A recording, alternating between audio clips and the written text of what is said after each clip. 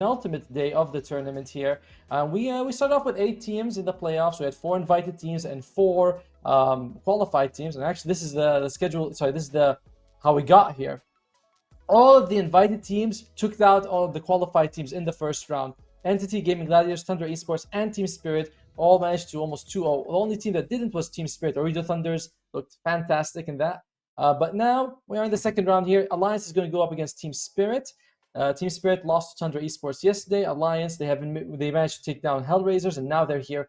Odds favoring Team Spirit. After that, we have Entity versus Ooredoo Thunders. This is going to be a little bit of a closer match. And after that, we're going to go to the upper bracket. You know, Gaming Gladiators versus Thunder Esports.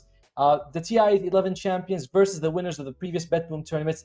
Dead even in the odds. And lastly, it's going to be another elimination match between either Alliance or Team Spirit versus Entity or Ooredoo Thunders. Whoever is the winner of the first 2 matches. And I gotta say, that's a packed schedule, Wingblade. We got potentially, what is it, 12 games we could go through? That's crazy. Yeah, we should have some good ones as well. I think the series yesterday between Tundra and Spirit was insane as well. Yes. Did you see the ending of the 3rd game? I was casting it. What the hell do you mean if you see it? I was right there, you know? Right. So I guess you did see it. Pretty cool. Yes, thank you. I'm glad to know I left an impression on you. But yeah, it was a crazy ending because we saw Sax versus Yatoro, and he was able to use the Ricky Blink Strike to bring him in twice. I've tested that in the demo. It's kind of weird because if you have the Mirror Shield, it activates like the first time, but then for the next like 10 seconds, if you use it, it doesn't do that thing where it moves you. But if you do that when you have a Lotus Orb, it's like sort of refreshes the cooldown. Every time you Blink Strike, he brings him back. It's a very odd mechanic. I'm not sure if it's a bug or not, but either way, it was fantastic. We had 3 games, TI-11 champions versus TI-10 champions. But you know what? That is yesterday. The TI-10 champions, they're still in the tournament, but they are fighting for their lives against the TI-3 champions, I guess. Although, completely different team, actually. Alliance versus Team Spirit. Wingblade, I'm pretty sure this favors Team Spirit, but by how much? How much would you put the odds here? I think Spirit has like a 70% chance, not seeing the drafts beforehand. But Alliance did take down Team Bolt, so they are pretty good. You know, when you put that in as your resume, I don't know if that's like makes me go, yeah, they beat down Team Bolt, they're gonna beat down Team Spirit. But if you say so, you know, you're definitely the better player between us. So, all right, Team Spirit, they do have the first pick. They have been one thing I've noticed that they've been doing, by the way, is that they seem to be prioritizing Miposhka a little bit more when it comes to farm. It seems like Mira has become more and more sacrificial. Like yesterday on the Ricky, he had less farm than Miposhka's Undying, which again, both of these heroes aren't exactly farm heavy. But it does feel like Miposhka has been prioritized a little bit more. They do start off with the Rubik for Team Spirit. Wow, you know, never seen that before. Truly shocking. But I don't mind Rubik being a first phase pick. He is a lot of fun, I think. He is. Alliance, what do they have? They can take Silencer or Treant Protector. I feel like Hanskin has had just wow performances on both these heroes. And or they can take Mirana. I was going to say Mirana for Pawn Low, which has been another sort of staple for them. They add with this. Oh, there you go. S4 Centaur. Taking it very early. He started to play a little bit more of the Broodmother. You know, like we had Hanskin for interview, and he says that we're trying to get more meta heroes in our pools. And with Broodmother gone, he goes back to arguably his. Would you say it's his best hero right now, the Centaur? I would think so, yeah. 5 seconds remaining. Well, Team Spirit, who are they going to pair it up with? Yesterday it seemed like the Mirror Collapse combo was sort of their strongest part of the laning phase. You know, Laurel, he's very stable. Yatoro and Miposhka the same, but it always felt like it was Collapse and Mira who, I think all 3 lanes, like all 3 games, they just dominated the laning stage and they managed to win it. So I wonder what they're going to pair it up with. Magnus, we did see Collapse bring it out yesterday and it was good. Only go for it again. Yeah, Rubik plus Magnus is a surprisingly strong lane. You have a lot of magic damage, and if someone ever gets between like 1,000 units of your tower, you just lift them back and then skewer them back. But they're gonna go for Tusk. I think this is most likely a Laurel Tusk. I'd feel the same as well. Although I've mentioned before, but Laurel does feel like a little bit more of a farming mid, you know, Zeus sniper. But yesterday he was, you know, he showed that he can just do a lot of work on the Ember Spirit, and they do get rid of the Ember Spirit for Treant. So it does seem to me like Team Spirit, they're like, this is Tusk mid, we don't want him to go up against Ember Spirit, we're just gonna take it out. Could still be me Poshka Tusk as well. True. I've seen both of them play it. 10 seconds. That's kind of the worst part of whenever Tusk is picked, is right. Oh, we think it's a mid. It's like, oh, it could be offlane, it could be position 4, it could be position 5. It can do everything except carry, and it does whack up the draft just a little bit for us. It's like, well, where do you think they're gonna pick another support, or are they gonna pick another offlaner? Well, not another offlaner, but an offlaner who's in Tusk. Have you seen Collapse on the Tusk? I don't think I have. No, I haven't either. I feel like to either go for Laurel or one of the supports. That's how I'm leaning into it, at least. Team Spirit, they do get rid of the Bat Rider often, so here they don't like to play against whenever they can. Drow Ranger as well as Treant Protector are other heroes that generally Team Spirit bans and very rarely picks in recent memory, at least. Yeah, both teams taking quite a bit of time on these bans here. But Alliance gonna be banning out the Utoro Terrorblade. Terrorblade, huh? So would they want something like a really good illusion hero, like a hero that you don't make illusions of? We've seen Luna come out a little bit in the last couple of days. We've seen Anti-Mage was a hot pick. Well, he was picked once, then he got banned 3 times after that, which was kind of wild. Like, teams were just last pick, they're like, oh, I'm sorry, last phase of the draft, they're like, we'll just ban Anti-Mage. Definitely a hero you would like to face if you're a Terrorblade, right? You make the illusions of him, can be really impactful. They get rid of Undying. That's another hero that's been rising in popularity. When we started the patch, he was just like #1 support by far. Then they nerfed him a little bit. I think Decay's mana went from 85 to 100 all levels, and since then he just fell off. 10 seconds remaining. Yeah, it's interesting that people still prioritize Undying when heroes like Snapfire are so good against it. But Team Spirit, this signals to me that both the Tusk and the Rubik are gonna be supports. Because otherwise they could just let through the Undying and then pick a Snapfire. Yeah, that's a good point. They could also... What about Alliance? Phoenix is another option. I mean, I'm 100% sure that Miran's going to go to Ponlo. But to be fair, we did see... I think we saw Hanskin play once on the Miran. He was just landing arrows left and right. So it's flexible for Alliance, but I don't know. The Centaur-Mirana combo can be pretty dangerous. I think Hanskin has played quite a bit of Mirana in this tournament, actually. I think maybe he even has more games on it than Pondo. No way. Alright, you know, we'll make a bet about it. Oh god, hey, we're in the right tournament for it. And whoever's right, I guess you pay today. Today's payment goes to that, right? Like the whole thing we're gonna make today goes to the winner. Wingblade's like, how confident are you? Because I'm pretty sure. I feel like Pano would have played more, but you know, there's always people in chat who are gonna give us the correct answer to this one. According to my stats, Hanskin has played it 4 times and Ponlo just 3 times. And I'm glad I said that Hanskin played it more. That's what I said, right? I'm pretty sure we have no video evidence that proves me wrong. Yeah, it's fine. Don't worry about it. Oh god. Alright, so they're taking a while with these ban phase. Yesterday we saw Thunder and Team Spirit as well. During the second phase, go down to like 2 seconds and 10 seconds each. It's just teams are very careful with what they remove from the pool right now. Dire team ban.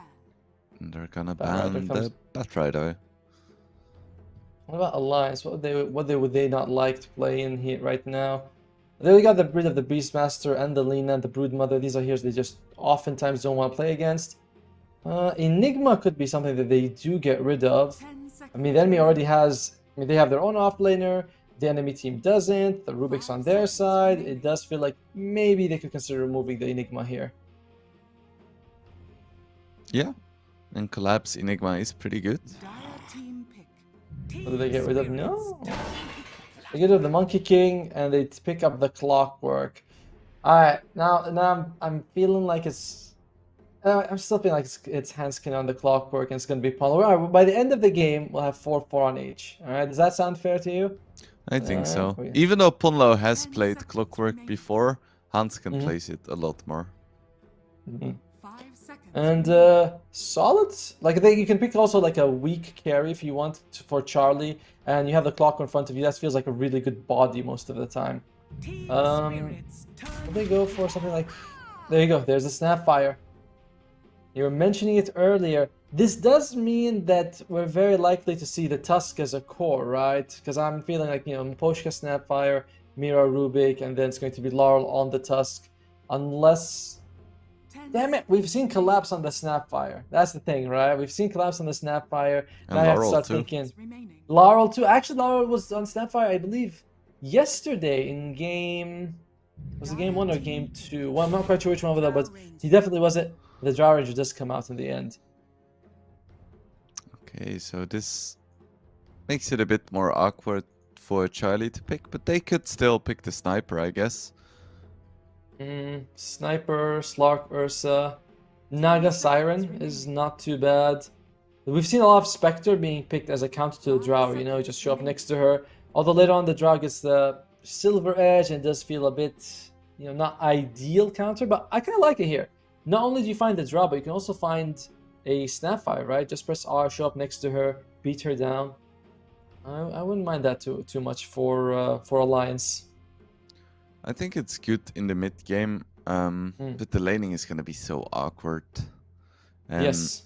I feel like maybe if Alliance messes up their lanes, there isn't going to be a mid game. That's what I'm worried about.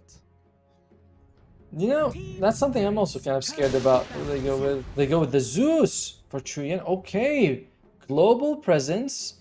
As long as you can dodge the snowball, you're gonna be okay. You can jump over the shards. You do have to be worried though. We might see this. It kind of incentivizes the core Snapfire, in my opinion, because now you can get the fast Aghanim Scepter, throw people to the Zeus if you wanted to. 5 Not sure if that's something seconds Team Spirit's really thinking about. Obviously thinking about, but I'm not sure that's something they're really considering. remaining. Team battle. How do you feel about the Zeus pick? I quite like it. I think it's okay together with the Clockwork and the Centaur. You have a lot of initiation. Yeah. Having some global damage is going to be very nice this game. Yeah, I'm excited to see what Alliance considers banning, because we have a draft that can go either way. We know for 100% the Drow's the carry and we have a support Rubik, right? But it's like, is it Snapfire 5, 2, or 3? Is the Tusk going for mid, or is going to get rid of the Storm? So they're feeling like either the Tusk or the Snapfire is going to be off lane. I think we can both say most likely it's going to be the Snapfire off lane. Solid chance, yeah. 10 seconds remaining. Yeah, it's still Ursa. so difficult to call the roles for seconds Team remaining. Spirit. Because both Tusk and Snapfire are okay against Zeus Smith. Yeah, it's too flexible. Next patch, I want to be. I should put in a definitive suggestion. There goes the Ursa. So Ursa Slark are removed. Still have the Spectre in the pool, as well as the Naga Siren. Faceless Void is also not too bad for Alliance, but you get great damage coming out from the Zeus. But the rest of the team, set up for the Arrow, Rockets, not much. You don't have those supports that like Snap or the Phoenix or the Skywrath Mage helping you out. It's a bit awkward. Team spirits turn to pick. So the Laurel Alright. Kunkka gets taken out as well. Storm. Yeah, they're trying to get rid of all these ways to catch this Zeus, right? Storm jump in.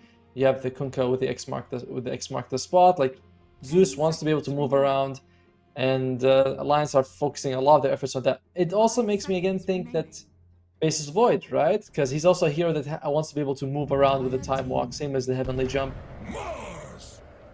Oh, Mars comes. Okay, so mid. No, it's gonna be mid Tusk. We've seen the Mars and Snapfire combo. It's way too strong not to take it in the lane, so it's gonna be very likely collapse on the Mars and Mira on the Snapfire. Yeah, Does I think so too. Miposhka? Does Miposhka take Rubik? That's gonna be interesting. I can see it. He's like, where's my stats? You people with 2 screens, you guys are cheating. You know, you can just find these out at any moment. It's not fair. It's not right. So What are we? Oh, what are you thinking for Alliance? I still think Sniper would. Nah, actually no. I don't like Mars, Sniper right? anymore. They have to pick a BKB carry that can get on top of heroes. Life Stealer? Or Lifestealer is they go with okay. Spectre. They go for Spectre. I mean, we said it right. Like it's global presence. You know, when I saw the Zeus, and I was thinking, I wonder if they're gonna go for the R for global strategy, which we saw a long time ago, right? But and we did suggest it when we saw the Drow Ranger come out. It is what's going to be the pick coming here for it. Do you're shaking your head? I'm guessing that was a shaking of your head of approval. You're like, yes, this is very good for Alliance. Yes. Yeah, it's a Yes. great pick and I love it, and I think they're gonna do well with it. I don't think you really mean that somehow. There's something about the way you're saying just does not convince me. It's going to be Hans King on the Mirana, so it's 5-3, and I'm going to owe you a lot of money after today, that's for sure. And it's going to be Ponlo on the Clockwork. Do you like that? How do you feel about the...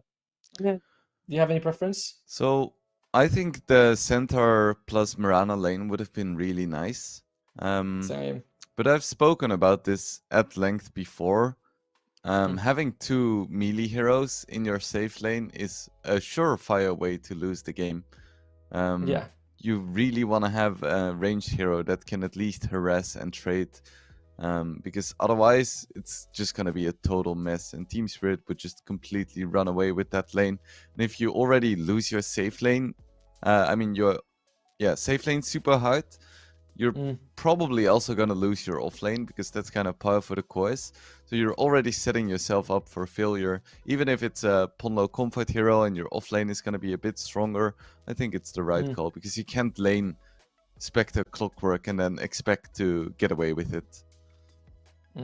So you're thinking that the reason they're doing that is to save or to enable Charlie more than S4. Yeah, right? for sure. Yeah, because Charlie is going to be tough. the win condition. If Charlie doesn't do well, then Alliance has no chance, because the Centaur isn't going to win the game. I think we saw this yesterday where Skeeter picked the Spectre. He had the bad game and he just never came online. Like it was, I think, game 2 versus Spirit. He just picked Spectre, lowest net worth, never really climbed up to be able to sort of like take back the game. It's very unfortunate. So Alliance looks like they agree with you. They say we want to prioritize our carry more than our offlaner. Besides, he's the offlaner. He's the tank, right? He should be tanking all the hits. Yeah, for sure. In every meaning of the word, he should be, I don't know, tanking. The ganks, the attention, the pain. That's what offlaners do. The emotional damage. The emotional damage is the one that we care about the most. So overall, you said, what, 70% favor of Spirit before we saw the draft. After you see the draft, how do you feel about it? Maybe it's like 85 now. I really don't like this Spectre, but I also don't think there is another clear hero that they could have picked. It was all just kind of awkward. I really like the opening with Mirana plus Centaur. I think that's really solid, but afterwards I'm like, eh. You know, it sucks because I feel like I have to agree with you. You know, I'm seeing that. How does that you suck? got Mars. Because I was hoping that, well, firstly, you know our relationship. It's not great. It's not good. You know, we only get along in front of the camera. But other than that, it's just also because, like, the Mars... I was hoping Alliance would, come out swinging in game 1. And I'm looking at the draft. I'm feeling like it is also favoring Spirit by quite a lot. You know, I can't see it as being Alliance, like, having an advantage. I like the global presence. I think that's their strongest thing. Because, remember we didn't even mention Stampede, right? Yeah, it's Stampede, Spectre Haunt, and Thunder God's Wrath. That's a lot. On the other side, you have solid lanes. You have Mars for your like team fight. You have Drow Ranger. It just feels so much better for Team Spirit. Yeah, I can only agree. I would definitely favor them this game, even though Alliance took down Team Balt. I'm still gonna give it to Team Spirit. seconds. And Well, The odds they give it to Team Spirit as well. So, but if you guys want to more, triple your money, right? Triple your money. You can click on the banner down below and get $50 free bet if you're registering for the first time. Maybe you can put it on Alliance, show them some love. Yeah, that's definitely an option. Ooh, and Collapse going for the Wraith Band Bracer build. Some health and some armor. Begins. Seeing a little bit of action at the top rune, but nothing serious. So, Otomo, since you're the analyst this game, why do Apparently. Podoms pick up Starfall level 1? Well, it's really good against melee heroes, I mean, in here, against anyone you can hit, but it's easier on melee heroes. You get almost like 2 hits of the Starfall, so it's more than 100 damage. It's very painful if you can land it. You have to be a bit close, but the harass that comes out from it is fantastic. Uh-huh. Besides, when you look at it, like if you take the arrow, it's great if you can secure a kill, or you go for the range creep, but oftentimes you want the other guys, the core to get it. And leap is just if you want to escape. The extra attack speed is nice, but yeah, it's not ideal. You get just so much out of Starstorm. Oh, Ponlo and me Postcat doing some ring around the rosy here. Ponlo taking a good amount of damage already. We're gonna see some fancy body blocks from Miposhka, but Ponlo has his dancing shoes on as well, so he's gonna be completely fine. Miposhka trying to go for a creep pull. It's not gonna quite work out though. Yeah, we see some Starfall trading. Oh, insane. Yeah. He hit 2 people with it, twice the value as hitting just one guy. I think the mana is also lower than the arrow, right? I think you start with 80 and arrow's like 100. And Collapse, again, we're seeing the almost 200,000 last hits. That is pretty wild when you think about it, See some action on mid lane. Chioan and Laurel trading some hits, but both of them are gonna get their bottles now. So what do you think is the deciding factor in a Zeus against Tusk mid lane? Do they just both farm? Is there a kill opportunity, or what's the deal here? I think in terms of kill opportunity, it slightly would favor the Tusk if the Zeus somehow misplays his Heavenly Jump, but that just seems like something that's just not going to happen. And if you're the Zeus, you can output damage, but, the Tusk is pretty damn durable, and you should be able to stay high in terms of health. Maybe once you're level 6, there's, like, the Tusk. I'd favor the Tusk in getting kills a little bit more, and Zeus should be able to harass him, but it doesn't seem like something where you're going to be like, oh my god, kills coming left and right. So it's all gonna come down to rotations then? Because both mids are pretty even? I'd say so. See a snowball coming out, but of course nothing serious. Just trying to secure those creeps. Speaking about creeps, Collapse has a lot of denies. It does. 8. Jeez. I mean, to be fair, he's up against he's got what, up against a Spectre? That's not the hardest thing to get denies against. And plus, if she comes close, you can always just God's Rebuke or Spear her. It's annoying for them no matter what. I mean, S4 is doing really well. He's the one up against the Drow and Snapfire combo, and he's just chilling. 2 Rings of Protection and the Ring of Health.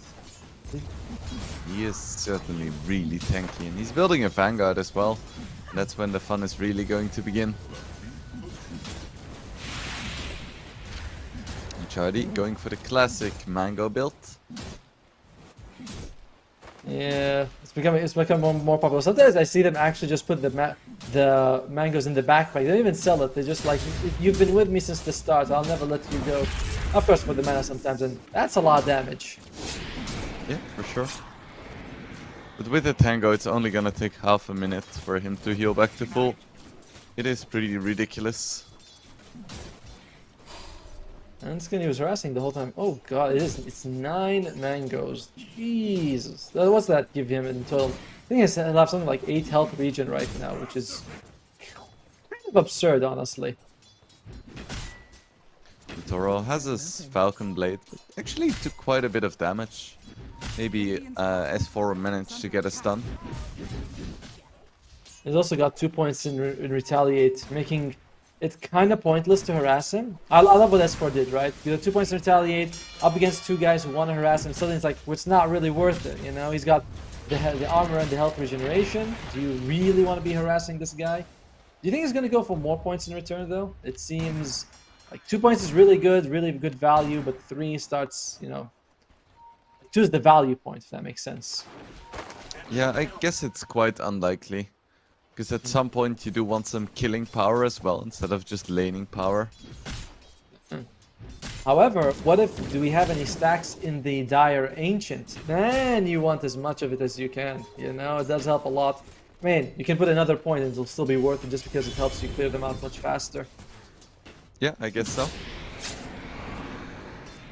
Labs has some Overall. raindrops now as well, so he's just gonna have a lot of fun on this lane. And Charlie, even though he has a lot of regen, he's not having too much fun in terms of CS just yet.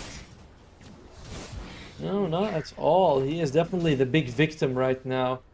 You know, with Collapse just doubling him in terms of CS. This has been always. I feel like this has been the strongest laning sort of. I don't know what to say, but this Team Spirit's usual best lane is usually in their off lane, right? Collapse and Mira always do well.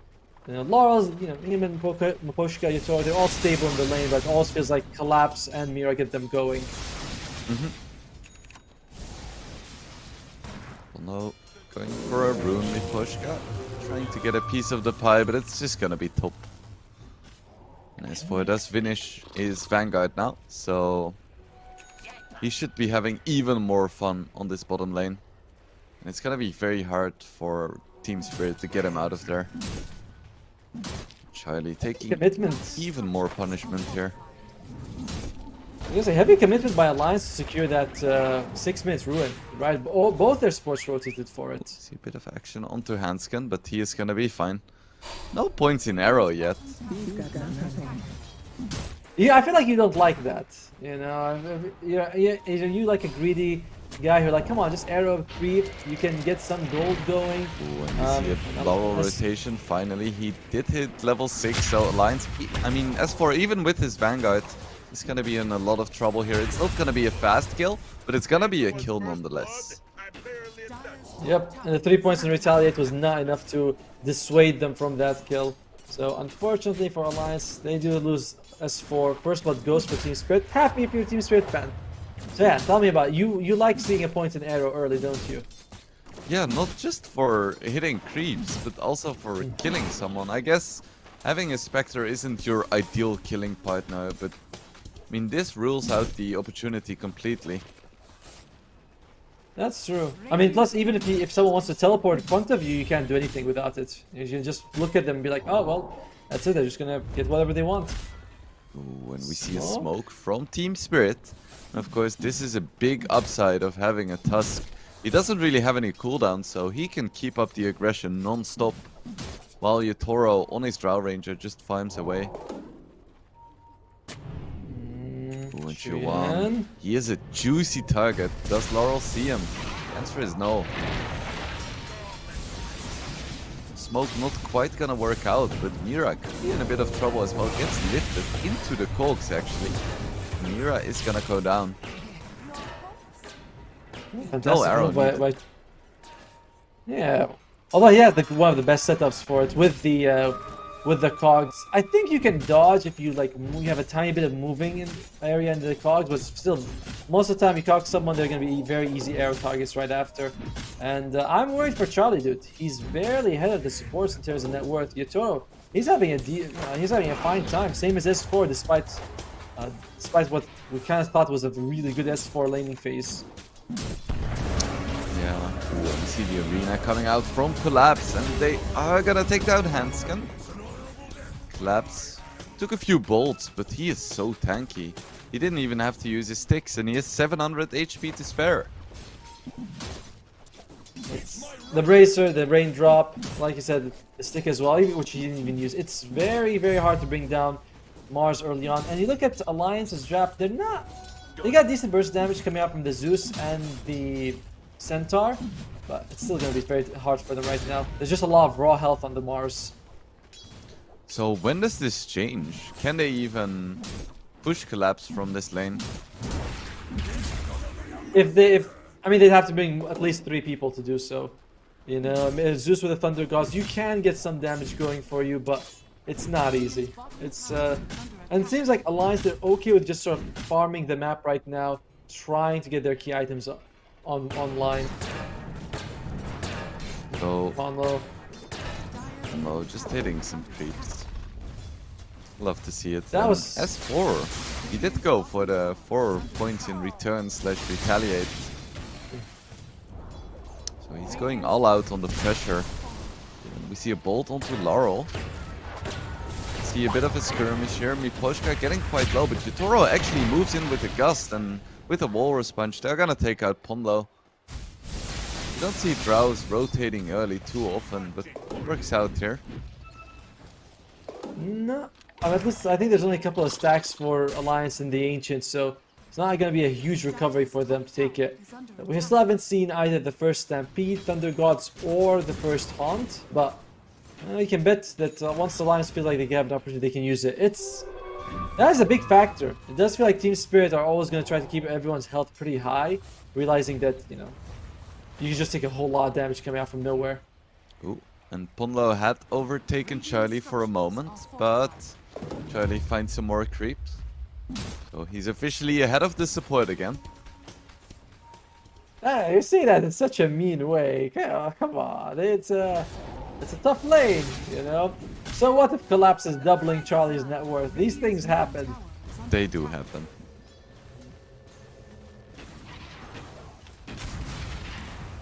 S4 now in the mid lane with his Vanguard, just tanking the tower.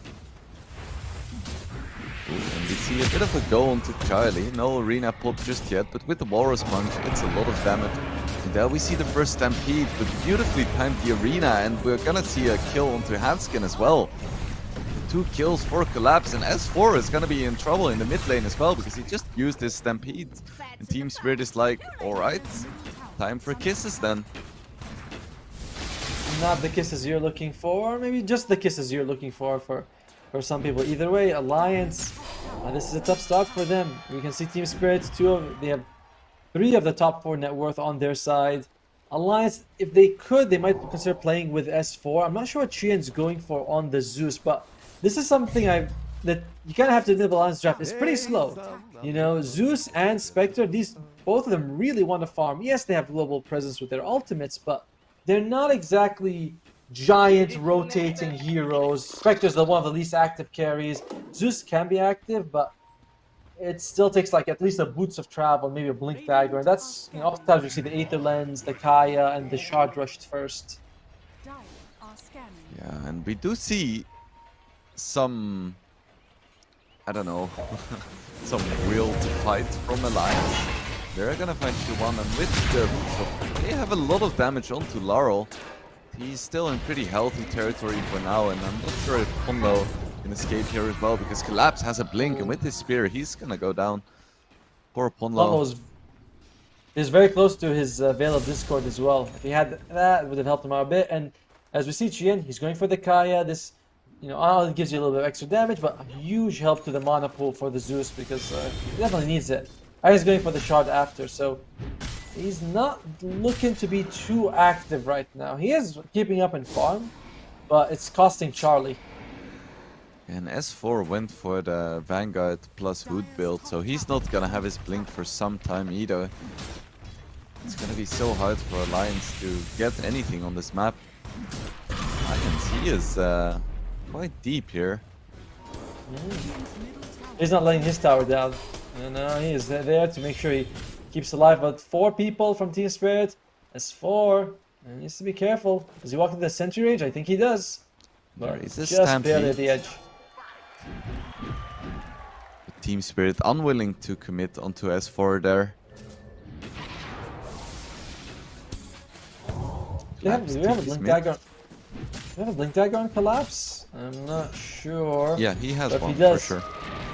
Oh damn! Because I queued it up. Now that he has it, it's gonna be pretty hard to, you know, leap away. You have 2 guys that want to jump away out of the arena. That doesn't work. And Collapse closing in on his BKB as well. He's definitely a force to be reckoned with. I don't think he has Guardian Greaves yet, does he? No, doesn't seem like he went for it at all. He went for the early stat items into, as you said, mentioned the Blink Dagger. Charlie's got power treads and he's keeping the mangoes, but again, he's not really finding the space to farm. The map it feels like it's being a little bit oppressive by Team Spirit. Alliance, you got two guys who really want gold, and so far Trien's getting it. S4 is farming the lanes pretty well, but as mentioned before, Charlie is suffering.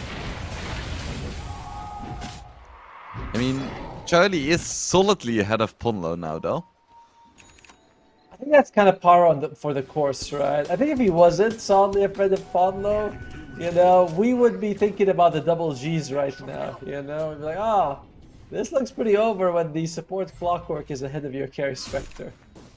And Yeah, I guess that's fair enough. So, what I thought was a bit interesting is Ponlo going for a Vil Discord. What do you think about this? You have a lot of magic damage you can really increase, right? Everything from the Zeus, everything from the Centaur as well, Mirana. So it's nice, but it's feels like it better if you're snowballing ahead. However, because they're behind on kills and gold, this might be the extra bit of damage that they need to take a fight. So I like it. It's ballsy to be sure. You know? Alliance is going for a smoke. They scout out Laurel with the hook shot into Arrow. They have a lot of damage, and with the Vil, they're gonna blow up Laurel. Mira could be in trouble as well. He stole the Starfall. That's not gonna save him, but the Alliance, they don't want to continue. And Mira gets away. But that is a very nice kill nonetheless. Yeah, bringing down the enemy tempo control mostly, especially that with Laurel going for the Desolator, it does feel like this is the time where he should be ramping up. Collapse. Oh no! Goes for the arena and the spear. That's a lot of damage into Chiwan, and with Yutoro's Gust, he goes down. Mira is very low, 60 HP, 20 HP. He is gonna go down with the Stampede. That is a pretty good kill for Team Spirit, and they're not done yet. They get the blind arrow. I mean, spear onto Handskin. Beautifully done by Collapse. Like, I wonder if they, like, how did he just guess it like that? You know, he jumps in, there's no sentry, there's no nothing, and he was in this for a while, but Collapse, that was incredible. I guess he assumed that, you know, if Handskin would probably be moving, you know, a bit to the side, just because it would be too easy for him to go straight, but mind games by Collapse. Fantastic. There's a Blink Dagger on S4 as well, by the way. So he's got Vanguard, he's got the Blink Dagger, he's got the Hood. Durable, and now he has some initiation on top of it. It was scouted out by the Team Spirit Ward though, so I don't think they're gonna get caught off guard. Poor Charlie. Breaks your heart, doesn't it? Truly does. Alright, but you know, we do have the shard finished on the Zeus, so that's a lot of extra percentage damage. Really does add up. I'm not sure if he had in that previous fight when they were able to get Laurel, but we saw the value of this Bale in that situation, right? Just land the stun. Bale is more than enough to help you. Like, any stun is enough to get it done with the Bale on top. With the Thunder God's Wrath, they have Mira really low, and with the blink on S4, they're gonna take Mira, and I'm not sure if they're done yet. Miposhka very low as well. No hook shot. Can they still catch the Snapfire? He doesn't have a cookie. I'm not sure if there's gonna be any escape here with Laurel. Nobles wanted Q1. A lot of damage, but it's not enough. But Collapse with the arena. Can they kill Chiwan? Beautiful arrow by Hanskin out of nowhere. Yutoro does manage to take down Chiwan. And S4 getting quite low as well. Yutoro truly a force to be reckoned with. Fondo going in with the pods. Just him and Hanskin against Yutoro and Collapse. Who's gonna win here? Looks like it is gonna be Team Spirit after all. But Collapse getting so incredibly low. Somehow living through all of this. So, what a chaotic fight. But in the end, Spirit comes out again ahead of it, you know? They lost their supports in Laurel, but they were able to get two cores as well as Ponlo. If only, you know, Alliance had the Haunt. It comes off cooldown right now, but this slower draft is costing a little bit. Still, signs of life, right? Like Alliance, that was still... It wasn't too bad, if you ask me. You know, they were still able to get something out of that fight. So what does Alliance need to do now? They have Haunt. Should they keep up the aggression? Okay, I guess that's gonna answer the question for now. Hookshot into Arrow and Mira goes down once again. good time to consider going for a smoke or a moonlight just to try and find anyone, because you are going to be having a numerical advantage, especially with the haunt. So, and if you like, that would be pretty good for them. Yotaro, he went for the shard early, which is pretty standard. But in this game, it's also really good against the Spectre as well as the Centaur. Yeah, Drow Shard is truly crazy.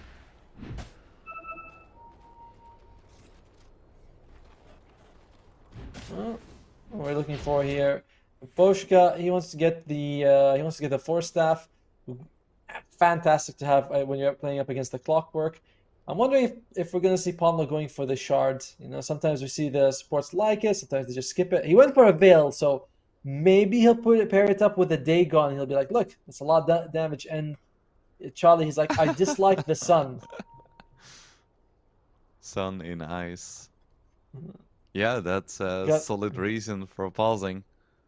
He's gotta close the curtains. It's not easy. Nice collapse. Close your eyes then.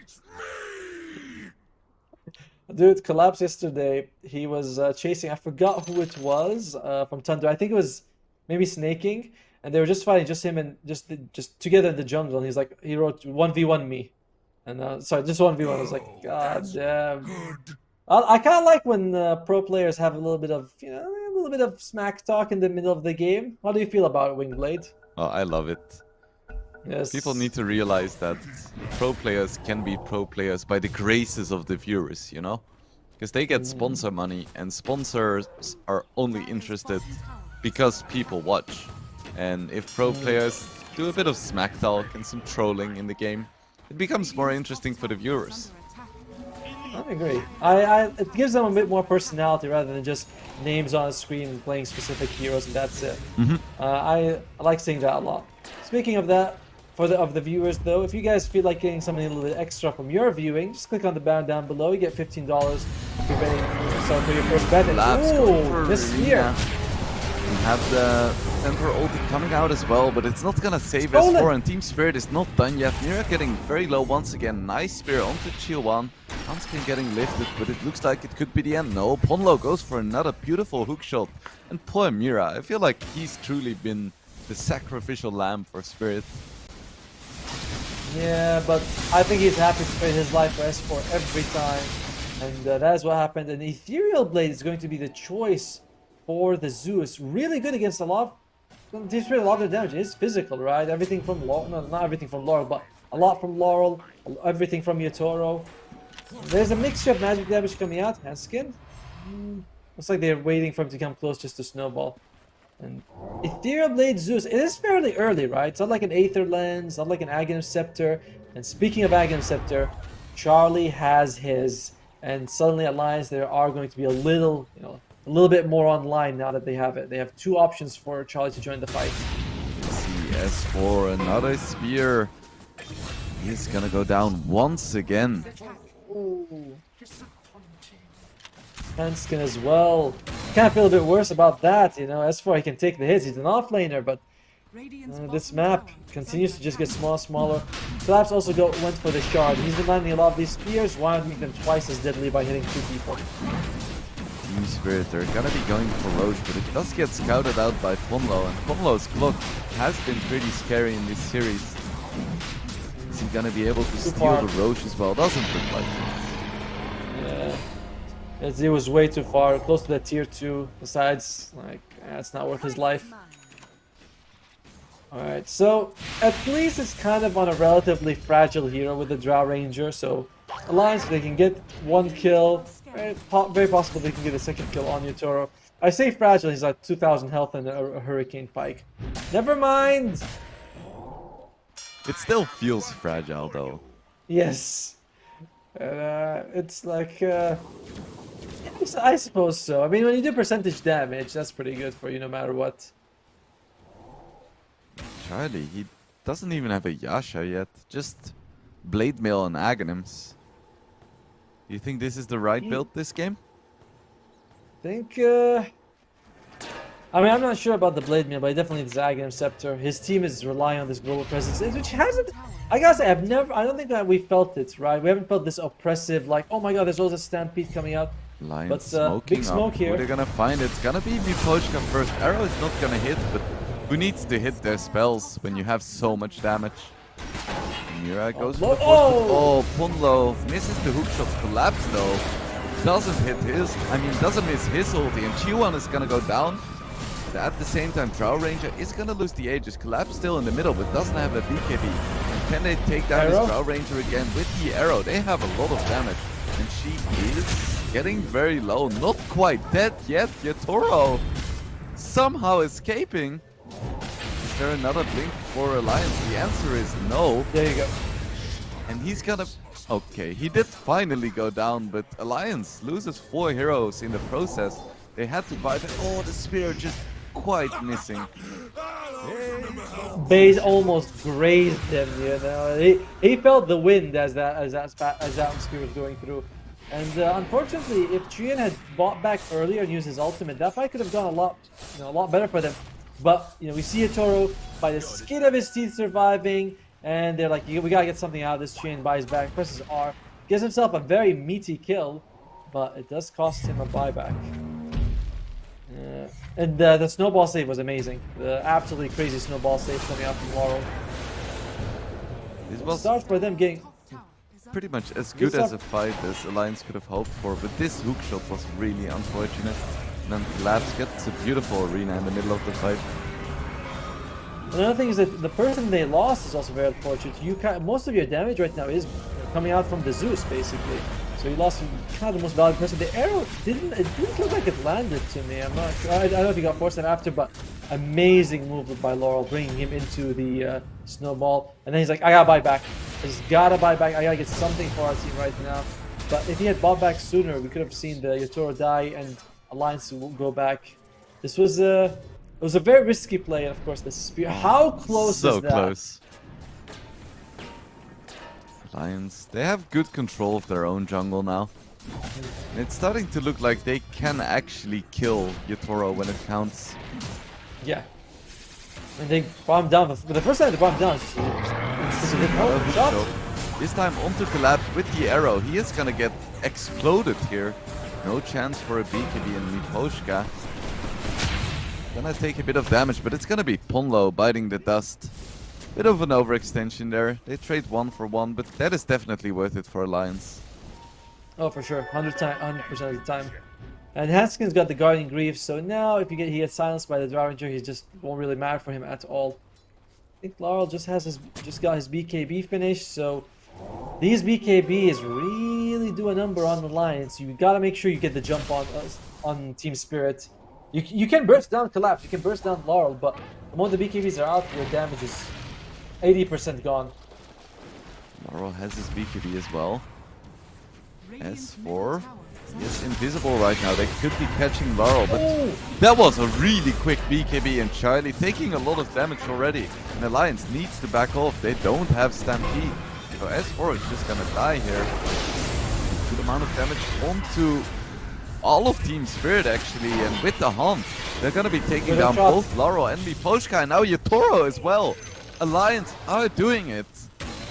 Yura could be in trouble as well. He has a TP, forced in 3 seconds. He has a lift as well. It looks like he is gonna get out just fine. But Alliance, my goodness.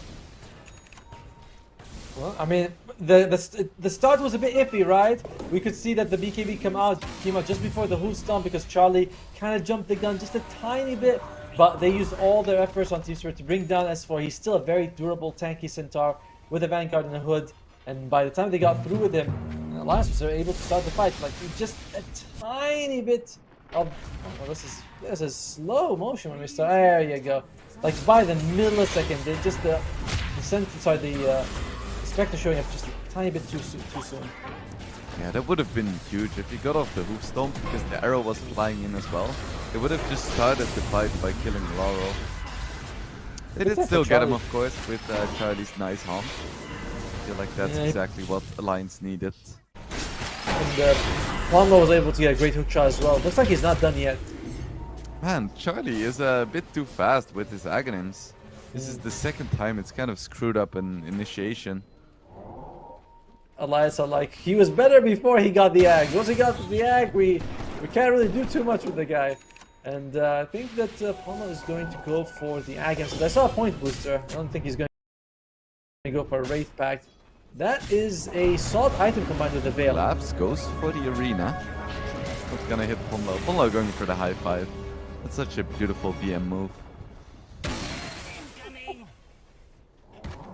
Can BM be beautiful? Is the question. For like sure. goes against the BM itself.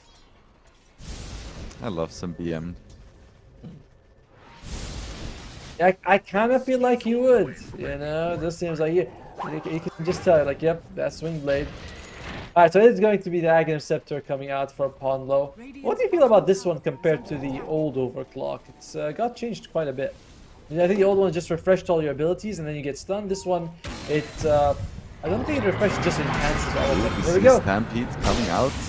Nice initiation onto Miposhka, but he is gonna survive. Charlie jumps in as well. Labs, he doesn't have his arena, so this could be a good time to fight for Alliance, but Charlie's getting very low. Kiss is coming out, Blade Mail as well. Laurel super low, I don't think he has a BKB anymore, and S4 jumps back in. Laurel still alive for now. Everyone is so incredibly low. There'll be finally another initiation by Charlie. Collapse, now on no HP as well. Alliance taking this fight convincingly. Alliance so are far. back! Alliance, once again, they're doing it! And unfortunately for them, there's no Roche, but it could spawn before Yatoro and Collapse are back. This is 2 fights in a row. And dude, Ponlo twice now, only focusing on Yatoro. He was able to get the hook shot on him this time as well. And he's like, this is the target for me every fight. So he's putting his team on his back. Everyone else is doing their job, but Ponlo recognizing his target. Like I said, don't think you can see it. It's just fantastic. He goes straight for him. There's no hook shot here. You can see just a little bit on the bottom of the screen, Yatoro, the one who's being targeted. That is such a big deal. He got his BKB on Yatoro, but Alliance just went back for a moment, and S4, just so much patience from him. And then jumping back in, recognizing all of the BKBs are down. And that's when it was time to strike for Alliance. And Charlie, by the way, great presence of mind, right? Recognizing he's got low health, he's got one, just goes back to base, heals up, presses R, and rejoins the fight. So, perfect use. And look at him! This late game, because late game, I do favor Alliance. You know, I do like the Zeus Spectre. Oh, for sure. It's very powerful. The Tusk doesn't really scale as well. I think the Mars and the Centaur are fairly even, and they're scaling, but I mean, this is looking more and more Alliance favor. It is in their favor right now in terms of gold. I wonder what the percentages say for us, though. Well, it used to be like 85. Maybe it's like 60% in favor of Alliance right now. So it looks really good for them. Collapse going for a refresher, but it's still quite far away. He hasn't been finding these impactful arenas that he found earlier in the game. It's harder as well right now. And S4, he wants to go for the BKB. Ponlo is very close to the Aghanim Scepter right now. Is he going to consider breaking the smoke? He's very close, and S4? Onto Alliance. If they could start the fight by killing him, that is pretty big. Arena comes out as well. Not gonna find anyone, but it's not necessary. They find a free kill onto Ponlo as well. So 2 nice kills in Team Spirit's favor, and it's completely even again. Luckily for Alliance, this Roshan's not up. Team Spirit, they would have loved to take it, get that advantage back and like firmly in their hand, but they get a couple of kills. Alliance will have everyone available by the time Roshan respawns, and the tier 2s are still standing, so Team Spirit, they cannot take the outpost either, which I imagine might be the next order of business. Yeah, for sure. Laurel goes into Hanskin. Do they have the damage with Collapse? They certainly do. Could not get the Guardian Greaves off with that nice stun coming out from the duo. Spirit is gonna take this tower without any repercussions. So now Outpost is indeed next, and they're in a really good position to take Roche. Of course, taking Roche against Zeus and Spectre and Centaur is very risky. The Alliance has to know this is happening, but can they be there fast enough? I don't think so.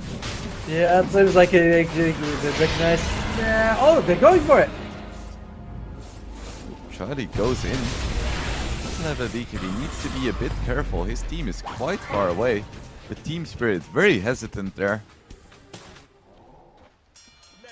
Still, they get all they need. They get the Aegis, they get the shards, they get the kill as well. So, Alliance was a good effort to use the Haunt right there. It's gonna be on cooldown for some time, but still worth it. Still worth it to at least try. I can't believe Charlie went in 1v5 and survived. Yes. I mean, they even lifted him, right? With Mira. He lifted him. I was like, you got the right one. But Team Spirit was like, we'll eat him later. Yep. It's too soon right now. And Refresher Orb is finished on Collapse, so we can see the double arena coming out. Yutoro now finally working towards a silver edge, so that's gonna be huge against Charlie. Lions took the past few big fights, but Team Spirit are far from out of this. Oh yeah, definitely. And they have a very strong shot. They have Vascadi coming out from Charlie as well. It's not really the best Skadi game. You're not up against someone who has like massive health regen, but it's great stats for the hero and always helpful to go for that. Speaking about great stats, click the banner below the stream for free $15 bats for first-time customers. Dire's bottom tower is under attack. Oh, check it out. Lao's going for the Nullifier. This is not really the typical Tusk item, but because of the Ethereal Blade coming out from the Zeus, he feels like he's absolutely forced to. Palma finishes his... There you go, the triple rocket. And I asked you earlier, how do you feel about this new Aghanim Scepter for Clockwork? You like it? The upgraded skills? Yeah, I think it's a lot better for a support clock. Because it doesn't give like 140 attack speed anymore. Or something ridiculous like that you would never need. It just gives a lot of vision, which is good. Collapse to use his BKB there. I think it still gives you attack speed inside the cog, right? You get something like Oh, right, 250. yeah. It's pretty massive. But I think my favorite is the triple rocket. And I believe battery assault affects everyone in the AoE, not just like one person. To me, that's wild. If you get to level 25 with the lowered cooldown, that's pretty crazy. What does Hookshot do? It also gets upgraded, but I forgot what it was. I think it's, I don't know, maybe faster. Bigger AoE or some bigger AoE maybe. I'm Right. not sure. I think that could be it. Something else. Here we go. They find Yutoro to start off with, so Aegis is gone. He still has his BKB, but this is a good start for Alliance. And Pochka getting quite low as well, but he's gonna be fine. Yutoro pops his BKB and runs away. Do Alliance want to chase? I don't believe they do. But they get the Aegis for free. That's all they could ask for. Yeah, scaring Team Spirit a little bit there. And Yutoro, I mean, we said it, right? He's got stats and items and all that, but he's still a very fragile Drow Ranger.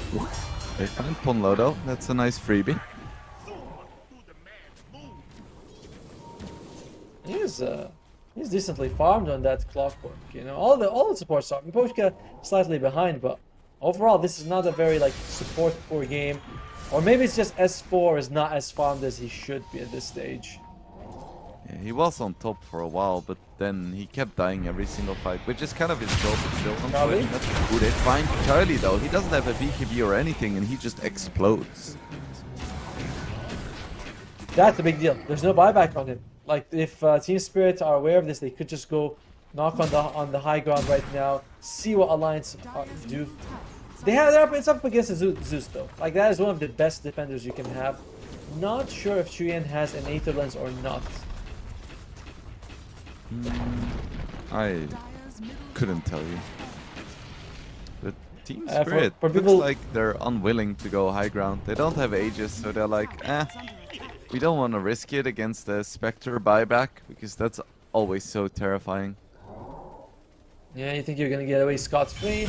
Spectre comes back, presses R, and suddenly she's right there, causing problems for you. Very close to the nullifier for Laurel. At that point, the defensive capabilities of the Ethereal Blade really lose their value. I wish he would just buy a Wraith here. Come on, man. Be a man already. He does And, have a so- lens on this. Oh, he does. That's great. Like it does keep you out of danger here, and pretty much crucial to defend the high ground. Feels like just without the Aether Lens is a little too easy to catch.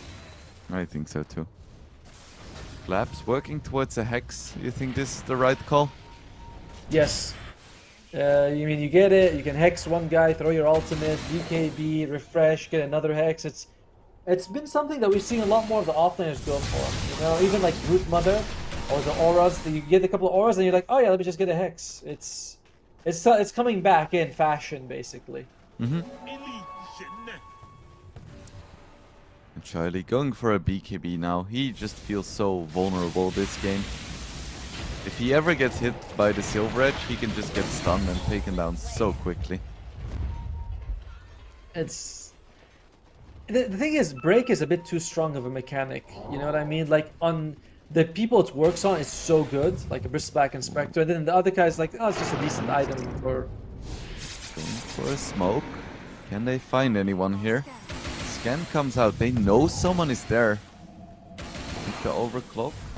Have a lot of vision. Smoke breaks now onto Yatoro, but he is still invisible. Lions doesn't really know what's going on just yet. Stampede is popped and double stun. Nice one too. But the snowball save is gonna be enough to save Collapse. He can at least get off his BKB, but Mira has already fallen. A lot of BKBs coming out from Team Spirit. Looks like they want to disengage, but Collapse might not be so lucky. He has his refresher orb, not gonna commit it though, and looks like there is another hookshot as well onto Laro, and he doesn't have his BKB. Arrow isn't quite gonna hit. Kitoro still wants to fight here. Deals a lot of damage onto Hanskin, but he's in quite a vulnerable position. Collapse went for a buyback. They're only gonna find the Mirana here, it looks like. Another big fight for Alliance. Yeah, and the Satanic is finished by Yatoro, so Skadi now getting a lot more value on the Spectre. And just a big victory for them. Forcing the buyback out of Collapse. If he's down, he's out. You know, Alliance, they have all their buybacks available. Team Spirit has been playing kind of greedy with theirs. Two of their cores don't. Oh, he was smoked. Never mind. That was very spooky. You got me excited for no reason, Winged Blades. I'm just hyped about the game, man. It could still go either way. I wasn't expecting this. Beautiful same here. initiation by S4, but then the snowball save was really nice too. Fortunately, it wasn't enough because it's like if you could have blinked it and grabbed them, then deliver the snowball, you can have 4 seconds. But as you're rolling in, you kind of just like take away the damage for about half a second. That's it. Fantastic kill on Collapse, and Pablo jumping in really forcing to buy back to Toro. Initiated upon, and there we have the hook shot. Catches him mid Hurricane Pike, and so much damage coming out onto this Drow Ranger. Still has his BKB and Satanic though, but is it gonna be enough? Arena comes out. They get Ponlo in exchange for Miposhka. G1 had to pop his BKB as well. They were so close to bursting down the Drow there. That would have been huge. I thought that fight was going to go a little bit more in Alliance's favor when it started. They get the hook shot, they got the jump in, and Chian's level 25 by the way on the Zeus, so he does have that AOE lightning bolt that we just saw. Because I was looking, I was like, he does not have an Aghanim Scepter. How is that an AOE? And how does he get that circle effect coming out? And he's just level 25. Pretty wild. Yeah, reaching level 25. That's why jumps again. There's another initiation to Mira, but he gets saved by the snowball once again. But now Laurel could be in trouble. He's taking the damage, so he can't blink here, and he's gonna go down with Mira as well. So he tries to go for the save, and it costs him his life. Collapse. Oh no! Oh, the hook! The hoof stomp misses. That was so close. Alright, so if Ponlo tips S4, is that BM right now? Is it good BM? I think it's good BM. I don't think there is bad blood between S4 and Ponlo. I gotta say, I love the duo between them. It seems like it's really given Alliance a lot of life, and there we They go for a smoke. They're not done yet, but quick blink response by S4. Charlie goes for the Aghanim's fake out, trying to force a BKB or a reaction. Ponlo's too far for a hook shot, and two of us Team Spirit are going. Oh, he jumps in! Back in, but now it's Collapse's turn to be really quick on the BKB. They just trade BKBs and ultis. These kids, they're so fast. Kids! S4 is like 30 something. I don't think he's a kid. Inside, we're all kids, you know? That part for sure, but I don't think the rest of them are kids. Well, I think Pondlo is also a little bit on the older side as well. Although a lot of Team Spirit is, yeah, I think Toro was what 18 when he won TI. It's kind of crazy to think of the achievements these guys have under their belt. Roche could be spawning. I mean, it is gonna spawn in 30 seconds. Initiation onto me, Poshka, but Charlie just keeps going for the mental harassment, you know? Using that Aghanim's ability and then jumping back out after popping the Manta. It's super low cooldown. It's perfect for him. He's queued up another Aghanim Scepter. I'm gonna guess he's going for the Blessing, you know? That's a bit weird to see, but either way, Alliance, tiny advantage here. Oh, Pondlo goes in again. Poshka, he's gonna be just fine. Now Rocket Flare is stolen on Rubik, so that's a bit of vision control. And Roche is now up. Is it Refresher or Bless? It's Refresher. They're gonna try to snipe this, and it's gonna get scouted out. They have to be really careful here. There's no hookshot just yet, but Stampede comes out. Who can they find here? Alliance? They go in. BKB's popped. Charlie is on top of Laurel, but he isn't really finding anyone just yet. Ooh, is this? No, the arrow isn't quite gonna hit. Arena comes out onto just handscan, but collapse. Wow. He gets absolutely exploded by Shawan. Now hookshot onto this Drow Ranger. Can they do anything here? BKBs are down. A lot of damage coming out onto S4 as well. It's gonna be tier 1 going down too, so good fight so far for Team Spirit. And they find Pondlo too. A lot of buybacks coming out. Alliance do not want to give up this Roche. They use 3 buybacks to secure it, but they know the Team Spirit does not have the buyback that matters, the one on collapse. So Alliance says, let's just go for it. That was kind of a messy fight. Xian sort of charged in, got too close, lost his life. So that was definitely, you know, either a couple of mistakes by Alliance or amazing moves by Team Spirit, whichever way you want to look at it. But overall, Team Spirit won that fight handedly.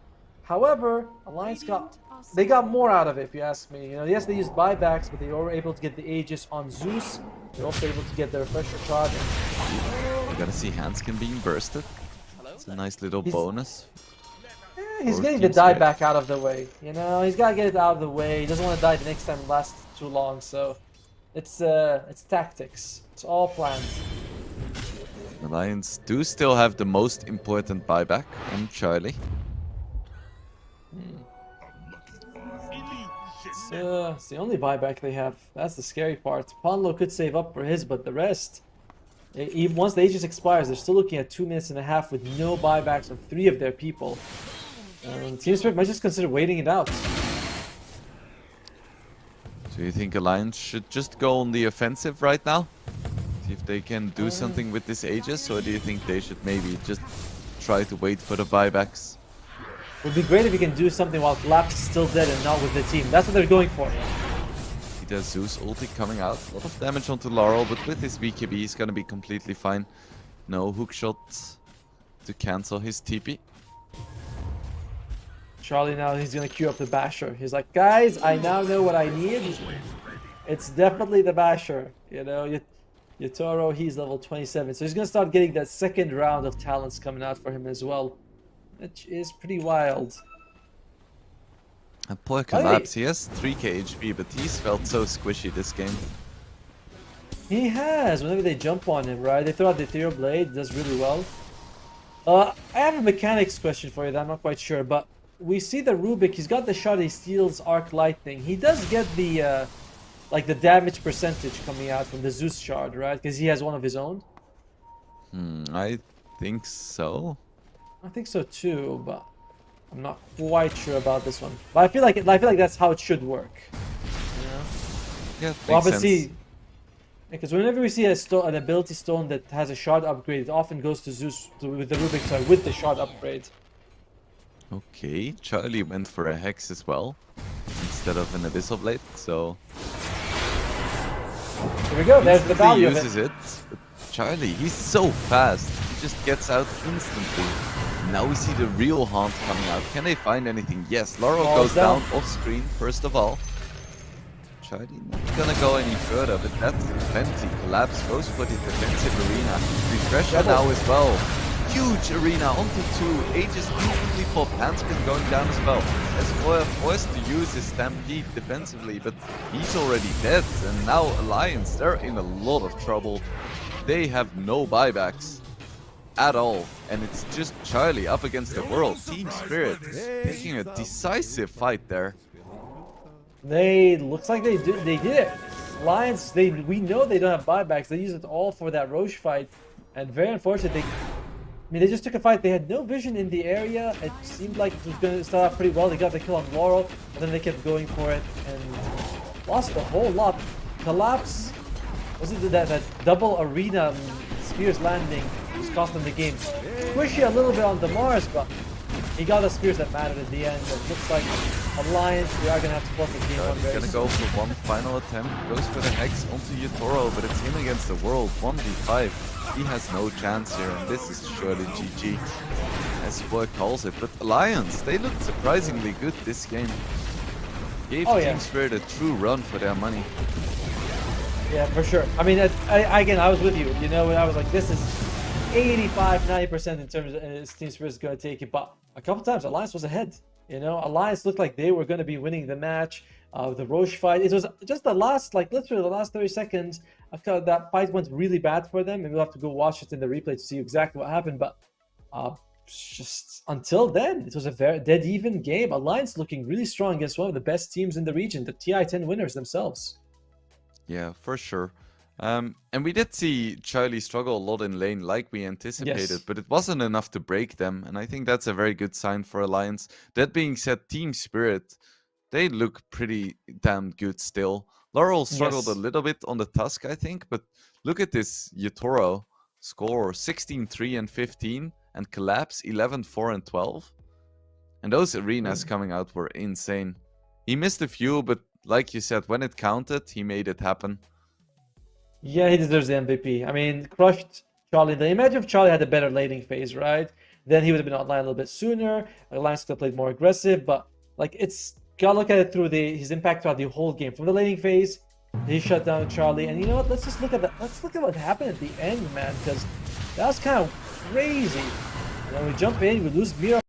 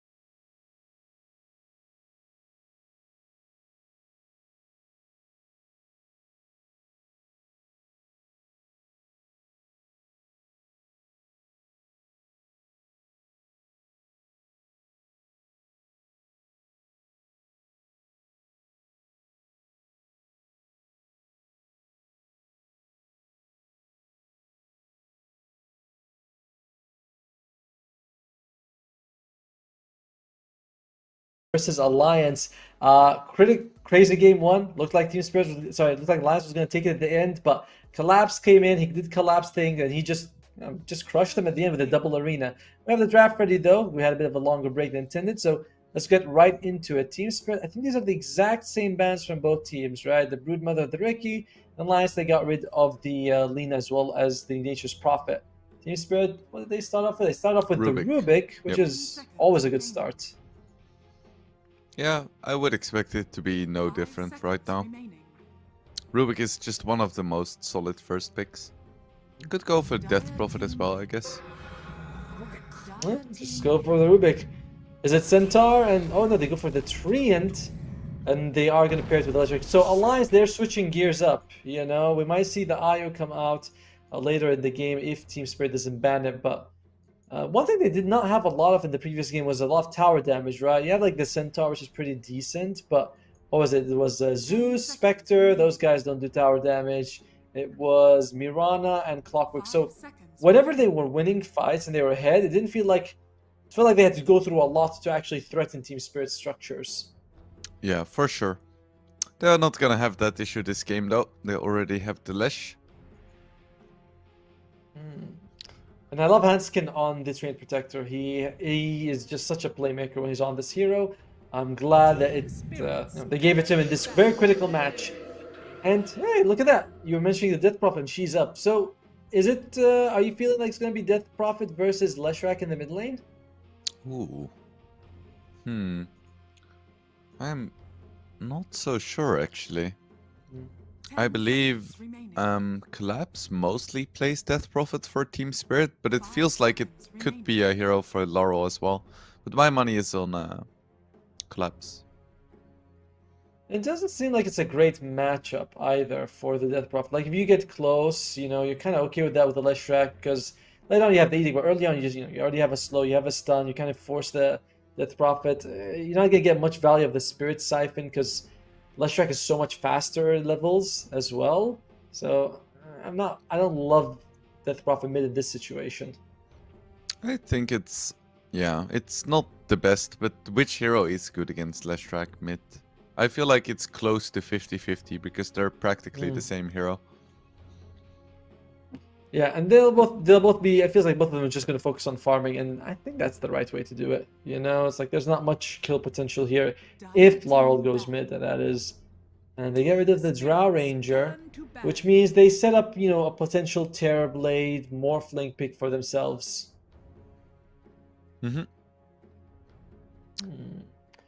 Yeah, I guess Primal that does Beast. seem likely. Primal Beast ban, that signals that Alliance want to take something like a sniper. 10 seconds remaining. It also makes me feel like they think that this is going to be a mid-Death Prophet more, right? Because we see Primal Beast. Yes, he's, you know, flexible, but I see him more often picked up in the off lane, and it does feel like it suits Collapse a little bit more, as you know, more aggressive in the lane, pairs up with Mira as well very nicely. And as we've said before, the Collapse Mira combo usually comes out of the laning phase really ahead. I think that both Mira and Collapse have played Primal Beast in the past. I don't think Laurel has played it. Yeah, that's why I don't feel like it's gonna be for him. Shadow Demon. Oftentimes when I see Shadow Demon banned, the number one hero that seems to counter seems to be the Marcy. You know, you do get a nice dispel off. The slow is really valuable, and it just feels like that's. I mean, it's always like a solid hero anyway, just for the saves. But I do feel like it comes off as a counter to the Marcy. So Team Spirit, they have to worry about the IO Lesh combo, and are they thinking about taking Marcy? And you also mentioned, of course, the sniper that Alliance could pick up.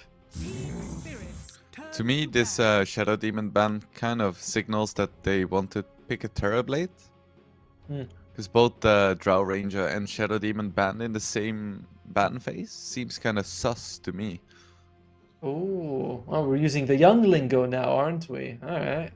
And Collapse, that's a respect ban if I've ever seen one. He took the Mars. Yes, there was a bit like a period, you know, the mid game where he just feels like he was losing his life a lot. But in the end, he just carried them to victory with one great team fight move in the end.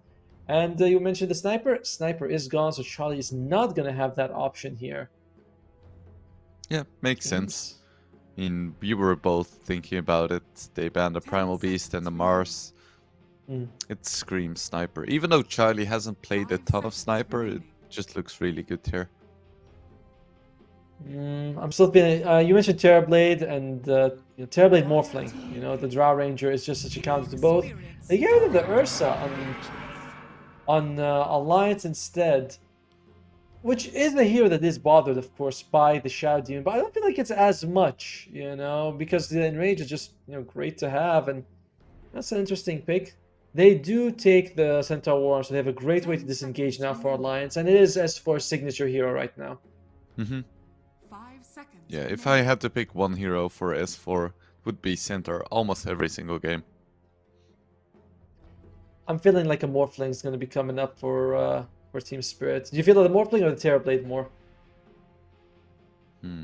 I guess Morphling. I think TB would be very strong, if not for the Leshrac. There's plenty of magic damage really coming out from Alliance, and of course we see the Poposhkan dying. Yesterday again, he was farming up a storm with this hero with the highest net worth support in Game 3 against Tundra, and they are giving more priority for Team Spirit to make sure that Miposhka has a good game. And Undying is, if you can get gold, he's not a bad hero. You know, he can. Oftentimes we see him like we say he doesn't scale late game because by late game he has 2,000 gold in the pocket and he's just dying. But if you get a couple of items on him, he can be very durable with his ultimate on. So next pick for Team Spirit is gonna be the carry, and then Alliance is gonna pick Snapfire for sure. Like there exists no doubt in my mind. Sorry about that.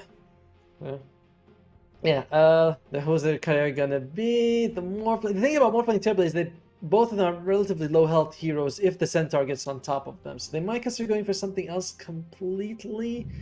You know, Slark wouldn't be so bad for extended fights, but it is the Morphling. You know, it just feels like they were really setting up for it with the bans that we saw earlier. Okay. Come on, pick it already. Right. You know you want Snapfire. It's the best pick here. You pair it up with the Centaur in lane as well. It's just massive damage. Miposhka gets shredded the entire game. I think anything else would just be a straight up mistake. Oof. Strong words. I like that though. I like that. You're giving to us straight. Some other people will be like, well, maybe they could consider this. They say, oh, they picked something else. It's so good. But no, he's like, anything else other than Snapfire is wrong for Alliance. They're taking their sweet time. I guess they're considering every single option. There's a Mirana for Pawn though, and it's okay to counter the Tombstone. It's not the worst. So that's an option. And what else? Hoodwink? Hoodwink would also be pretty good for the lane, but later on the Tombstone becomes a huge problem if you take the Hoodwink. You know, it doesn't feel like Treant, Leshrac, or Centaur. I mean, Centaur you can at least run away from it, but in extended team fights in one area, the Tombstone becomes a problem. I think Hoodwink even has like the worst base attack time in DOTA, if I'm not mistaken. Yeah, we just talked about it. There it comes. Oh, sorry guys, I ruined my green screen. Yeah, it's really, really powerful in the lane though. Like very strong with the Centaur. The amount of damage you're gonna do, even just a sharpshooter out of nowhere can bring down a full health Morphling who's like Agimorphed. But the Tombstone is going to be a problem. And yeah, isn't it like something like 2.0 base attack for the Hoodwink? It's wild. It's even slower than Doom, Spirit Breaker, Treant, OD, and Sven. Yeah. I like that every time she shoots, you see her crank up the crossbow. It's like, oh my god, that's really bad. 10 seconds remaining. Team Spirit, now they got banned carries. Alliance, it does feel like the offlaner hasn't been picked yet, unless Team Spirit decides to give Collapse the Death Prophet. You're still expecting it to be a Laurel DP? I just think it's flexible, right? That's a problem. It's like when you have to go with both. You have to say it can go this way, it can go that way. Alliance, they are convinced that it is going to be a Laurel DP though. Yeah, Doom is flexible, but these look like all offlane bans to me. What do we want for Charlie? Slark is out, Ursa's out, Lena's out, Nature's Prophet is out. That leaves the Nagasara, the Faceless 5 Void, seconds and the remaining. Spectre. I think Void is quite bad here. I agree. Mm, Spectre feels not great either. No, I'll be honest, none of these heroes to me look amazing. And I think Nagasara is out. Bloodseeker, maybe? Pudge? No, not Pudge. Pudge versus Undying is not fun because the Tombstone zombies always mess up your hook. It's way too easy to hook a creep like that. Could go for a Uh, Medusa, but then you have like no 5 damage and seconds pressure on the remaining. map. Team Spirit has the last pick. Sorry, has the next pick. So Alliance will at least be able to see the entire draft, then pick something that they think is suitable. So maybe an option will present itself where they're like, "Oh yes, this Sven is a good pick for us right now," or something like that. I wouldn't mind. Sorry about that. I wouldn't mind some sort of ranged carry, honestly. I feel like you have a decent amount of. Oh dear. Hello. Oh, Which sorry, guys. ranged carry is still left? I guess the Medusa we spoke about, but aside from that, I can't think of too many. Like you could go for a Shadow Fiend, but I think that's griefing. How about Luna? I think that's even more Ah. griefing. Oh. How about yeah, it's hard to think. We'll see what Team Spirit picks for their off lane. Magnus is still in the pool for collapse if he wants to go for it. What else? Tusk is also still in the pool, but not sure if that's something they want to go for. All right, well, just a few seconds and we'll find out here. Problem with the Magnus that the cooldown's pretty long. Would they go with the Dragon Knight? Interesting. A hero who suffers from the break coming out of Hoodwink, but the front line that they need, the tower damage is fantastic on Team Spirit. You put a Dragon Form and Exorcism, and you put a Tombstone right next to the enemy tower, and suddenly it's like, do you really want to engage into that? Yeah, Lions. probably not. 5 seconds remaining. If Yeah, I PL feel was like this- in the meta, that would have been a really nice PL game, I think. It's not great against Faceless DK, but against the rest. Faceless Void looks bad, you know. Spectre doesn't feel good either. Naga's out. Charlie, you're gonna have to dig deep on this one. He goes for. I did not see that one coming at all. No? Like that, I did not think. That is a Lycan carry, not Lycan offlane as well. I think Lycan Ah. is, throughout all of the patches, Charlie's signature hero. He was playing it like 5 years ago. He would only pick Lycan and Anti-Mage. Those were like his two heroes. So when he sees the opportunity like this, he still goes for it. But this draft would have looked so nice if they had a Snapfire to kill the Tombstone. Because now they have no Tombstone hitters. Even Lycan isn't that great against Tomb.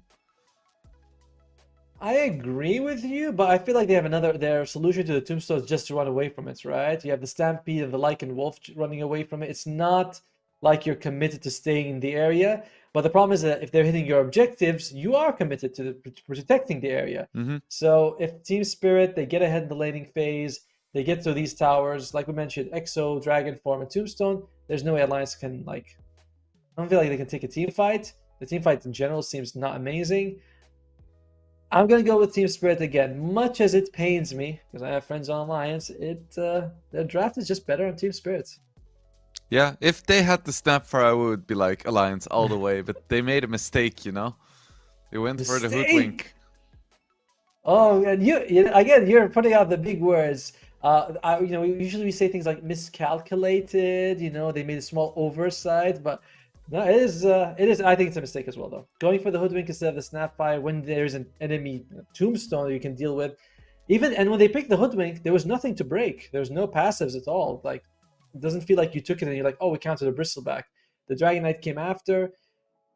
Solid laning phase though with the Centaur. That's the best thing I can. But I don't think the Snapfire is worse. I mean, the cookie with the Centaur is amazing. Yeah, well, I mean, in general, I feel like Alliance's laning stage is better than it was last game, so that's already an advantage that they have. And last game, they kind of lost the laning stage, but then almost came back, so maybe if they win the laning stage or go even, they'll just snowball this game and just take it by storm. The wolf is at your door. Right? I think that's definitely a theory.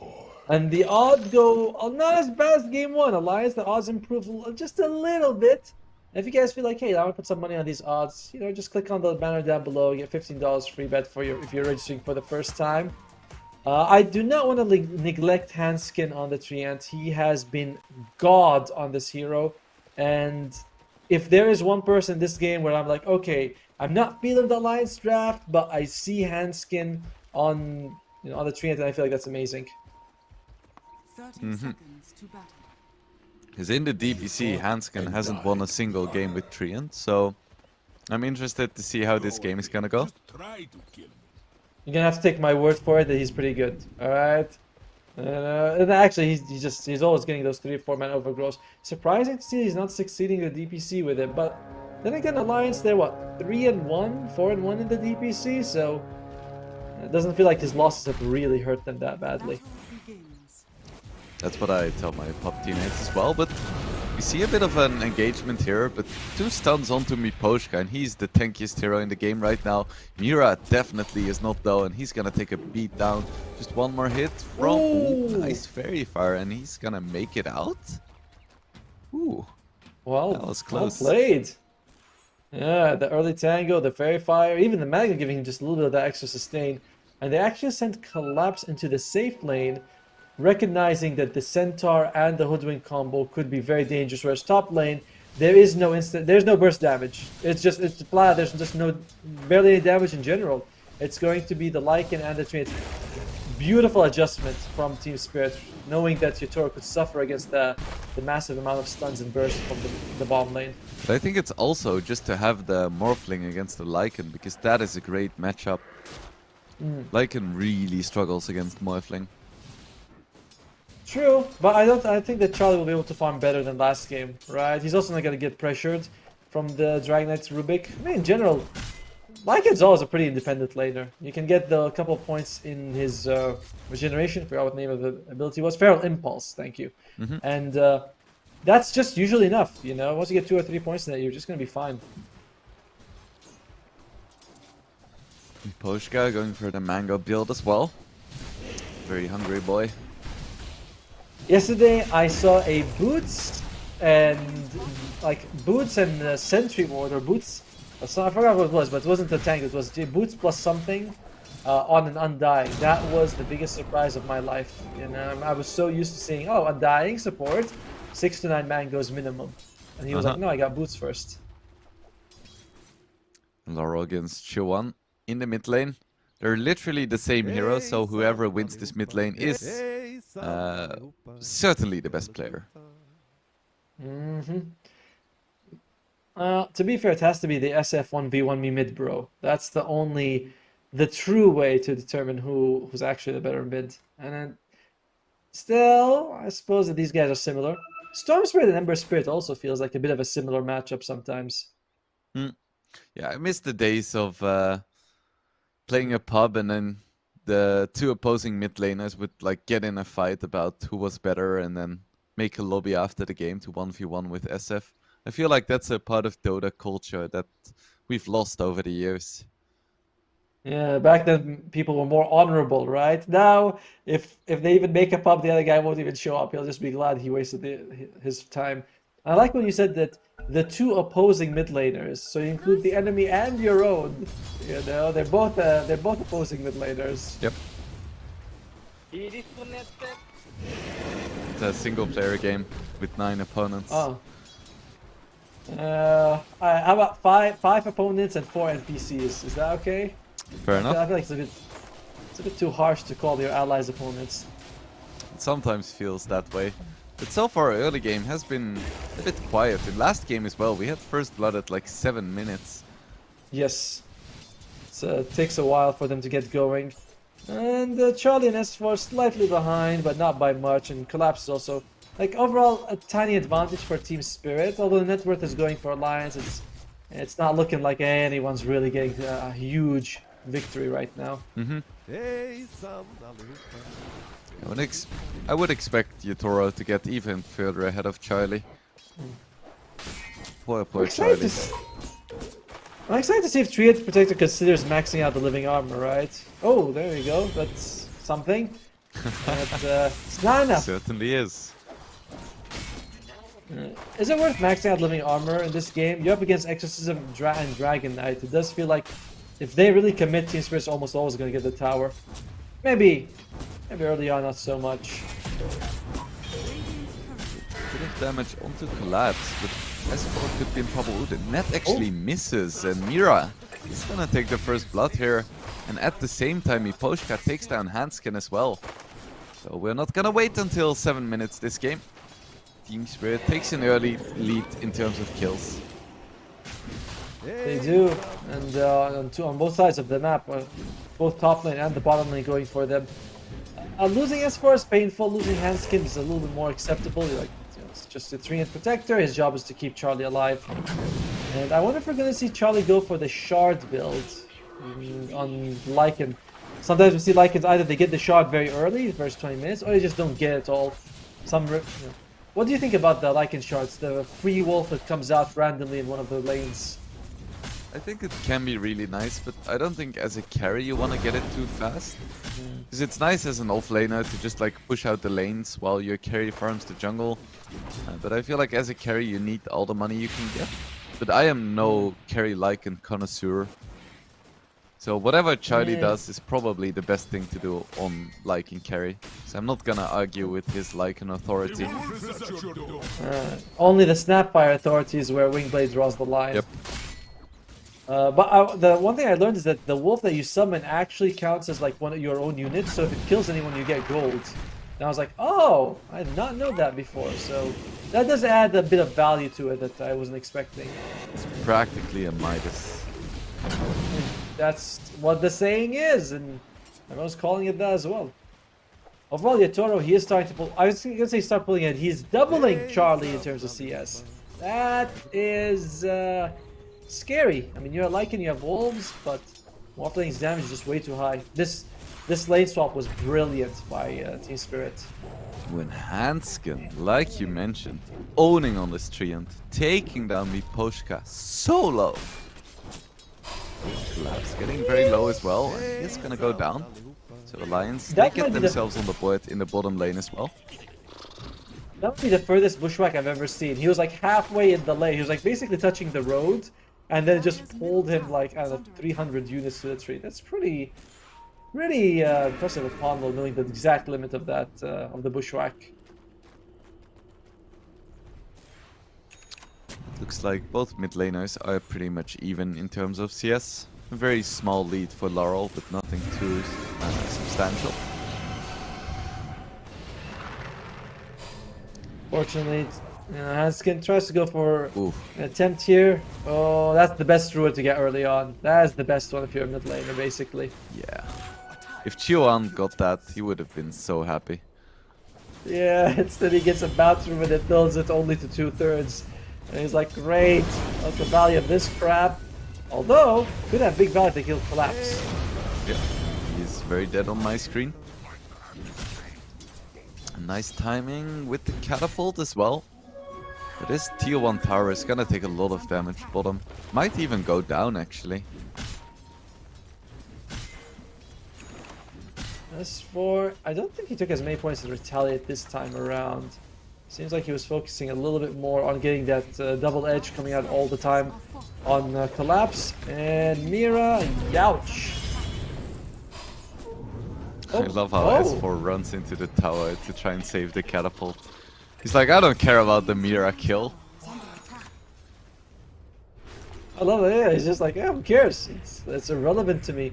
Charlie, getting harassed by Miposhka. Oh, the Laurel's here as well, and he just walks away far enough to TP. Without the Morphling throwing the Adaptive Strike, he's just gonna be fine. Yep. Once again, Charlie is kind of struggling. Not as much as Collapse is, but he's not having fun in these laning stages. Much more fun than game 1, though. You gotta say, much more fun than game 1. And Collapse actually queues up a hand of Midas to recover. Exorcism's kinda... That's a nice exo, but I'm not able to catch anyone with it.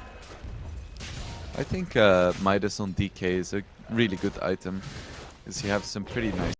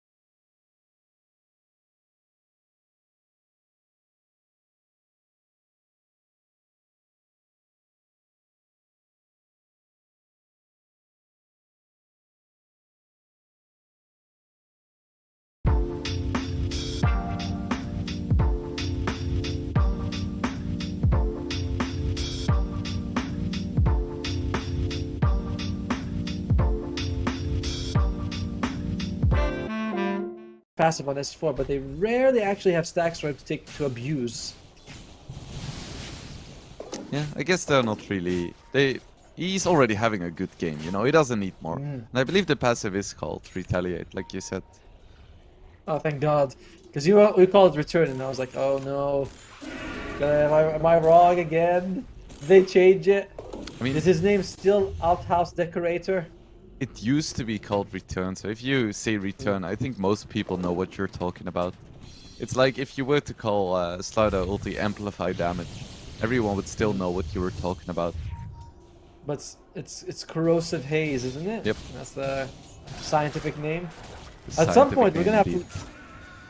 at some point we're gonna have people entering the game, and they're not gonna know some of the names. Like they're not gonna know that Barakaram is Spirit Breaker, Slayer is Lina, you know, things like that. It's just gonna be like, oh, it's Lina. That's it. That's her name. She doesn't have any other. New players, that's a good one. You see the center ulti coming out. They're gonna go onto this Death Prophet, but she got off a Spirit Siphon. Bit of healing, but it's not gonna be enough. Laurel goes down, and this tier 1 is gonna be in trouble now as well with this Vanguard on S4. And once again, the max Retaliate build. This tower should fall, even with Team Spirit trying to defend it. Just no chance. By the way, the damage coming up from Team Spirit early on is not much. You know, it's Undying Rubik is on the heavy damage doing supports. Dragon Knight as well. Maybe if you max with 5, that's okay. You know, you get Crypt Swarm, that's okay. But when you are up against Living Armor on Centaur, it does feel like Team Spirit's gonna have their work cut out to bring him down.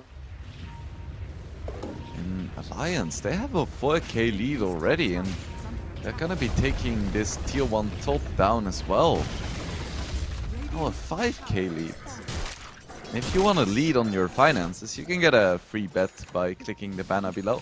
$15 for first-time customers. And you know who else is leading on finances? Collapse finishes the Hand of Midas. I know you like it, but it does feel like this is one of those games where solo kill. Holy moly, looks like a bushwhack out of nowhere and followed by the sharp, or just a sharpshooter straight up. And Charlie, he wants to kill on Poshka. He's the big bad wolf is hungry. Yeah, and he should be getting this. This is a lot of damage coming out with the lift. They're not going to be able to save him. Polo could be in a bit of trouble, but he still has a net, so he's going to be fine as well. Alliance outplaying Team Spirit in this early game. Another thing By a I lot. didn't expect to be saying today. Is your bingo coming along well? Because I did not have my bingo cards. Yeah, Not- same. not the- Have the Collapse Midas. That's the start of the comeback. But it is gonna take a while for it to actually give you value. So someone was asking, why is it called like wasted gold when up end of Midas? The item doesn't really benefit, so it's gold. Use it. It's nice, but actual like item that you're getting, you know, a use, giving you the extra gold, accelerating you. But for the next, I'd say 10 minutes, 2,000 gold could have been probably spent on something else for you. Yeah, and the thing about Midas is because it's wasted gold for the most part, aside from the bit of attack speed, it actually slows down your active farming speed by a little bit as well, compared to something like a Yasha. Oh yeah. So like the pure calculations of how many uses it takes to pay off, they're not entirely accurate. Dota is always such a complex game with so many factors. Now Yeah, access you is say important. that. You say that, and yet someone in the pub sees a bad draft, picks Tiny, and throws his own mid laner in the mid. He's not thinking about the complexity. He's like, no, I don't like this. I'm just gonna toss my friend in there. Why must you hurt me so, Otomo? I don't know, it just Painful makes memories. me happy. It just makes me happy to do so. I'm glad to have you here alongside me. Yeah, see, now I think you're saying that just to hurt my feelings, because I don't think that was sincere at all. What do you mean? I'm always sincere. Mm. An Alliance How about going the for over- a smoke. They wanna defend this tower at all costs. And They Mira have is gonna committed be a the lot. first. Oh, actually, they're trying to go onto Laurel with a really nice bushwhack. And Laurel just explodes. We spoke about Oh. Death Prophet being tanky. Oh, not this game, it seems. Not at all. Team Spirit honestly just crumbling right now. Like Apollo didn't even need to use the sharpshooters to get Laurel, and I mean, Alliance are playing really well, but they are going for rather odd moves. That Team Spirit, like lane swap was great, but Collapse losing his life quite a bit, going for the mice. He does have a Blink Dagger now, but okay. May not be enough. Nice Dragon Tail, and he should be fine. Laurel TP's in as well, but it feels like Laurel is just so much weaker than Chuan this game. Especially with the Bloodstone active, right? You were talking about how these two heroes are the same. I was thinking, well, Leshrac doesn't heal, but with the Bloodstone, he heals just fine. And he is 1,000 gold ahead of Laurel. Feels like Pomlo is the big winner in terms of supports, though. Almost 5,000 gold net worth. I say That's that. a Caster's curse. I don't know how we do it every time. You know, I was looking at it, I was like, my god, look at him. He's so close to Laurel, and he just immediately gets killed by Laurel. Yotoro still farming okay, and that's always a big thing to have in your game. Like Team Spirit, they don't have Morphling, they have Yotoro Morphling, which is huge. Smoke coming out from Team Spirit. They could find the Dragon Tail onto S4, but they can't burst it. There is no chance. And now Collapse is gonna be in a lot of trouble. One man fighting Laurel doesn't quite want to do it, but Charlie is like, oh, just let the creeps do it instead. Laurel getting so incredibly low, but Hanskin getting low as well, and he's gonna go down. Sharpshooter coming out, can they kill anyone else? But yeah, it's Tombstone. It's so much work, but not enough to stop Alliance, it looks like. Nice double split earth by Mira. Can he get out? Doesn't look like it. And Alliance, they take another good fight. 3-for-1.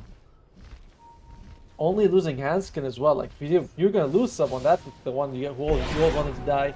Like I was saying about Yotoro on the Morph thing, because yesterday, I'm trying to remember exactly who it was that, I think it was TA2000 on the Slark, and the match versus Hellraisers, I think game 2, Already Thunders was down the game, and he absolutely carried them. Like, they were getting crushed, he was the only one having a good game, and he played on the Slark like an absolute god. It was one of the most dominant performances of the tournament so far. And speaking of dominant performances, Alliance are dominating this match. And if you're a true Alliance fan, and if you feel like it, click on the banner down below and you can put some money on it. $15 free bet for if you're a new user. But yeah, they are just god tier right now in Alliance, and they're going for Laurel again. I think he's dead. Oh, this feels so bad. There is like nothing Laurel can do here. This Lycan really paying off. Well, Poshka, you know, oh no. He's gonna be in a lot of trouble as well. They aren't exactly the highest damage heroes here with S4 and Hanskin.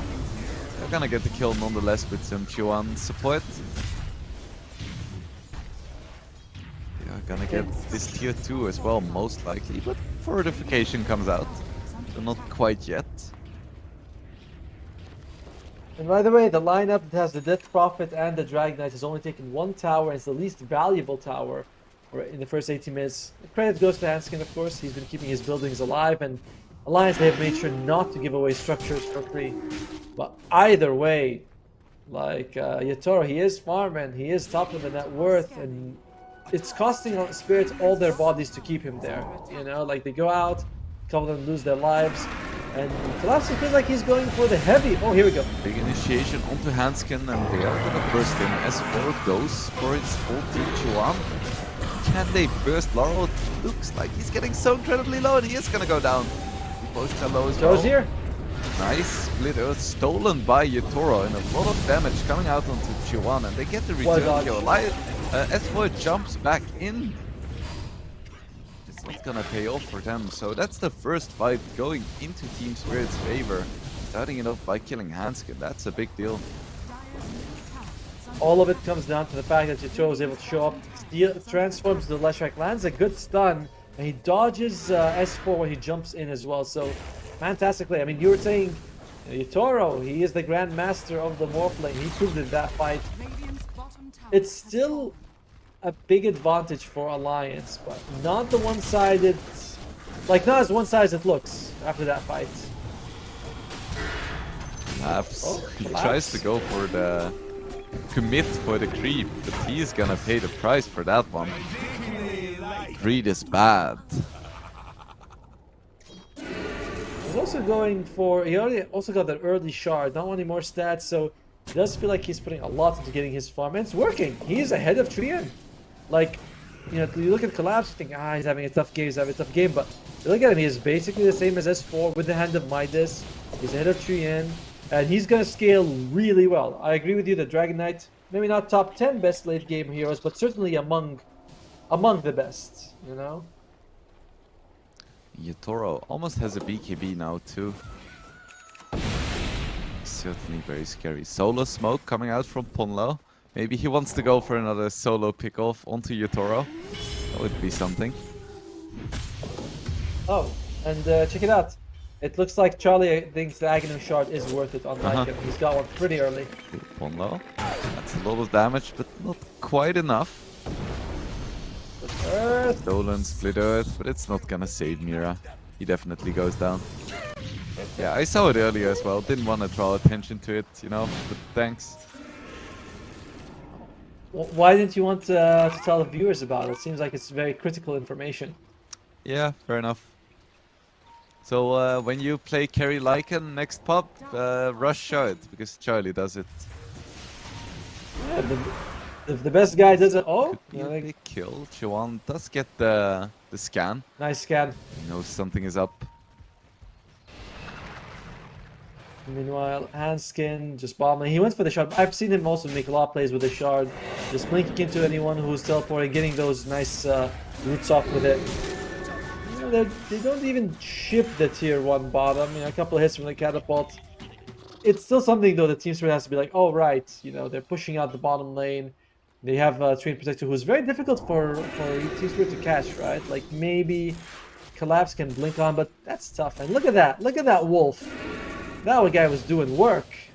For sure. And he gives so little gold as well when killed. 15, right? Yeah, it's crazy Just low. nothing. Collapse on this DK picked up the shard now as well, so he's gonna farm quite fast, I would expect. Still, he's falling behind S4. That's because Alliance is just having a really good game. They have been rather conservative in terms of taking objectives, right? They haven't like pushed for Roche. They haven't pushed for towers. They do have the tier 2 bottom and the outpost, so they have a good amount of map control, but they're not rushing. You know, they're happy to sort of play a bit of that farm game. Smoke comes out from Alliance. Miposhka is standing quite far in front though. Ooh, but Yatoro, he's just gonna farm with his Manta. I was worried for a moment that he would just run into the lane and get taken down. Of course, his spidey senses tell him something is up. Dire's middle tower. Bonlo's got a 4-staff and Aether Lens, so all that gold. How do you feel about Maelstrom on Hoodwink? I also thought really good option, but sometimes it feels like some players just completely avoid. They just never go for it, no matter how many items they have. It's just so greedy. I don't know. I feel like it can work, but I don't think he needs to be that hero this game. Yeah. He doesn't need his Q to deal a lot of damage. He can just use his ulti. Both teams going for a smoke now. This is the second smoke for Alliance, the first one for Team Spirit. They're standing on opposing high grounds. Charlie runs into the Roche pit. Do they want to go for a snipe? I believe the Lycan animals were scouted out and Chiwan's gonna run up to the high ground. This could be huge for Spirit. And he survives somehow. Nice initiation by S4. Chiwan is almost... No, he is definitely gonna fall. Yatoro getting very low against this Lycan. He can't man fight this. Tombstone is doing work, but is it enough? Nice sharpshooter coming out as well. S4 still trying to kill the Tombstone. It's not gonna work. He goes down, and now Lycan ulti is down. Radiant's top For tower. Team Spirit, they lost their Morphling and their Exorcism, but that's just a single hero for two from Alliance, so not too bad, all things considered. Yep, and they got 2 cores out of it, so 2 valuable kills as well. And they make sure that the Aegis doesn't fall in the Alliance hand. Now that Team Spirit gets it. So now we have to ask the age-old question of who has the better late game.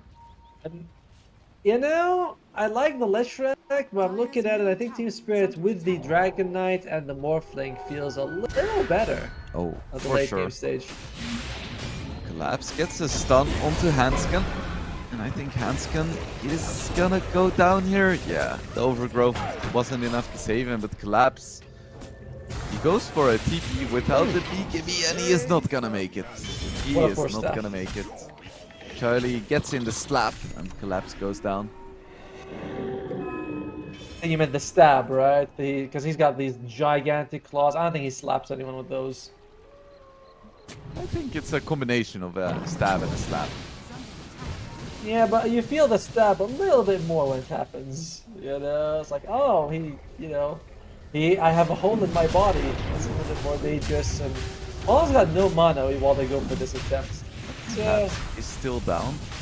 You can see a tombstone coming out, but Alliance takes this Roshan pretty darn quickly. Yeah, Team Spirit, they're gonna let this one go. Gonna be a free Aegis for Alliance, going to Chuan, makes a lot of sense. Because of course Lycan only has a single shapeshift. Ooh, and Laurel. oh, Laurel. Oh, Laurel. Oh, Laurel, get out of there, my man. Gets off the Spirit Siphon, so he's healing pretty well. This is a very slow kill, but it's gonna be a kill nonetheless. Dodges the split earth as well. There we have the sharpshooter. And they finally take him down. Is that space created, Otoma, or just feeding? That is space created by feeding. Uh-huh.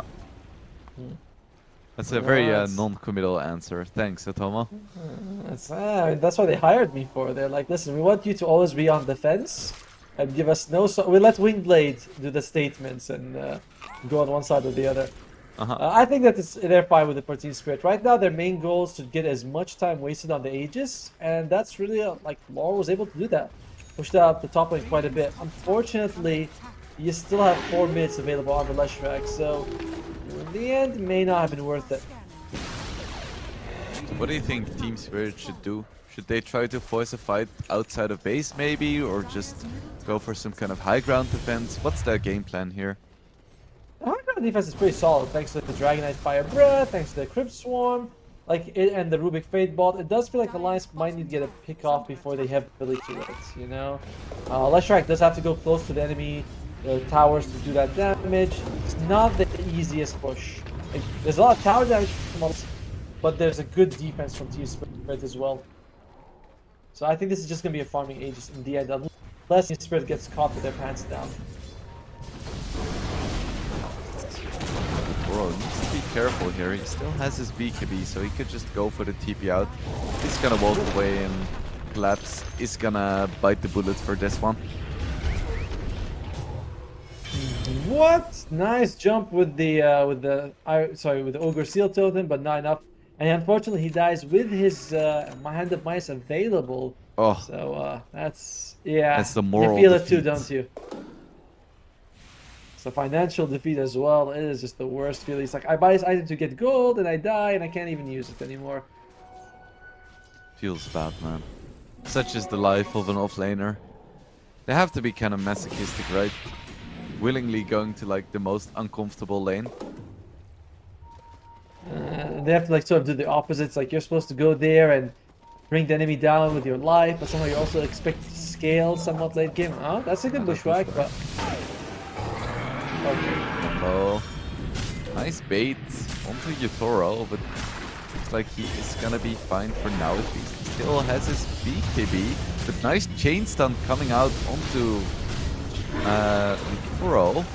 Chuan could be dealing a lot of damage, and he is gonna be able to take down Miposhka as well.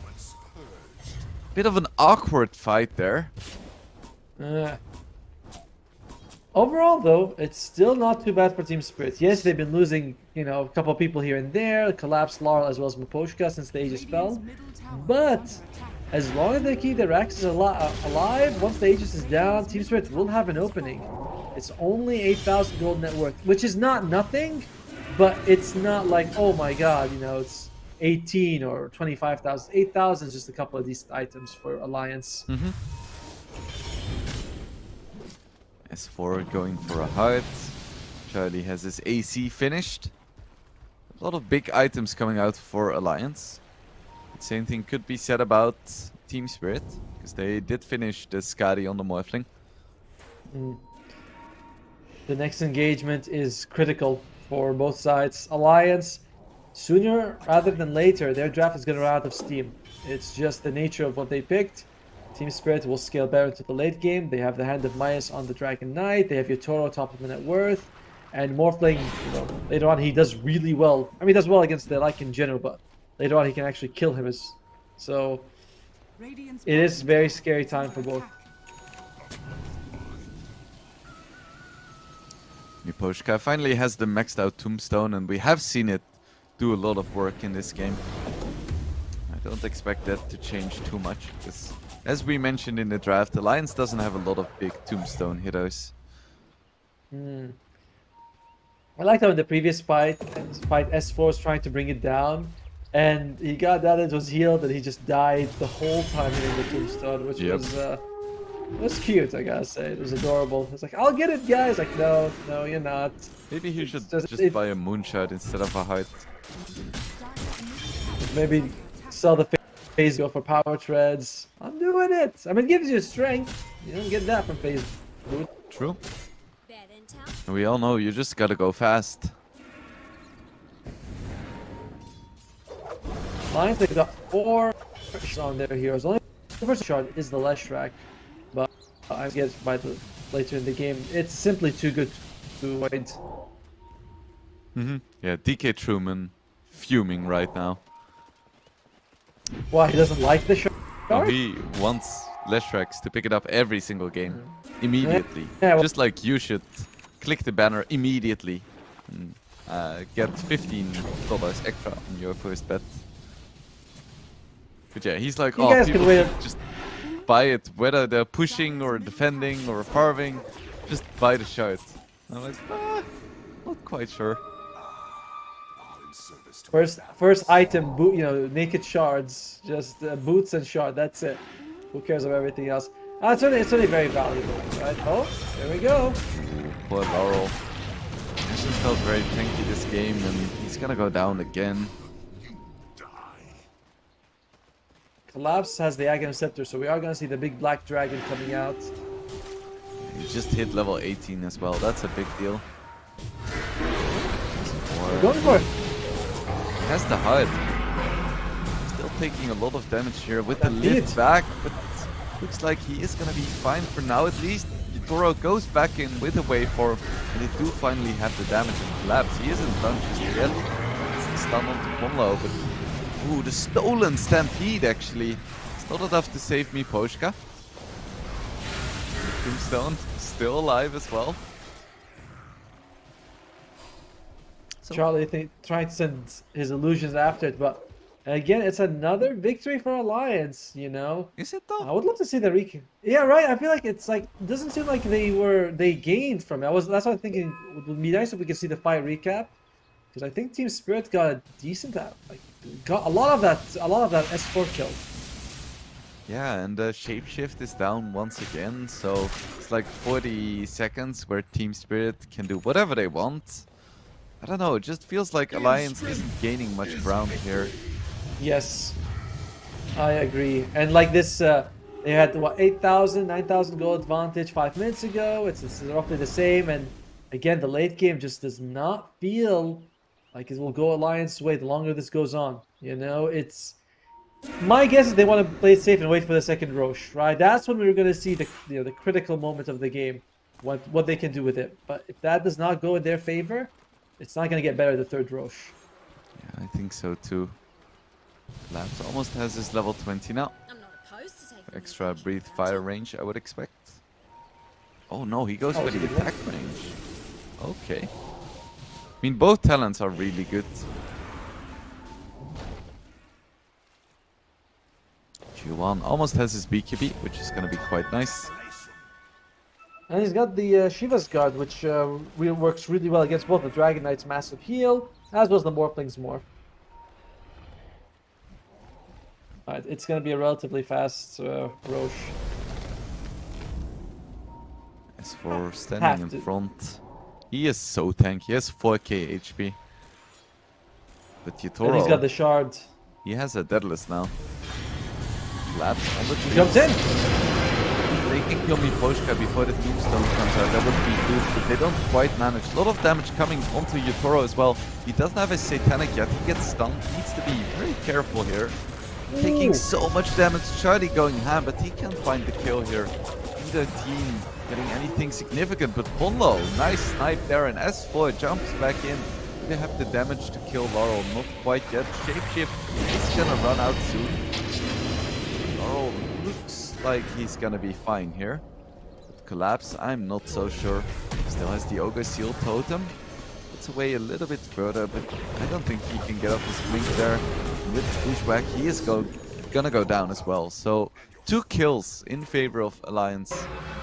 They're definitely not out yet. Yeah, definitely that one felt like a substantial victory. And guess what? Roshan is up. Collapse is down for a minute. Alliance, they have a choice right now. By the time they get Roshan back, Collapse will only have a few seconds left. So they decided, you know what? Let's go for either the force of the buyback, or we're gonna get, we're just gonna go high ground. Screw the Rosh, which for them might not even be up. Like you don't even know whether it's up or not. I think they want to force out the Collapse buyback if he has it. Because they know they can just park S4 in front of a tower and he's going to be able to kill it alone. No one can really threaten him. Look at him, he doesn't care. The tombstone is gonna fall! He is So close. Charlie has another shapeshift. Absolutely rips apart Miposhka. And the Rex are next. Notification comes out, but is this really gonna stop them or just delay? It looks like at least the melee rank is gonna fall. Alliance, I like their decision to go bold. You know, they decide this is a good timing for us. They get a nice, like they deal a serious slap stab to Team Spirit. And even if Collapse were to buy back, he wouldn't have had Dragon form, and that's a big deal. Might have scared Alliance anyway, right? Just because of that. What's it called? The Fireball? Is that the name of the shard? Yeah, I think that so. would have been.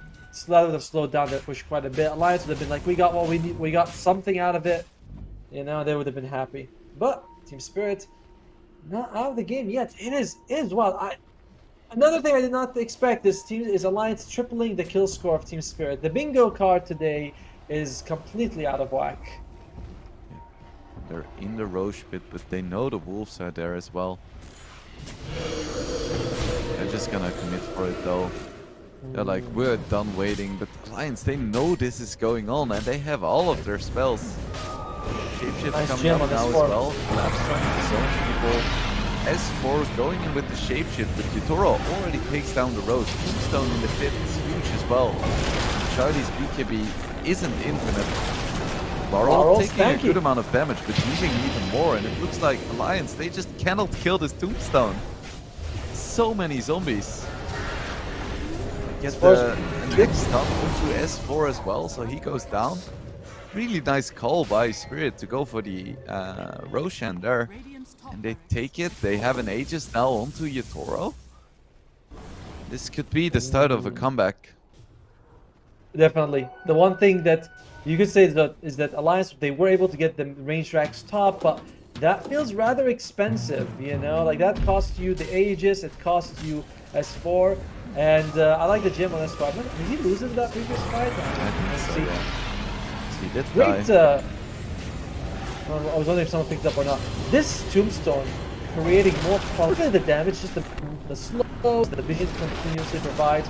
And that was a 3-man. I did not even see the man coming up from overgrowth as well. But in the end, S4 loses his life, and I think Collapse is having a bit of a tussle. Yeah, but this Black Dragon form, he has free movement, so I'm not even sure if... Yeah, okay, with the chain stun, they should be able to take him down, and Mira as well. Those are some nice kills for Alliance now. Laurel. Vodka needs to be careful here. Laurel is quite tanky, but is he tanky enough to withstand this? I'm not quite sure. Pops his BKB, no bashes from Charlie, so he's gonna get out. Mira buyback as well, but the tier 3 is under a lot of pressure. Alliance doesn't care about the Aegis. Yutoro make good use of it. Big jump by S4. panic is popped. Because it's really hard to burst down S4 with his heart, and Yutoro goes back in. That's a risky decision, but he is gonna be completely fine, at least for now. And S4 and Alliance, they're gonna back off. Solid victory for Alliance. They got a decent amount out of the map. They have been controlling the outpost for the entire game, by the way. And, you know, we keep saying Collapse Hand of Midas, Collapse Hand of Midas.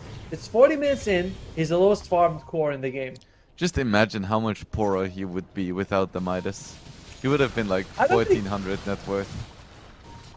I don't think you're making the point you think you're making with that, because I'm also thinking of like, well, if you're getting hand of Midas, you should be ahead. You know, if the saving grace that he could be further behind, that does not feel Going like on to Yutoro, because Yutoro went in aggressively 1v5 and he's gonna lose the Aegis straight away. He is so split from his team right now, and his BKB wasn't ready just yet, so he's just gonna fall without buyback. Is this just mega creeps for Alliance? What was he thinking? I think they're gonna go for it. I just doesn't feel like T-Swift did not feel online this game at all. You know, and it looks like Alliance is gonna do whatever they want right now. This isn't caught by Laurel, but it feels like they just have no damage right now. BKB popped as well. What can they do here? There is a tombstone as well, but the moment this BKB runs out, Laurel's gonna be in a lot of trouble. It's already Miposhka gonna be falling now, Mira as well, and Laurel gonna get blown up as well. He can collapse, defend this. I don't think he can. He's not even trying. This is just mega creeps. They don't have backup protection? No, I mean the creeps on top line are too close. I imagine backup protection should proc any second now though. Doesn't look like they have any creeps in the actual. No. I think they should have enough damage to get through the back door even then. And Alliance is like, why would we wait? We're just gonna go end the game right now. We go on to Laurel once again. Bit of an unfortunate split earth, but doesn't even matter. And this should be GG. Well, there's your back door. You know, that shows up now. Not sure that's gonna give you much.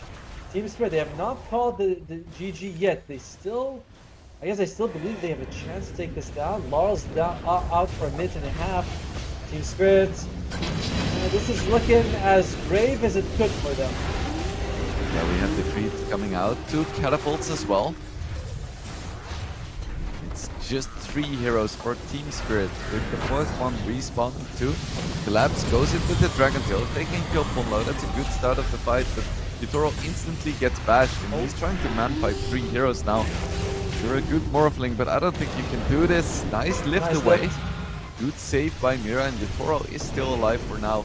Collapse dealing a decent amount of damage, but they're just not really killing anyone. S4 so incredibly tanky there. We have the refresh overgrowth.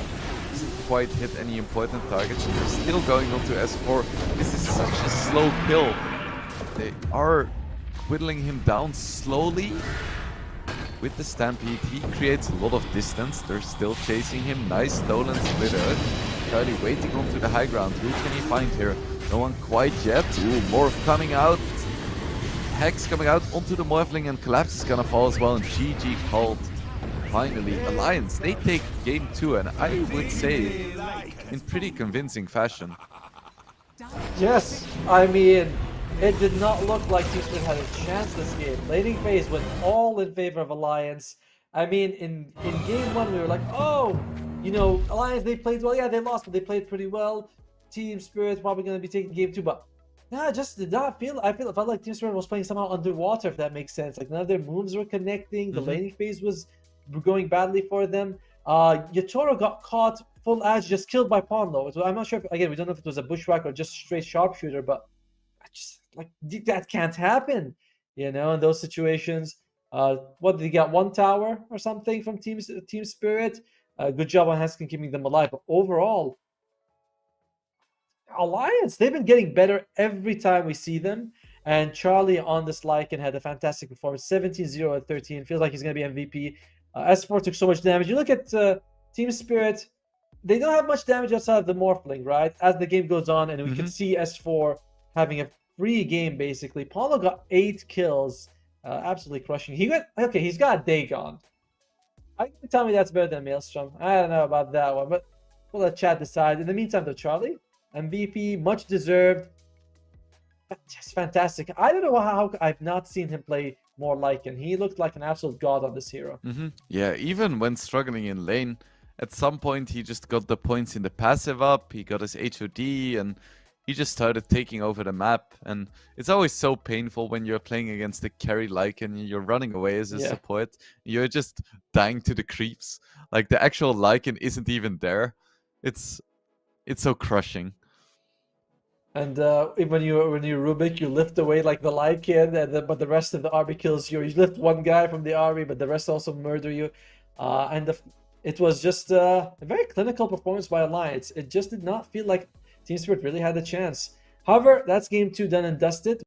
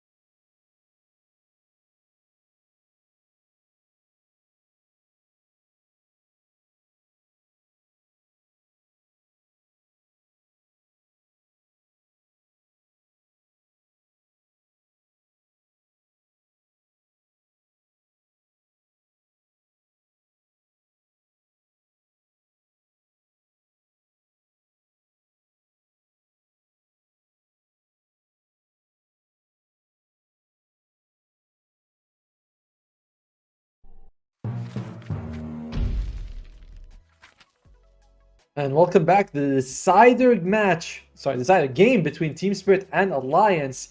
Team Spirit took game one. It was really heavy fought. It took something like almost 50 minutes. And Collapse, got the double Mars Arena in the end. It won it for them. Game two, Alliance. One of the cleanest performances we've seen in the tournament. Did not feel like Team Spirit had a single chance to just to come back in the game. And Alliance took it. And now we're here in game three. And I gotta say, it is wild that we have a deciding match. I don't say this to underestimate Alliance, but it just did not enter my head that they would be taking games out of Team Spirit. It just felt like Team Spirit, the divided team, division above, different region, yes, but just felt like they were a little ahead of Alliance. Now Alliance coming, they're showing no. We can take a game out of anyone, basically. Yeah, for sure. Especially because at the start of the playoffs, all of the invited teams were just completely wrecking all of the Yes. group stage teams. And now we're here at the deciding game number 3, the junction between a chance for that 60,000 USD first prize and nothing at all. Oh, hey, wait, if you're out the top 6, you get nothing? Oh, no. If Wait, you're out of top really? 4, you get nothing. Holy moly. And yeah, top 6 make no money. Oh my god. Well, they get our love and we like them. That's what gotta be worth something. Mhm. Alliance, they started with the classic bands. Nature's Prophet. They could leave the Lena, and that's what I thought. They're gonna leave the Lena, Yeah. and now it's on you, Team Spirit. You are the ones who are gonna have to ban it, or Charlie's gonna play it. Does Charlie even play a lot of Lena? It is Everyone his plays third Lena. most played here. Everyone plays Lena. I'm sorry. It was a dumb question. But yeah, now Team Spirit kind of forced to. It's just it's the way the cookie crumbles, Team Spirit. So what are they gonna do? And they are gonna ban the Lena, Yeah. of course. So Alliance, they have first pick now. Are they gonna pick up the Rubik? Or the lead. Rubik. Let's see. Clockwork, Mirana, Ricky. And they go for the Rubik themselves. This does leave the Ricky Lena combo. And Alliance definitely suffered against this when they played Lena? versus. I think the Sorry, Lena is still back. Mirana. Yeah. And nice. I have a glass of water. I haven't drank like 3 hours. I'm sorry. I see the Lena in front of me. She just catches the eye. So I meant to say the Ricky and Mirana combo. If they want to go for it. And definitely it's not something Alliance suffered when they played against Entity. They had no answer to it. It's gonna be the Inch plus Centaur. Okay. So taking away S4 Centaur makes a lot of sense to me, but the Inch first phase, that's a new one.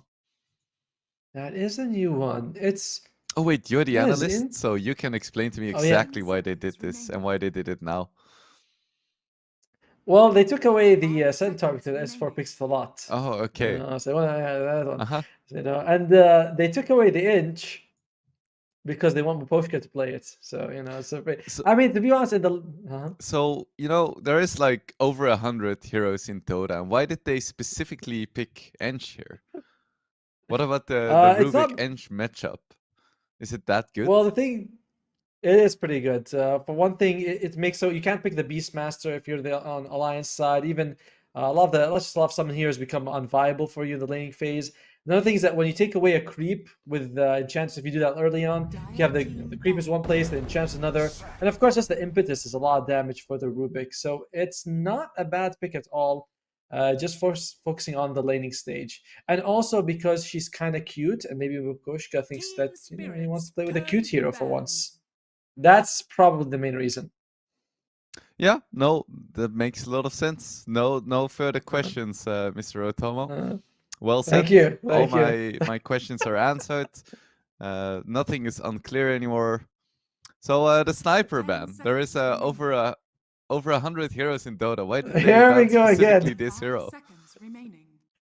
Because there's really no way that Alliance doesn't want to take it, right? You are up against the Centaur, can just make anyone get close to the sniper. Oftentimes, what snipers, his worst nightmare is a guy jumping on him. So you ban out, Slursa, things like that. But when you're up against the Centaur, anyone can jump on you, and that's always going to be an issue. Slows also don't matter. Are you gonna ask me why I'm wearing this specific shirt next? Because this is turning into a bit of an interview. I don't mind. I'm happy with it. So, why do you think they banned the sniper and not something like the Drow Ranger, though? Well, the Drow Ranger. That's a good point, actually. Why would they ban out the sniper over? Hard to tell. I mean, not quite sure what sniper counters a Drow Ranger doesn't, if that makes sense. A lot of times the Drow Ranger's going to go through a lot of the like heavy base armor people. That's interesting. Why would they go for it? How about you tell me what you think? All right, Mr. Genius Smirky Boy. Uh, what I think about what specifically? Why they picked? Why did they ban the sniper, not the Drow Ranger? I don't know. I'm just a dumb play-by-play. You've got higher MMR than me. I mean, you actually dipped into the semi-pro scene, and okay, so that's they get rid of the Train Protector just because he's a great counter to the Centaur.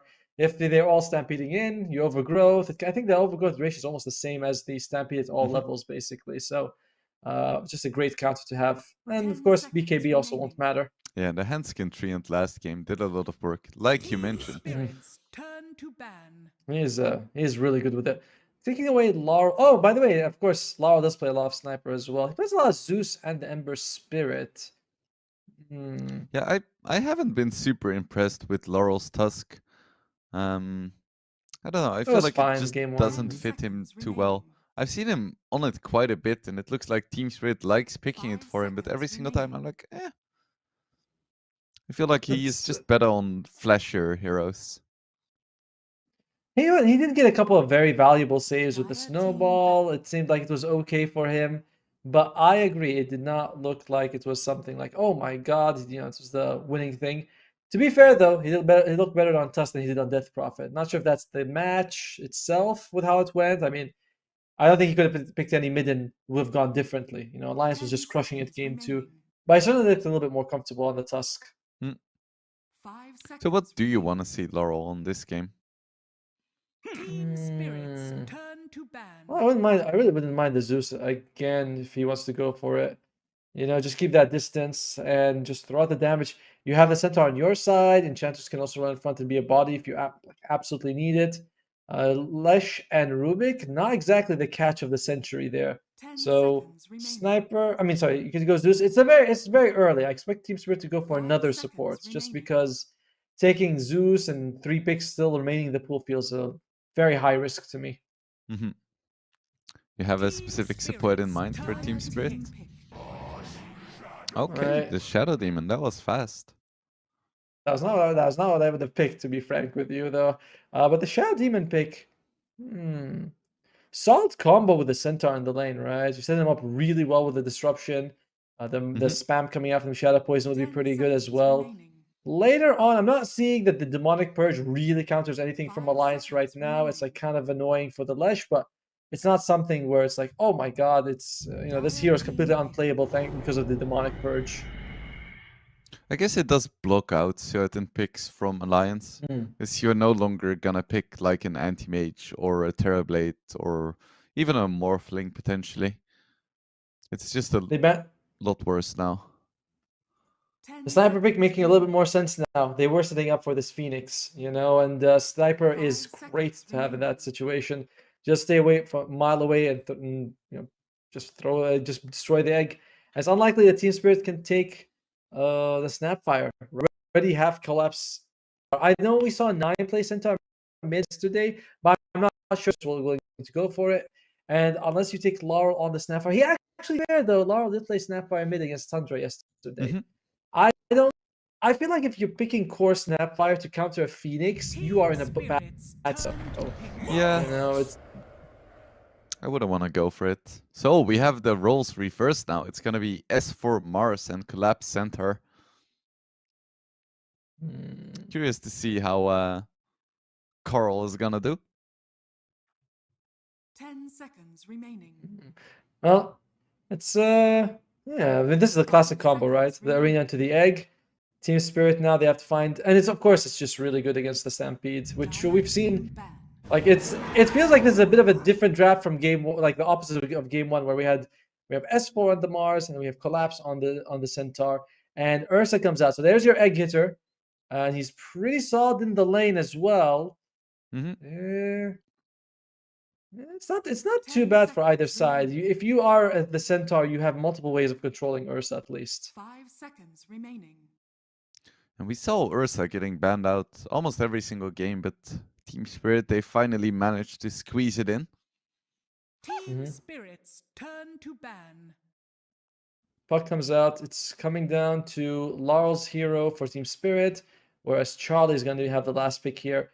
I like the Naga Siren setup or the Faceless Void. It does feel like you have a good amount of damage coming out from outside the Chrono, so those become 10 really solid seconds options. remaining. Void against Centaur Ursa is 5 so seconds scary though. remaining. You slip up once and you just instantly die. Dire Looks like team I'm just going to ban. have to refresh the VMix call. Right, so Otomo is gonna refresh his VMix call, so it's just me right now. Drow Ranger ban coming out from Team Spirit, so they don't want to see that one. And Puck getting banned out by 10 Alliance. seconds remaining. So we spoke about Laurel potentially maybe needing a flashier hero. 5 seconds remaining. Puck would certainly be one. It would, and it would be a way to also Team Spirit's contain turn to ban. crazy, and they get rid of the Zeus. So Laurel very targeted in this draft, honestly. Tusk, Sniper, Ember, Puck, Zeus. Feels like they're like, all right, what does Laurel play? Let's just get rid of it. So it's a bit tough for him. He still has the spirit, other spirits available, 10 like the seconds Storm. remaining. Not too bad.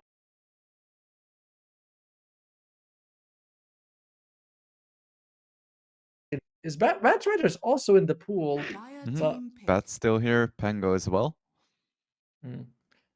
Nagasine comes out, would have been one of the options. I feel like it's either Faceless Void or Nagasine would be really good for alliances to set up the egg and the arena after. You know, you can just sleep, have the egg go for 3-4 seconds, then turn it off. People won't have a chance 10 to escape. seconds remaining. See if that's something that Alliance wants to go for. They don't have last pick. 5 Could be seconds Lycan Let's pick again. remaining. Could be Lycan. Lycan in this situation. I mean, you do have the hold with the Mars arena. You don't need like that much more hold. You have enough ways to keep the people locked down. So it's nice with the Mars arena, and you can get a basis void, but absolutely necessary, like you were saying. What else does Charlie have in his hero pool? It's like Bloodseeker. I feel like he doesn't really need a really high carry this game because they already have the Lesh and they have the Mars. Yeah, damage for sure. It's like they got damage coming out from other sources. If a Bloodseeker, I would like it against the Centaur, right? You can rupture him. He wants to run away. He's going to suffer. It's pretty good. Would they go for it though? It's Nature's Prophet. No, Nature's Prophet is out of the pool. Spectre. I do not want to see Spectre. No, anything but Spectre. Yeah. Please, no Spectre. CK Phoenix could be is okay too. Turn to pick. They go go for with the Terrorblades. Terrorblade. All right, interesting. You do feel like Team Spirit has a good amount of damage with the Hoofstomp and Ursa. I do think later on Charlie should be tanky enough, but there's still one more pick coming out, and they go for a Keeper of the Light.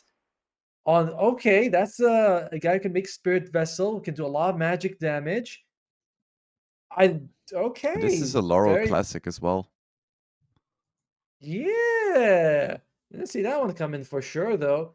Hansky's gonna be playing the Phoenix, so it's not gonna be Pawn Low. Okay. I don't know if I like the Coddle as a counter to the Terrorblade, right? You are gonna be able to get that Spirit Vessel. We see them sometimes go for Dega just for that more, like they already has a huge amount of burst magical damage. Ethereal add on top. I mean, these are a lot of expensive items, but you just get one that's usually enough to until the Terrorblade gets the Manta style. So I like that as a counter, but never really been a fan of the Keeper of the Light late game. And there's a significant amount of team fight coming out from Alliance. They've been impressing us this series. What do you think, actually, Wingblade? I'll let you go first on this one. Okay, so I am not a huge fan of the Terrorblade pick. I feel like it's very vulnerable to Shadow Demon Centaur and Ursa, and now even Keeper of the Light. And I feel like they are setting it up as a win condition. And I don't think this is the kind of game where a Terrorblade can really carry that hard. I do believe in the the Leshrac and the Mars still. But overall, I would slightly favor Team Spirit actually with this Kotal last pick. All right, I love what you say makes sense to me because I'm not a fan of the Terrorblade. I would have liked if they went for something like your route, where it's just like get a strong body in the front line who's just kind of, you can't ignore him. He's kind of annoying, but he's not like, oh, he has to have a good game. He's going to carry us like a Bloodseeker or whatever, or even a Lifestealer, something like that would have been nice. Or they go for more lockdown, like a Faceless Void and Naga to set up the combos. I would have liked that too. This Terrorblade hard carry, you kind of have to babysit him. I don't love it, but I've been rooting against the Lions. I gotta give them this one. You know, I'm a big fan of the Phoenix and the Mars combo. I think that might be enough to get them the victory. Okay. I'm just happy that Alliance didn't pick the Lifestealer you suggested, because that would have been awful. My goodness. Against Ursa and Kotal, who's just gonna run away from you, and Shadow Demon Purge, doesn't seem fun. Not at all. So mid Keeper of the Light versus the Leshrac. One nice thing about Keeper of the Light is that if you max Illuminate, you can always push, like, not push the tower, but have your creeps on the enemy side. Helps you secure those ruins. 30 seconds Not to that battle. Keeper of the Light is an actual ruin hero, you know? You don't get the bottle and fill up with this guy. Ooh, and Team Spirit, they're sitting here on the high ground. Can they find some? Ooh, that was awkward. That was really awkward. This could have been a kill, I think. To be fair, he did not put a point in any of his skills, so he could have taken Icarus Dive, but if you're Phoenix and you take Icarus Dive level 1, you are really going to be useless for the next 2 minutes.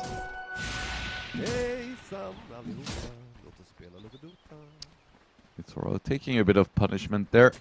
He's gonna be all fine. His Tango's coming his way too.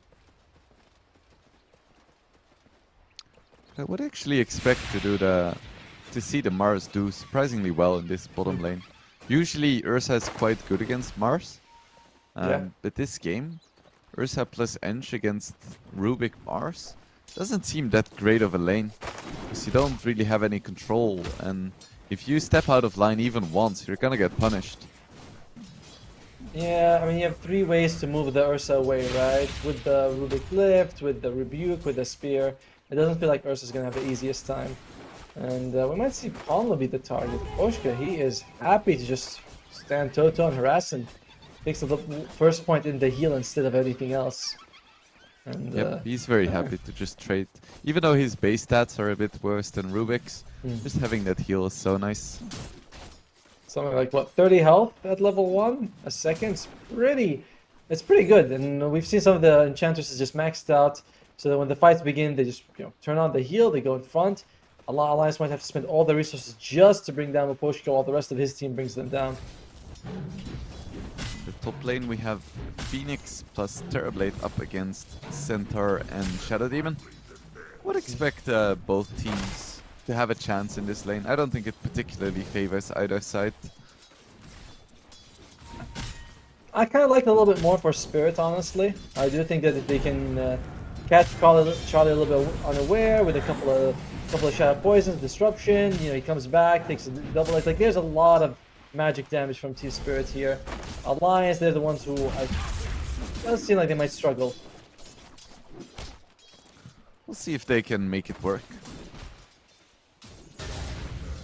Bottom lane, S4 and Utoro trading some hits. Let's see if we get an early game like in game 1, where we have no kills, or in game 2, where we have a lot of kills all over the place. Yeah, I think in terms of kills, both teams have very solid off lanes who can get kills, but I think it's going to be hard for Alliance to really get something going here, unless Team Spirit's over aggressive, particularly in the bottom lane. Killing Enchantress. Yeah, she doesn't have a lot of base health, but the regeneration side. Oh, did not get the spear into the tower. I think that was what they were going for in that situation. So do you think Alliance is content to just sit back this game and chill? Wait for the Terrorblade to come online, or do you think they're gonna wanna go for a play? So Phoenix getting very low in the top lane, and Team Spirit does indeed seem to have the edge there, and Hanskin goes down. I mean, Phoenix, if he messes up his dive, and it's easy to mess up the dive. Actually, Shadow Demon is not doesn't have the best catch mid air, but either way, it's tough. Even if you just disrupt and you get the hook stop coming in, oh, they're going for more. It's a lot of Shadow Poison stacks, and Charlie's getting very low, and no escape for him. That's another kill for Spirit. Good start for them in this top lane. That's what we thought. As far as is Alliance happy to sit back and farm, the thing is you do have more track, so you're happy to play the 4 protect 1 with these guys and having Terrorblade farm for you is perfectly fine for Alliance. You have arguably the best supports in the Phoenix, plays best scaling support, you have Terrorblade, and you have the great combo set up as well. So I would say it favors Alliance. It's not, you know, like 100%, but I'd give them the edge. Okay. So we'll see if they can make the space for this Terrorblade. On the mid lane, both mid laners having a pretty good time with a slight edge for Chuan. Tiny bit, but oh wait, I always say tiny bit. I'm like looking at that. Oof, Laurel's is like 5 CS behind. I'm not think it would quite go that way, but if you're Laurel, still, I mean, keep him alive, you can just go farm all over the map. He's gonna have to be very active for his team in this game. Yotaro. Doesn't have boots. Nice slow coming out from the edge. I think he went to pick up his ring of health. Yep. He needs to be careful. He's still pretty low health. Like that's why he wants this. Forwards. Awkward. There's a mistake from Yotaro there. On low. Going for a trade, and he's like, okay, I'll take that trip back to base. He walked in with barely any. Care about Miposhka getting farm. Even though I feel like this is a game where an Ench can actually do a lot of work with a Hurricane Pike plus Moonshot. I mean, when he walked in with like very low health on pawn low, so he was like, he definitely was going to do this in his lifetime. Yeah, I thought he had something like sticks and would go for some kind of big play. Didn't quite work. Now Mira is in a lot of trouble. He's gonna go down. Charlie's gonna pick that one up. Actually, it's shared. That's unfortunate. But still, a kill going the way of Alliance. Helps take away some of that aggression that they've had in the top lane. Both of the carries not having a lot of fun in terms of net worth, at least. I don't say, right? It feels like an off-lane game, and Xian's also having just crushing Laurel in the mid lane right now. Keep him alive. Usually a hero that can get a lot of farm, but not in this situation. Poor guy, Miposhka. He gets cliffed, but at the same time he's sending. What is the name of that creep? That one, I always forget that. It's fairly new. It's something with this CC shot. Yeah, I have no idea. It's just a pine cone, dude. What's that one's name? And meanwhile, guys, if like you're enjoying this game, you want to put some money on it though, click on the banner down below. You get $50 free bet if you sign.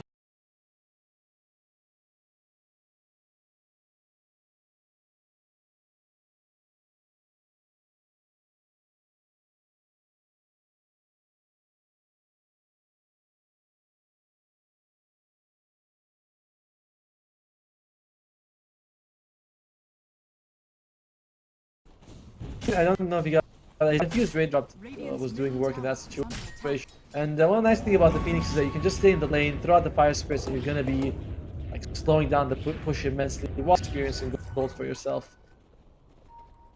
All right, boost of travel. Finish Laurel. Going for next. Qian. Chuan is in a bit of an awkward position. Of course, Laurel not renowned for his slows this game. Or stuns. Ooh. Oh, yeah. Centaur! Well played. What a player. That's the Centaur. Now Chuan is actually in a bit of trouble. One impetus is enough and he goes down. At the same time, Ponlo kills Yotaro though. And S4 died on the Mars as well. Second time that they trade S4 for Yotaro, right? And I gotta say, I would rather have. I kind of want my offlaner to have a good time more so than my carry very early, just because I know the offense is going to be needed to make space. And this trading of kills, it's hurting Alliance more than it's hurting Team Spirit. I think so too. And Collapse actually not putting any points in his ulti just yet. I mean, that's not something I've seen too much, but if he can get a kill here, that would be very nice. At the same time, once again, S4 goes down on this Mars. Having a great time so far. Nice rotation by Laurel. I think Hanskin? Collapse is still chasing Hanskin. Can he go for the TP? Of course he can. This is such a stupid gimmick. No, it's not. It's perfect. It's exactly as God intended. This is how it should be. As a phoenix, you die. You're too susceptible with your egg, and Ice Frog was like, here's a little extra, not bug for sure, mechanic that you could have used. Yeah, it makes total sense that the phoenix can fly through a cliff. Yes, he's flying to the next game. You know, someone else is picking him in the next game. He's going there. I'm guessing you're not much of a Phoenix player, because I love the hero. I think the hero's great. Bloody Phoenix players. Fantastic hero. Perfectly balanced always. Oh, Laurel. Oh, Laurel? He's so fast. Can he escape from this one? He's getting so low. Goodness, Laurel. Does he have his dancing shoes on? Does he have the fancy footwork required? He is running away so fast on his horse. Shadowfax, show us the meaning of haste. And he gets out. Love when you say that he actually turns white and he gets like an extra 60 movement speed. Well done by Laurel, forcing a lot of people go after him. Meanwhile, Palmo does die and Stampede is used. So Team Spirit, there's not an insane amount of action or big plays happening, but they're slowly just edging up a bigger and bigger piece of the map for themselves. And Alliance, they do have a good team fight though. That's going to be their strength that they're going to have to rely on. Collapse. He's playing 1v1 against Hanskin right now, and he has for the past few minutes. Just constantly chasing him, and Hanskin is doing a really good job protecting this tower and creating space. It's the benefit of the Phoenix, right? You can basically... We've seen him do something very good, right? Just put 2 points in the grasp and a couple points in the living armor and just slow down. That's pretty good for you. Yatoro still playing 1v1 against S4. I feel like it's a lot of static laning in this game. Yeah. That's how I say with that. Ian, we'll go for the tower here. Can they catch him? Looks like it might. Fusion Rune into the stun. No disruption coming out. Do they have the damage to take him down? There is a raindrop. They should be able to kill him just fine. And 2 stacks of stolen shadow poison aren't going to be enough for the trade. Another nice kill going the way of Team Spirit. See that? That is what we like to see right there. That's what we need. And sorry, Laurel, he is going to have the Spirit Vessel very soon, and Collapse is going to have the Blink Dagger. So the gank squad from Team Spirit is going to get online real soon. Alliance, still haven't seen that big coordination. Ooh, big ultimate coming out. Can they get something with it? Well, should be able to. Oh, he's actually kind of hanging around. Yeah, he wanted to get the heal from the Illuminate. That's a nice kill going the way of Alliance though. They get Mira for free. Should be able to get tier 1 soon as well. How worried are you that we're seeing Charlie the lowest net worth in terms of the cores? Oh, goes for a rotation, takes down Chiwan. That's a nice one. I'm not super worried. Terrablade's farm takes a while to ramp up, and here we see an arena onto Yatoro. This is gonna fall as well here, most likely. Bit of a heal coming out, but it's not gonna be enough. Egg pops. Mars Arena expires, and back to the fountain Yatoro goes. Very scary right now for Hanskin. Egging next to an Ursa is always like, oh, he's gonna die. Then he presses R, presses for power. No matter, even for your just a couple of seconds popping the egg. I imagine he wants to get the egg outside of the slightly misjudged. Not that it mattered in the end, but it's one of those things that if it does happen later on, they're punished for it very hard. And Collapse has a pipe queued up. And I think that makes a lot of sense this game, because Alliance has so much magic damage. He's getting some stacks off for his... And with another Protector on There's Alliance. They're gonna have to invest a little bit more in keeping these towers, right? Not only every time Team Spirit pushes, you gotta bring people there. It's one of the best things about Treant Protectors. The enemy has to commit to pushing, and you don't have to commit as much to defending, basically. There is now a blink up on the Mars, so I would expect Alliance to make a move, but Team Spirit is first. They have a blink on their center as well, and can they find someone here? Nice vision was already out by Pombo. Can they take a good fight here? Meta is bobbed. And there we have the blink reveal by S4. Arena on 4 people into 3 people split Earth. Sunray as well, so much damage coming out from Alliance, but so far it's only a 2-for-2 because Yotoro is tearing up the backlines. I don't think he can get out of here. Another split Earth, but collapse! He goes back in, takes down Charlie, and somehow Yotoro makes it out. It's not fair. That S4 is still wild. chasing 30 HP on collapse, but he's still alive. But with the lightning, he's still living. How? Collapse, 20 HP. He has the blink, but he's not gonna make it out. Q1 finally gets the kill. Yotoro, he knows that Q1 is out of mana, but S4 blows up the bear. Can he make it out though? Miposhka has a few points into Impetus. He's gonna take the kill as well. So much action happening, and Atomo, who got out on top, because I have no idea. Alliance, they had, yep, they got a tiny bit more gold out of it, but overall, I mean, it looks like they got team wiped in fact, but pretty sure they were able to get them both fairly early in that fight. Huge start by S4. I gotta say, Collapse and S4 were the MVPs of that fight. Both of them were able to, they jumped multiple times, getting those big moves. I want to see that spear at the very end, but we'll just see the whole fight. And great move by S4. 4-man arena, and it looked, at this point I was like, okay, they're gonna get at least a triple kill, they're gonna win the fight. But Yotoro shows up from the back line and just starts shredding the supports. Yeah, and Miposhka, as well as Collapse, just so tanky. And I have no idea how Yotoro survived here, but beautiful stun by Collapse. Like, this is that spear. That's not right. There's something wrong with that spear. That should have hit the tree. Tell me I'm wrong. Yeah, maybe. But look at this Collapse HP. He was on 20 HP like on 3 separate occasions. And then somehow the 500 range pulse Nova gets him.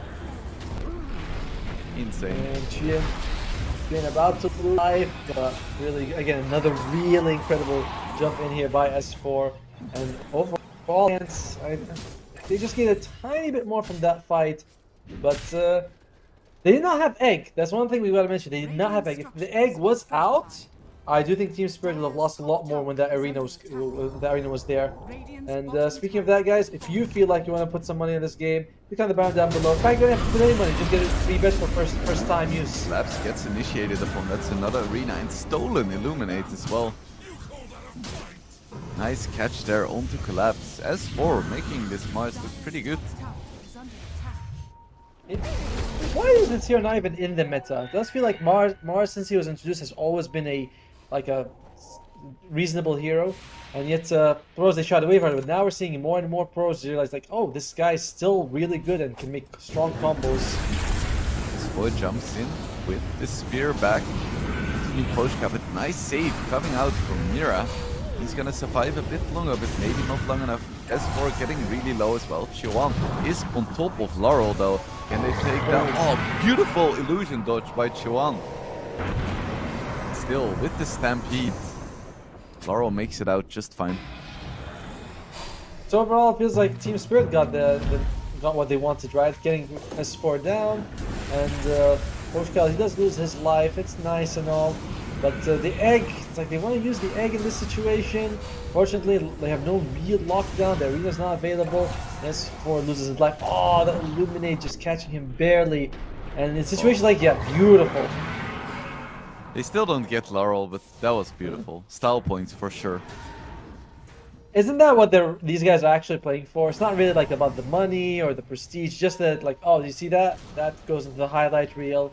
Style points. These are all what really matters. For sure.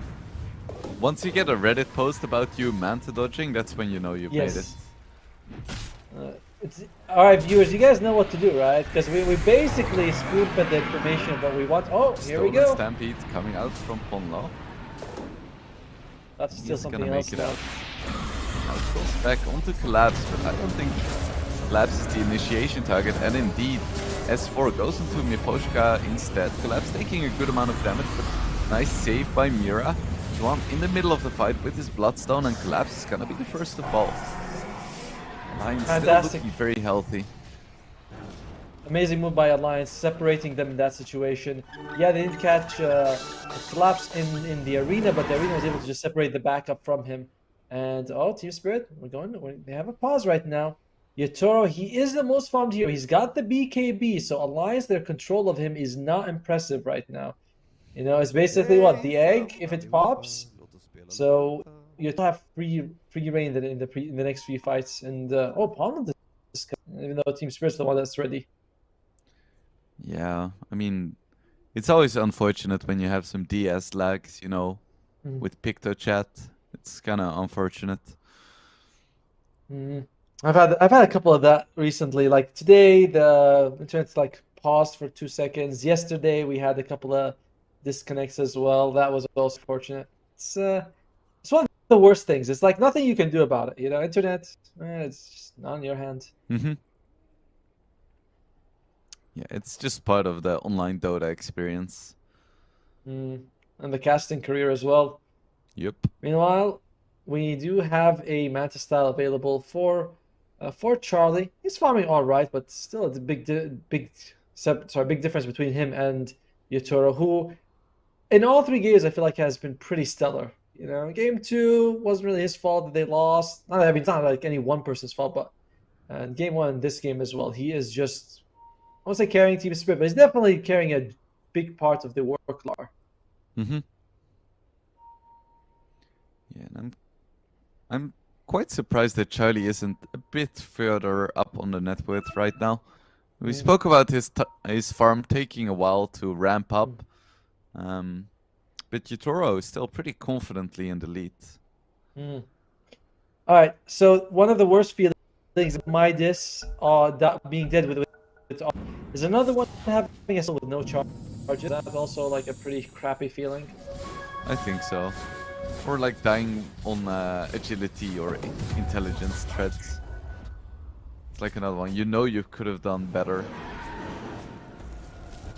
I don't think most people would register that one. Oh, here we go. Oh, nice jump. Still slowed though. He's just gonna TP out to safety. No blink onto the Ursa. I reckon that's gonna be next for Yatoro. I reckon that Roshan might be next for Team Spirit though. They are in the area. They do have the Ursa. And they just saw Hadskin TP away, so he's not going to be around to defend. They see Alliance in the bottom lane. Laurel's pushing it out, and yeah, look at Roshan. He's about. Very nice for Team Spirit, of course. That's a big upside to having an Ursa. Just the Roche potential. Every single time you're off the map, you could be Roshing. By the way, guys, if Team Spirit wins this, we should have an interview with Mira. If Alliance wins this, it's going to be either S4 or Hanskin. Of course, depends on how they feel right after the match ends, but as there's an interview if everything goes according to plan. Both S4 as well as Laurel are closing in on their beacons. We see a Stampede coming out from Alliance. I reckon it was just expiring. Yep. This does mean that next time he steals it, it could be on cooldown. But still, Hanskin stuck in the trees here, and he is gonna go for the TP out. The Team Spirit. Yeah, I was actually gonna ask you, do you like it when they do that? Like, they have Ravage is about to go off cooldown, they just use it. Ooh, and I think that's a good idea. To the tier 3. He's gonna be in a lot of trouble here. He doesn't have dive, he doesn't have anything. He's gonna go down. Yeah, I like it because it's fun. So you're not thinking, oh no, what if I steal it again? And you're doing the math, and if I use it now, I can't use it for the next, 74 seconds, even if I steal it. No, just nah. It's cool, guys. Only if they like black hole the floor or something, then I'm like, it's probably not worth it. But with Stampede, you're providing a bit of efficiency to your team, and the odds of stealing it in a fight aren't that big. Okay, alright, I can agree with that. That makes sense to me.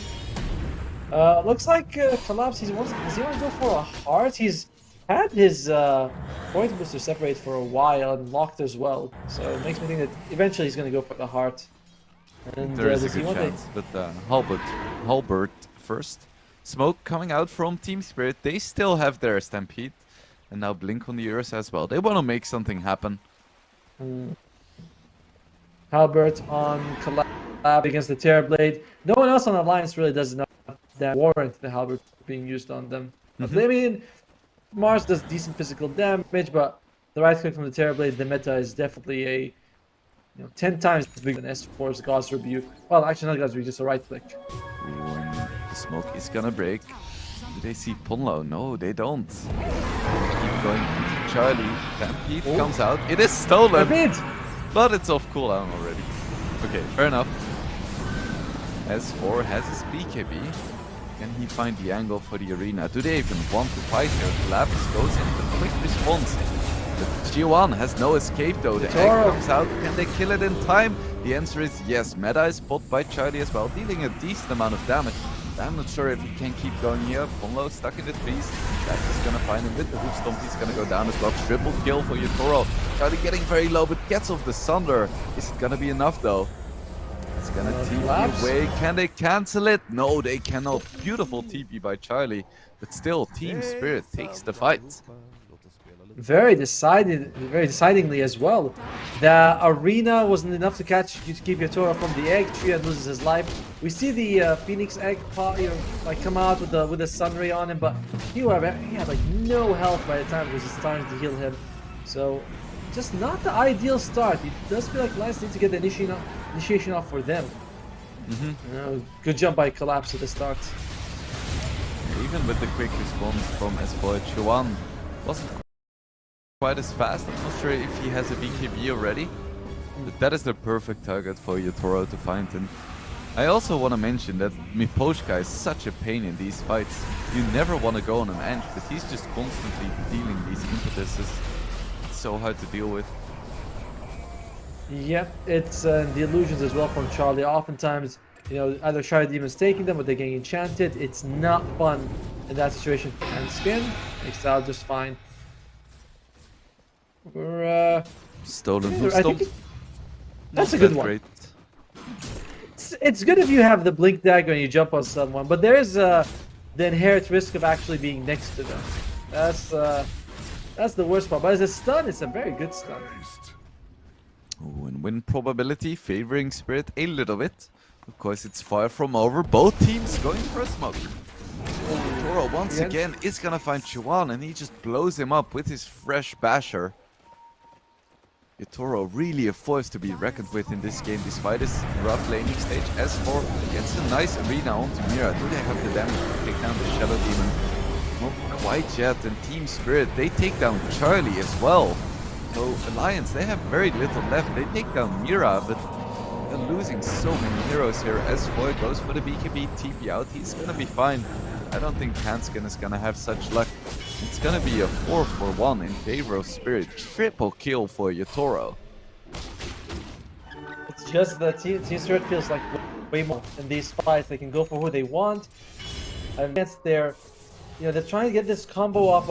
We've seen the end into the arena maybe once, but other than that, it's not been the best score out from S4 and Hanskin. Or at least, sorry, Team Spirit has made it very difficult for them to get this combo they'd like.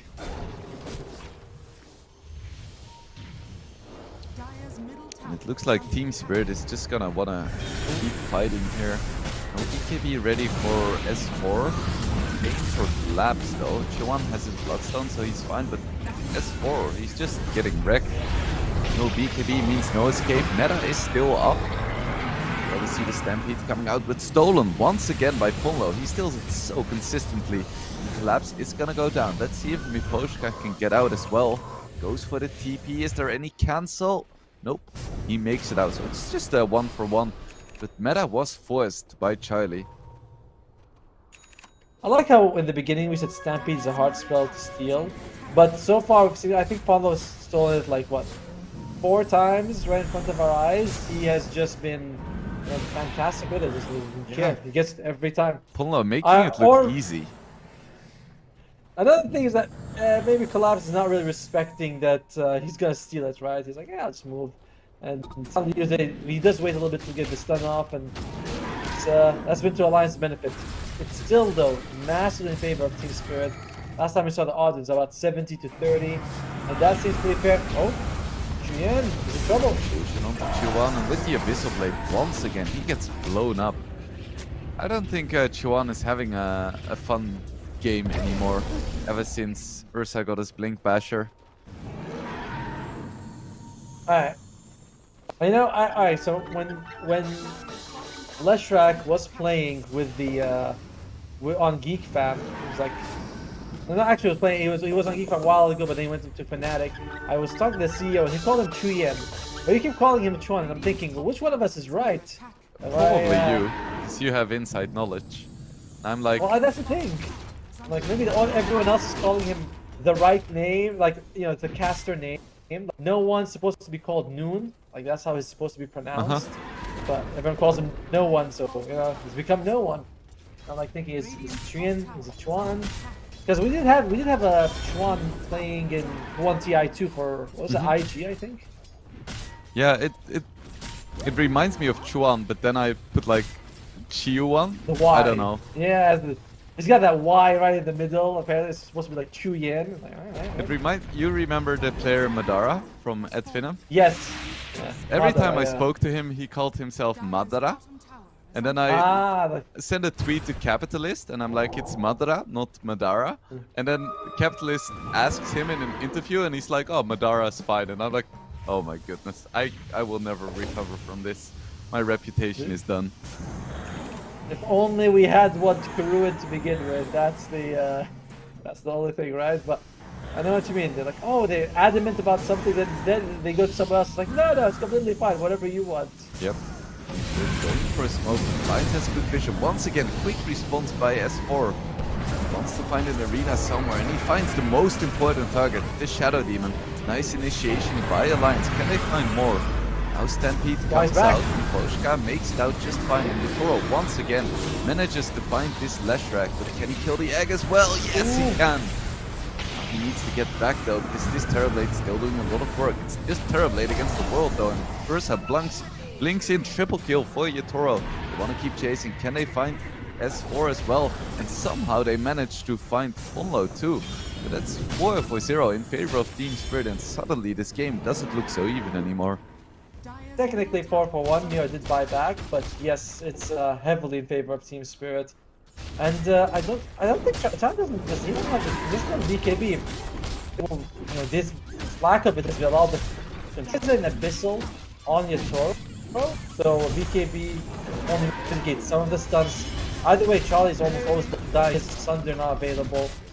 Spirit looking like it's gonna take a miracle to come back to this. 20k gold lead now, and Team Spirit in firm control of the game, and Roshan is up as well.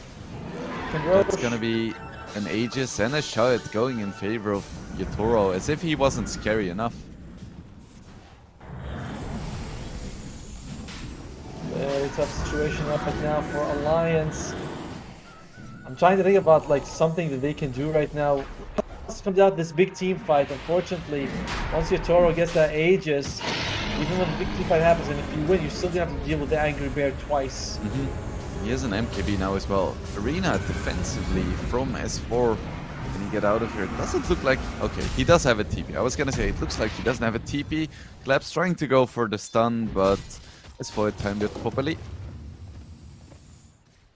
Ogre Seal Totem is there, and looks like Laurel, he wants to go for the Heck. Charlie.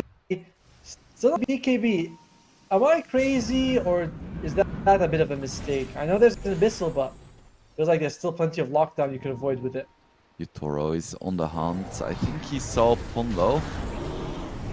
Tried to go for Charlie, but that was just a clone. Nothing real. Pongo with his Glimmer Cape, it's gonna expire. Can he get out of this? You have Stampede coming out because they actually found Charlie. That is big. And he doesn't have buyback. Luckily, he's pretty low level, so he's gonna respawn fairly quickly, but still, big kills going in favor of Team Spirit. It's definitely a half glass full approach to your carry dying. Well, you know, I'm glad he's having a bad game so that he can come back quickly and help us out. Like, well, I guess that is how it works. Laurel, if he gets the Hex with an Octarine Core, my god, it is... I mean, game 2 was all for Elias. Game 3, Team Spirit has just been smacking them left and right. Yep, they've definitely upped their game and collapse. He's going for the meme item. Oh, come on. Oh, come on. Is he really gonna get the Aggro Scepter? Yep. Is what's he gonna put on it? Gandalf? You know, it's like, here, oh, let me be your horse, ride me instead. Maybe like the Ench? You have like a little turret? Oh, that's true. Yeah, that's actually a way better one, right? You put the Enchantress on the back, you just, yeah. Because I think I could... with Koddle, just imagine riding a horse and then sitting on a cart with your horse. Doesn't seem right. Yeah, the smell would kill you. You know. Have you been around a lot of horses, or is that, or not really? I mean, when I was a kid, I fell asleep on a horse. So I'm comfortable with horses, just not around too many. I live in the city, you know? Makes sense. Just go to the farms and it's fun to be around the horses. Although that's not gonna be fun. Caught, doesn't get the quick BKB this game, and he's gonna go down before the arena even comes out. He does have buyback, doesn't commit it just yet. And we have the shard onto Leshrac. And no surprise, Lesh is losing. The DK improvement approach is not working. The Abyssal Blade onto Charlie, and he goes down before he can do anything. Instant buyback from him. Can they turn this fight around? Oh, finally we see the arena, but there is no follow-up, and he gets bashed before he even gets off the spear. Oh, Laurel is gonna kill the Lesh as well. Egg comes out. Is this gonna be enough? Charlie's still doing work. Vivoshka finally goes down. This is gonna be enough. I'm not quite sure. Egg does go off at least. Vitoro's still chasing, and I feel like Charlie's gonna go down, and that should be it. Victory lap on the back of the Centaur. My goodness. Are you kidding? Is he really? Oh, come on. He didn't even use it in the fight. He just waited for afterwards. Oh, I don't think that Alliance, someone saying they're not seeing the GG. Is that Via? They find Ponlo as well, and now Hanskin running away for his life, but it doesn't matter. GG is called. Team Spirit takes game number 3, and with that the series. I guess the series result wasn't a huge surprise to either one of us, but Alliance, they showed up in a real way. Like in game 2, they looked super dominant, and even at the start of game 3, we were like, maybe they can do it. I'm pleasantly surprised. Even if they're eliminated from the tournament, I think they can be proud of what such a new roster has been able to achieve against all of these top teams. Honestly, I was more impressed by their performance in game 1 than game 2. Even though, I mean, I know that they lost in game 1, but they showed some real, like, potential. They put Team Spirit on the ropes. Game 2, oftentimes, yeah, if you win game 1, some teams take it a little bit easier in game 2. They're like, yeah, we don't have to try so hard. And I do think that maybe Elias, took their foot off the gas just a little bit in game 2. Team Spirit did that, and Elias was able to capitalize on. But game 3 was a bit of a stomp, which is unfortunate. It's sad to see Alliance leave, but Team Spirit, they did have a fantastic performance. Yatoro, dude, and that fight, I feel like that fight when he showed up the first time, when they were getting he just jumped on the sports and shredded them, that really put the game in control for Team Spirit. They just rode that wave to victory. Yeah, for sure. Really nice performance by Yatoro. He struggled in lane, but then he came back so nicely. He got his Battle Fury. We didn't pay attention for a moment, and suddenly he has Blink, BKB, Basher, and the Leshrac can no longer play the game. So I was asking chat to see if they have any questions ready for us, because hopefully, production will confirm it. Mira will have an interview with us Would be nice to see what they thought about the tournament so far and their thoughts going into the future. Overall, Laurel in game 3, that's his best performance as well on the Keeper of the Light. He kind of suffered in the laning phase, but later on, classmates so much getting those illuminates off, and that's all he really needed to do. I mean, I say like it's an easy thing, but he did his job perfectly. Yeah, for sure.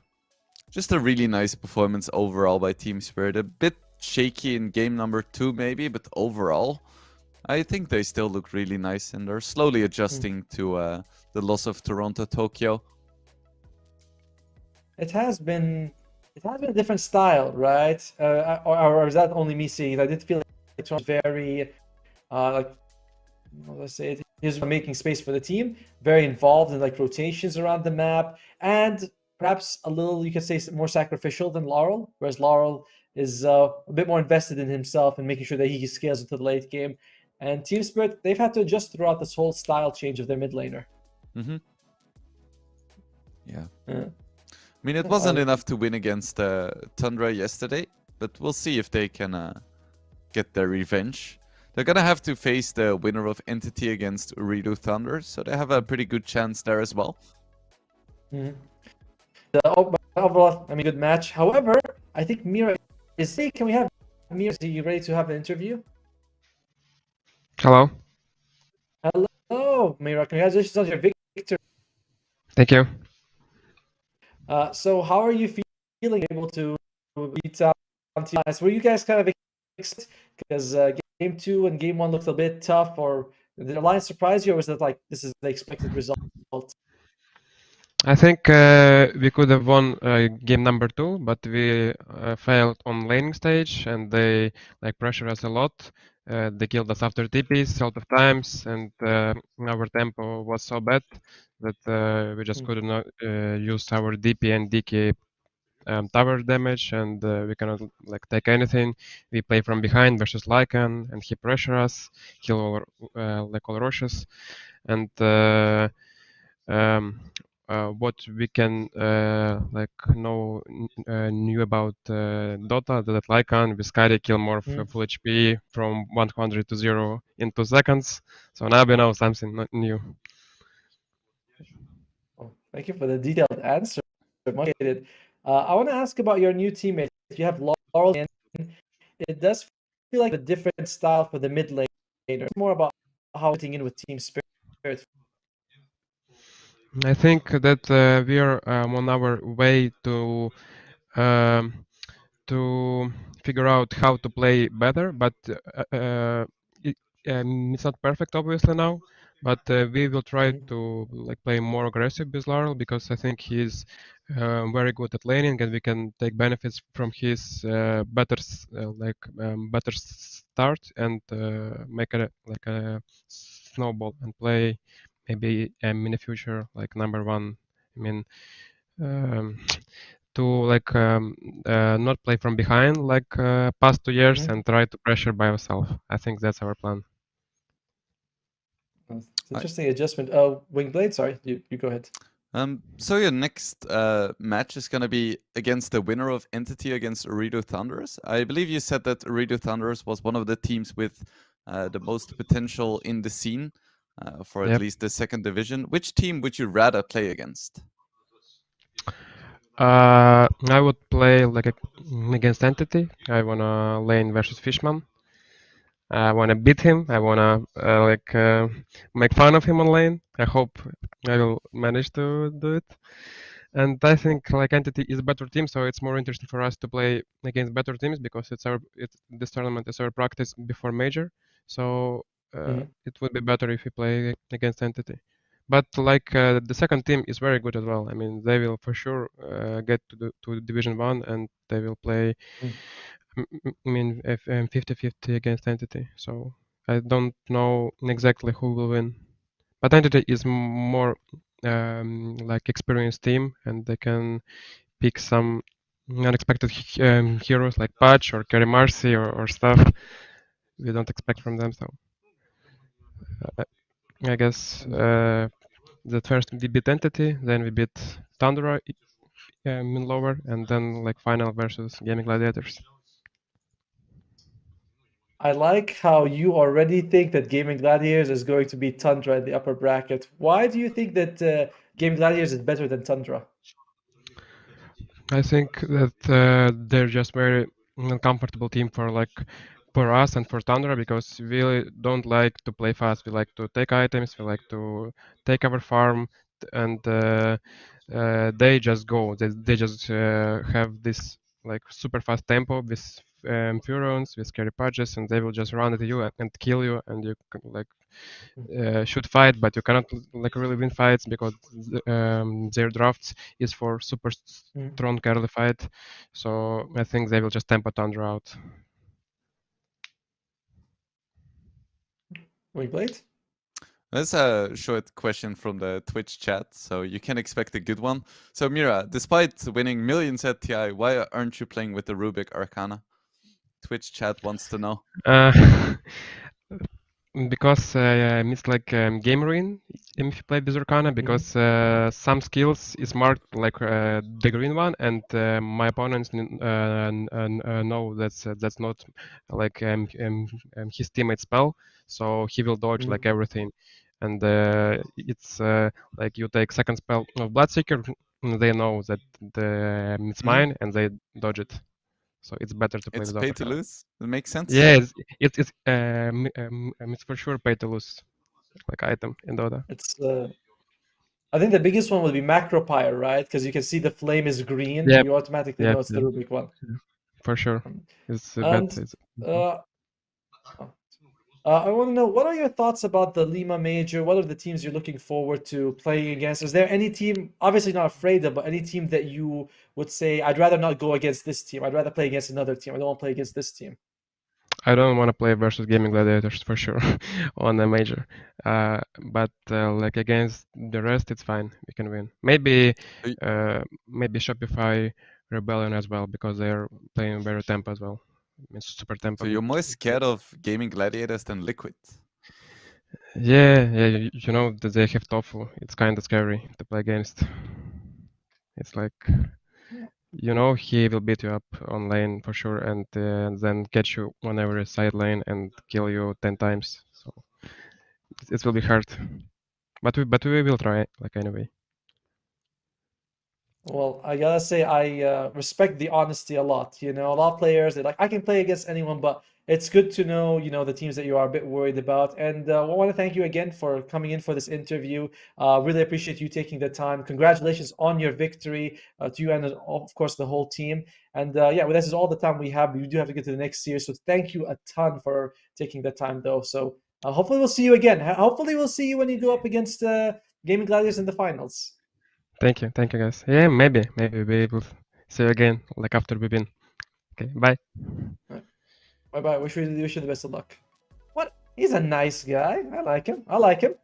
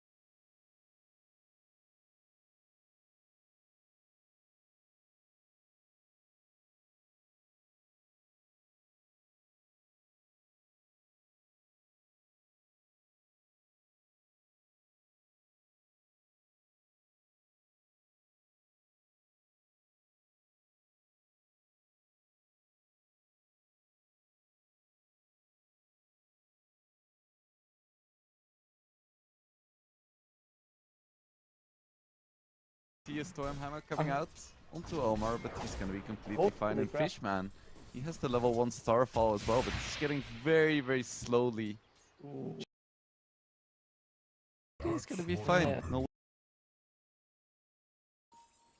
Wider went for the punch, which kept him a bit of distance, gave that a bit of distance for Fishman. But Kate knew it was gonna run up, he wasn't gonna get the kill, and the punch was his only chance.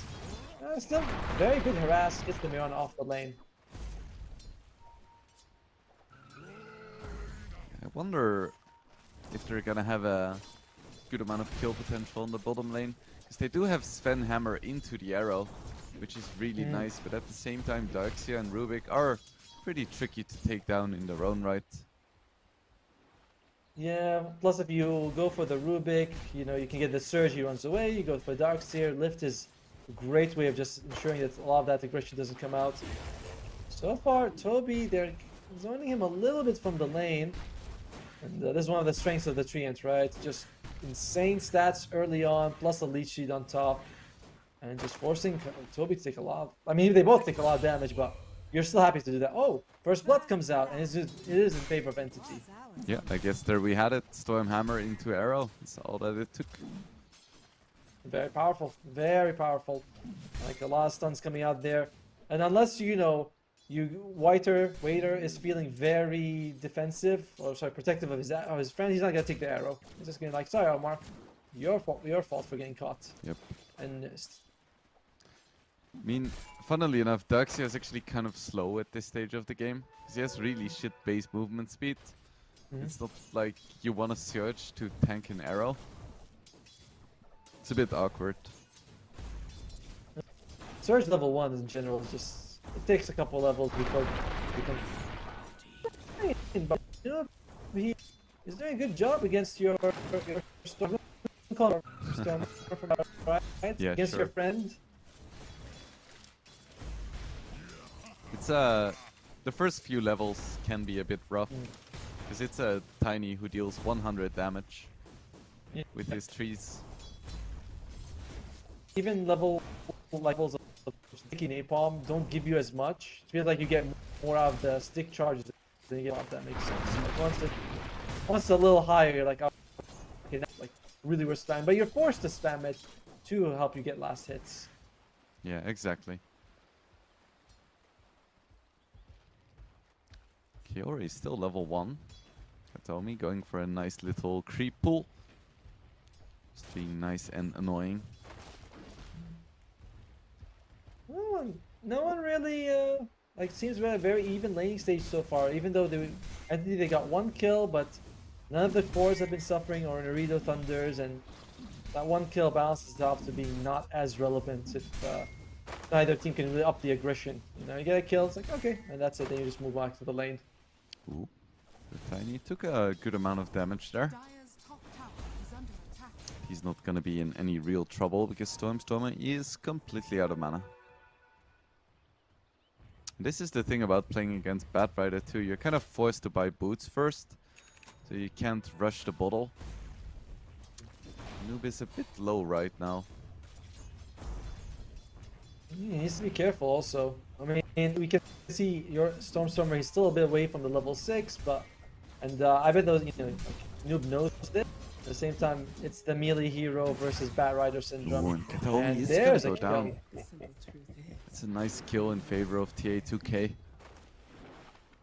definitely Unfortunately, needs also- that. He wasted the teleport as well, right? Like, that's gonna be a long time that he's off the map doing nothing. That's what I get for saying that Kataomi Ricky is so good in lane. Radiant structures are fortified. This is a curious gank, if we can even call it a gank. It's sort of like how Omar shows up later. Sorry guys, I'm here too. Oh. Gagkey a Batrider with a Triad? Sure, let's go for it. And but nope, now Goes that's back. a gank. Stormstormer doesn't really want to commit for this, and for good reason. And Ooredoo Thunders, they sent 3 heroes mid to try and secure the rune, and Fishman still got it.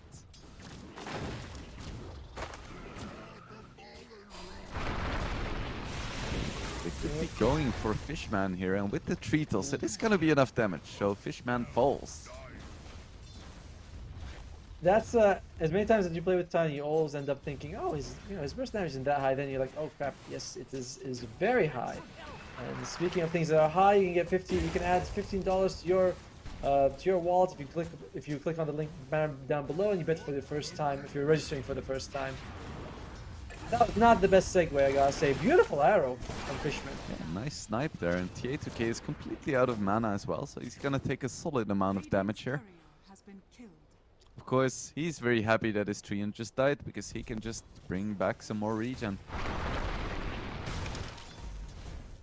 Stormstormer is still keeping a point. He is one of the players who tends to not skill Lesso at level 6 if he doesn't have to. He's keeping the point in reserve, just in case. Opportunity otherwise, no reason, right? So far, it's going well for Watson. He is ahead of the Draw Ranger, and as we said, I think the course of heaven in this situation.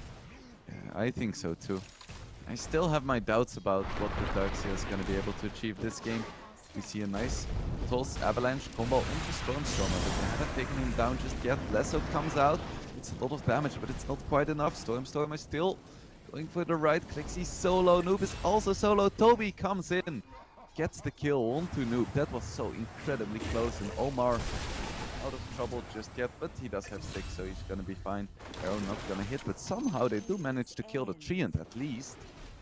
2 kills going in favor of Entity.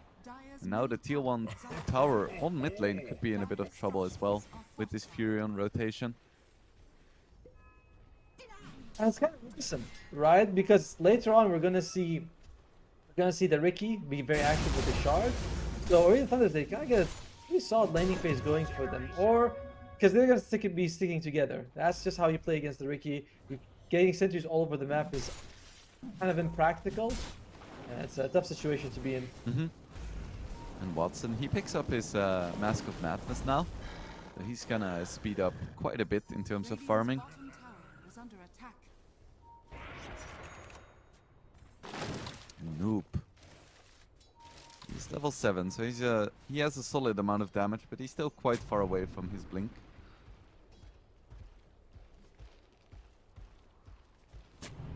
Fury getting a block on the Ancients, it looks like. Can they kill Toby here? Have a rotation coming in from Noob. They're unwilling to commit right now. The positioning was just too awkward. Overall, the lane phase, I think Entity can walk away pretty happy with it. You know, it's a slight advantage, but Watson's farming up a Storm here. And he has a Stormstorm on his side. He's got the Nature's Prophet as well, the ganking potential. Dark, I think you go for the next. I guess I think about is that do they really want these mid-game team fights on Ooredoo Thunders? Maybe goes for Blink Dagger, can jump in and kill, but they're just decent, okay? I think they have to go for the team fights though, because if you take this late, I don't think they have a chance. Good point. Maybe they can like try to make something happen once they have the mech in the blink and then snowball from there, while TA2K just farms.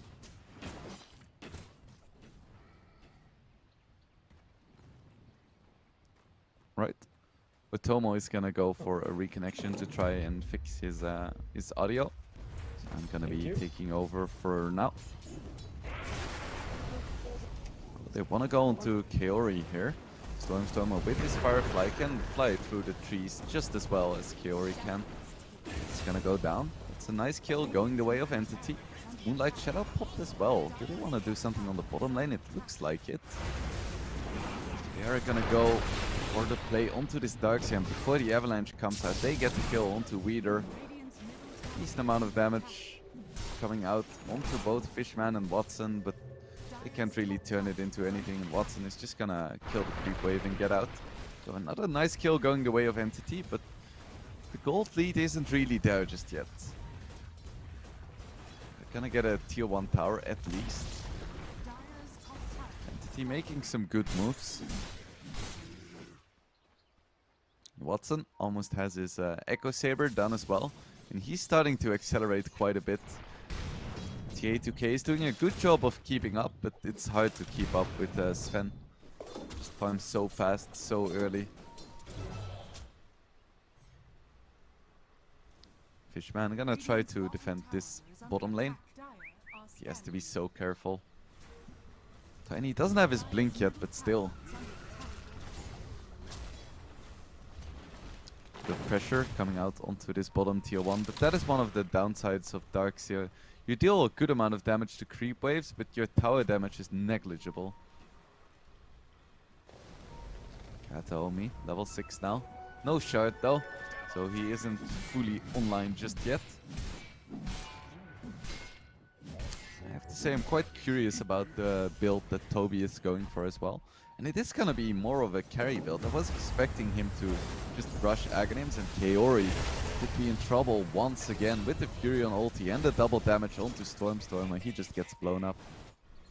I was expecting him to go Aghanims, but he's gonna go for the Gleipnir. It is very good this game. Against Tiny, against Darkseer. So I can't really blame him. I think it's very good.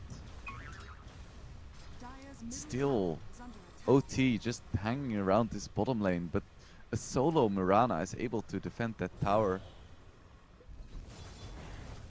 While at the same time, Entity is getting through these towers just fine, even with the Treant Living Armor healing them back up.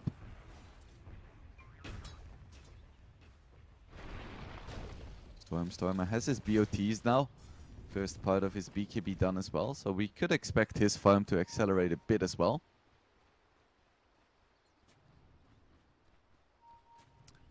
Kataomi going for a Kryo snipe. This is like some old school bounty hunter plays. He gets the Kryo.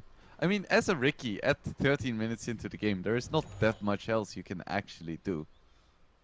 You don't have the shard yet, you don't have a lot of damage, so you might as well snipe some Kryos.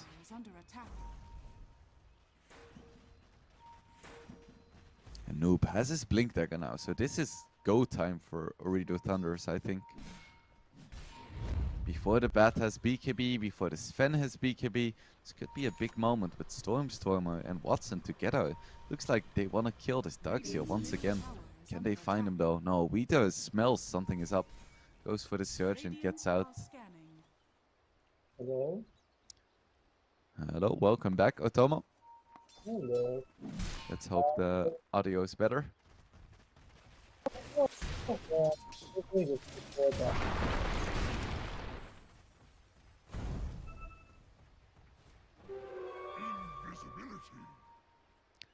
TA2K, he has his Dragonlance finished.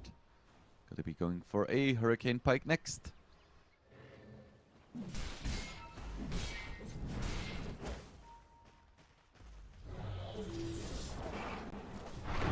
Getting Surge. Wanna go on to Fishman here. The amount of damage. Ooh, some crazy leaps. And his Fishman. Ooh, I thought he was gonna make it out for a moment. But he's not quite gonna make it. Some crazy leaps there. And are Ooredoo Thunders finally gonna get this tier 1 tower bottom at 15 minutes into the game? It looks like it.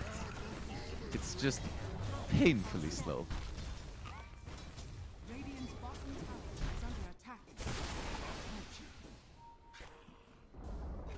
Oh, yeah.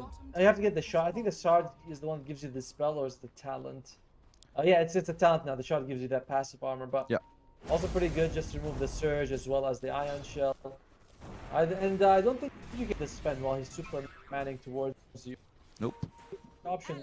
Could be a good option for them. Yeah, I think so too. There we have the Moonlight Shadow coming out. And it's gonna be Omar going down first of all. Riki doesn't actually have a shard yet. I was gonna say it's 15 minutes yet. Oh, no, he gets it. He gets it. So Entity, they're now fully ready to play.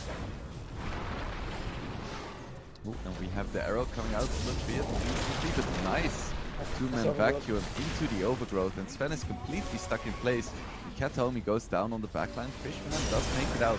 They're already taking a lot of damage with the Lesso coming out. He should be going down, but nice jump in by Noob, and Toby is gonna go down first. They do get the Treant, but it's Ooredoo Thunders who get the favorable trade.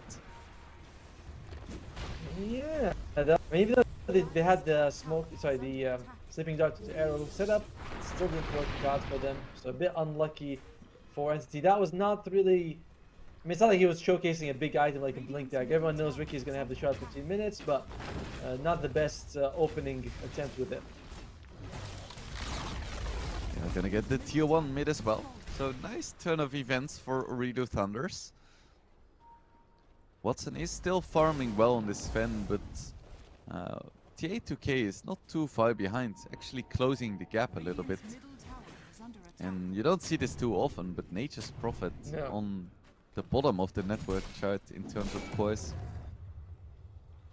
No, in general, it's all kind of weird, right? You see the draw very close to the Sven when you feel like, Sven's just naturally the better. I mean, it's slightly ahead, but I think it'd be a little bit more. And Nature's Prophet not farming. Oh, that's like just asleep just to annoy him.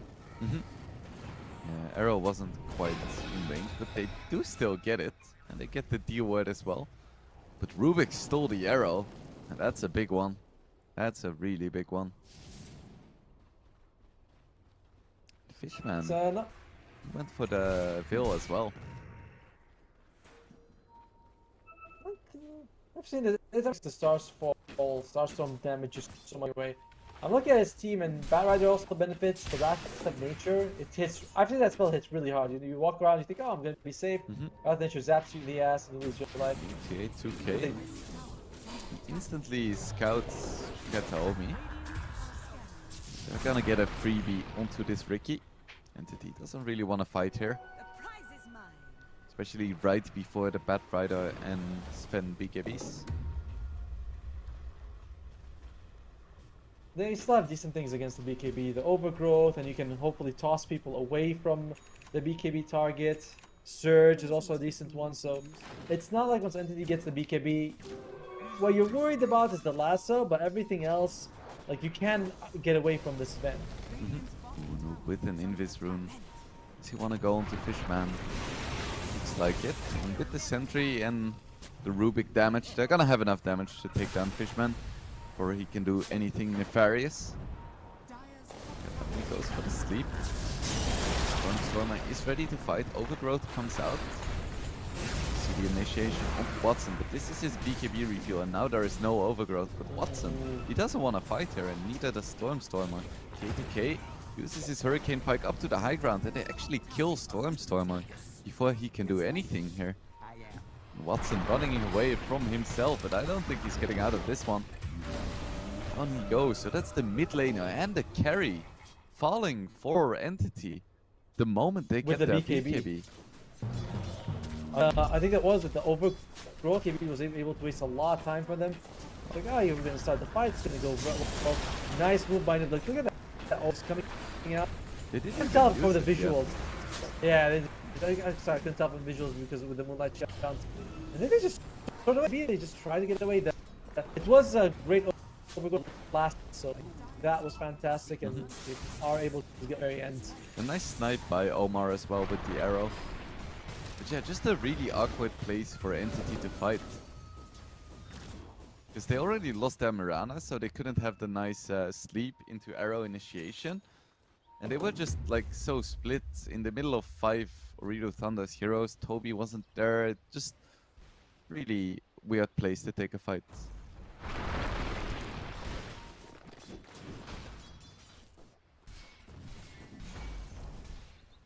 Stormer and Watson desperately trying to get the farm that they need this game. I'm not sure if it's desperately just yet.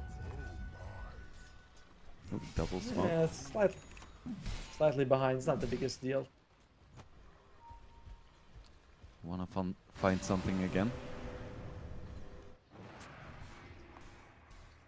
Let's see if they can find anyone here. They would love to find the Drow Ranger. It looks like all of OT is on the other side of the map. And luckily for them, like OT, they are opening the map a little bit, so it makes it. I know in cases it makes it a bit harder to get sentries all over, but it also makes it a bit harder for the Ricky to find people and get the pickoffs. If he does, you still have the Nature's Pop who can show up anywhere. He's got the mail, so he's going to go for the Glyphnia, which works really well with the Ricky overall. Toby, he is closing in on his Gleipnir, and that's gonna be quite nice. But Darkseer almost has a Lotus. Actually, he has his Lotus Orb and his Guardian Grief, so OT are really strong in fights right now. Went for a smoke. Let's see if they can find someone here. They don't have the best vision. But nope, his smoke isn't quite gonna break. And we have smoke against smoke, but who is gonna get the better jump here? They are so close to each other, but they have no idea. There we have the Moonlight Shadow coming out. OT is in a really good position for a fight here. But Naomi, he's gonna get the snipe though, and it's gonna be the Rubik taking the brunt of the damage first. And Entity is on the chase right now. They find Noob as well. Not enough, and there is Tree. They're gonna find the Tree too. So that's 2 kills from the get-go. Only the cores remain for OT. Arrow's gonna get dodged. And that could have been a huge fight. But it wasn't.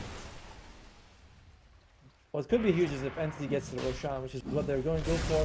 Toby was there even earlier, just teleports in. And you can't really challenge this without your supports. They don't have the Train Protector for 10 seconds as well. Ooh, but Noob doesn't need this rune. He's gonna go in, but he doesn't have a BKB. I'm not sure about this decision here. He's gonna take a lot of damage, but with the Greaves and the Lotus Orb, he's gonna be fine. Now Drow Ranger is in trouble. Arrow is not quite gonna hit, but Watson definitely is. Down goes TA2K and asleep on the Rubik as well. I don't think he's getting out of this one anytime soon. The 2 kills in favor of Entity. Sprout onto himself for Toby. I think Kaori is in trouble as well. We have an Arrow, actually a really long one, onto Noob. He's gonna go down as well, so they try to contest the Roche. It's gonna be a terrible fight. Kataomi doesn't have the sleeping dart. Entity definitely comes out on top. I think Roche is next on the menu. It's a bit of a tough jump for Noob, right? He contests the and but after that, just ice back a tough spot, and we didn't have the Train Protector for another 10 seconds. So Entity, can you really kill Watson twice? I mean, they're probably they have massive damage issues, but killing him twice does seem like a tall order. I think if they can kill his team first, then it's gonna be no problem. Because Sven, as a hero, like, he isn't super slippery. If you have him stuck in a position and he's used his BKB, then he's just not gonna do anything. So that's gonna be the priority. Get on top of this Ricky, kill the Prophet, kill the Mirana, and then worry about the Sven if he hasn't killed your entire team at that point. So you're mentioning, you're like, oh, you just have to kill this guy, this guy, this guy, then it'll be fine. Like, that's a lot of killing you have to do before the guy, you know, while hoping he's merciful towards you. Yeah, you definitely need some good positioning in fights. The sports of Entity also starting to get that farm up right. You know, you can see Kaori is really suffering on the Train Protector. He's got the shot, so with only 3,000 gold in the bank, there's no way he's gonna have the Blink Dagger just yet. And you kind of need that level of control, right? Especially once the BKB, just to make sure that the Sven, when he has the BKB, does not go rampant. Does not, sorry, just rampage on your team. And Toby is starting to get pretty farmed as well. So he is gonna go for the Aghanims, just not as a first item. I do think it's very good in this game. Kataomi looking for trouble.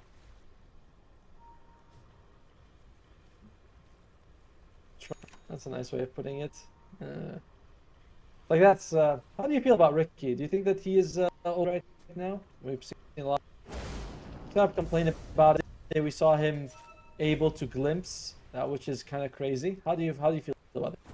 I think the hero is kind of weak, but the shard is insanely strong. So he needs some kind of rework if Ice Frog likes this style of play. Because I don't think it's healthy game design to have a hero be bad until they pick up shard and then be insane. I don't think it's the right way to go about it.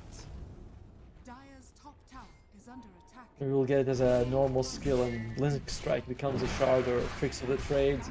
That'll be an interesting move. Yeah, just remove permanent invisibility, make that the shard. Nah, I mean, that's been his identity the No, entire I'm since kidding. his. Please, You know, please don't. you can't get rid of that. I mean, I haven't seen Ricky for a long time. Dire's top tower is under attack. That's slow hanging hook. I don't Radiant's know bottom tower go is under attack. and react or not, but okay. Alright. So Drow has a sphere. The problem is that Ricky is easy to process. I feel like the last word about the situation. It is quite nice against the Sven jump, because Sven doesn't like to buy something that can proc the Lincolns, at least not as a first 4 items. And Aghanims is up on noob as well, so that's a lot of damage if they can land it. Tower is under attack.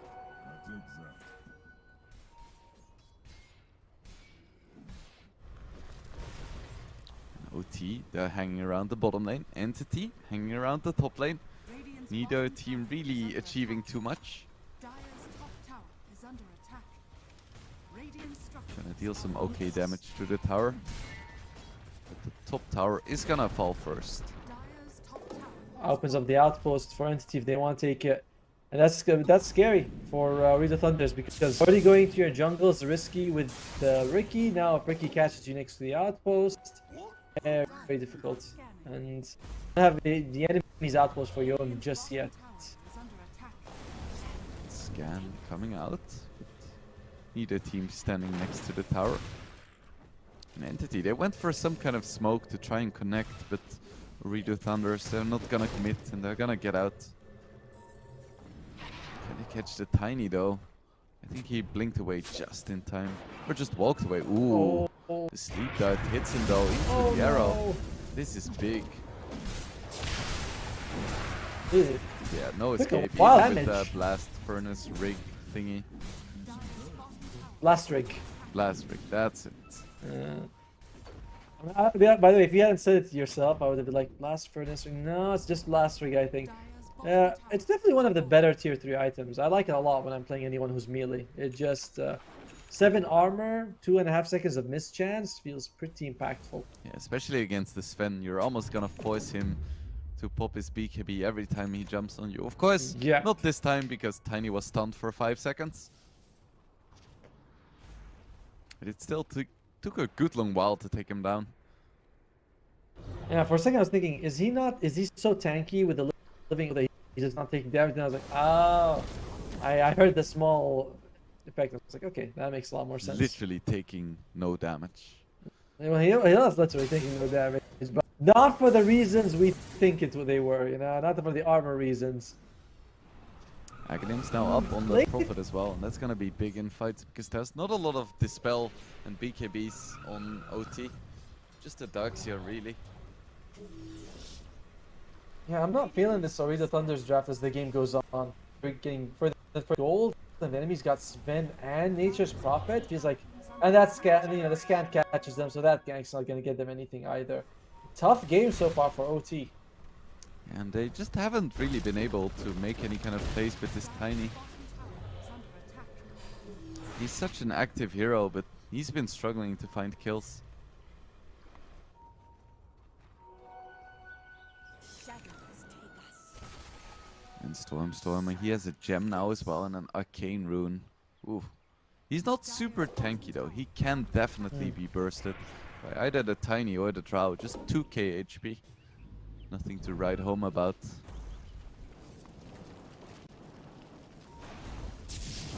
He's gonna go for the Octarine Core. Big fan of the Witchblade build that we see some of the Bat Riders go for. It does feel like it's given him new life.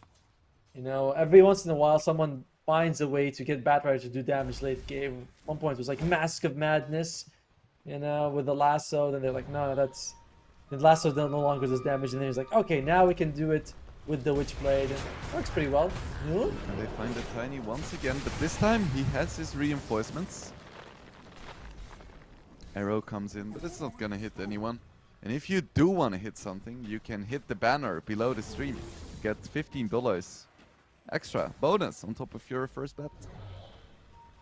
Dire's bottom tower is under I don't think he was actually even committing to that kill. I think he just didn't want noob to farm.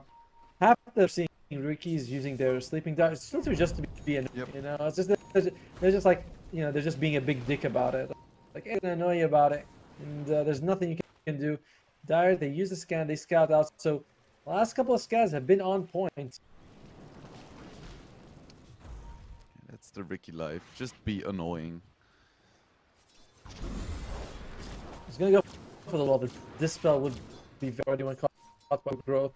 So usually we see, you know, the more Octarine core kind of. It's not Octarine, sorry, the Aether lens being picked up, but that sort of makes sense.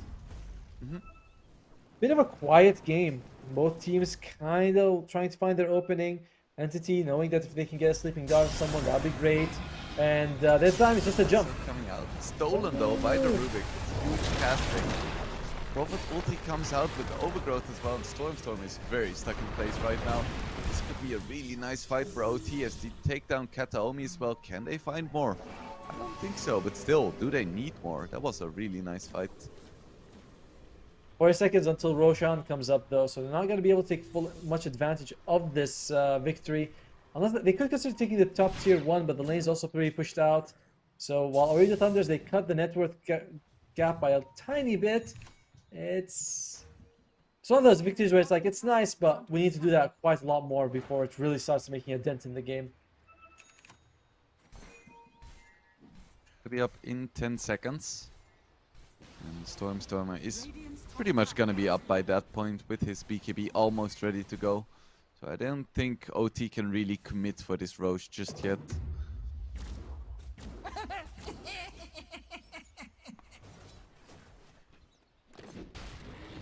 Noob closing in on his BKB, and that's gonna be a pretty big item.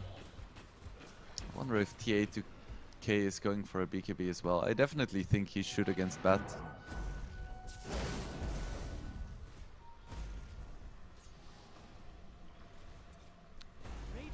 We have AC coming in for the Prophet, so he's starting to become a real threat in this game.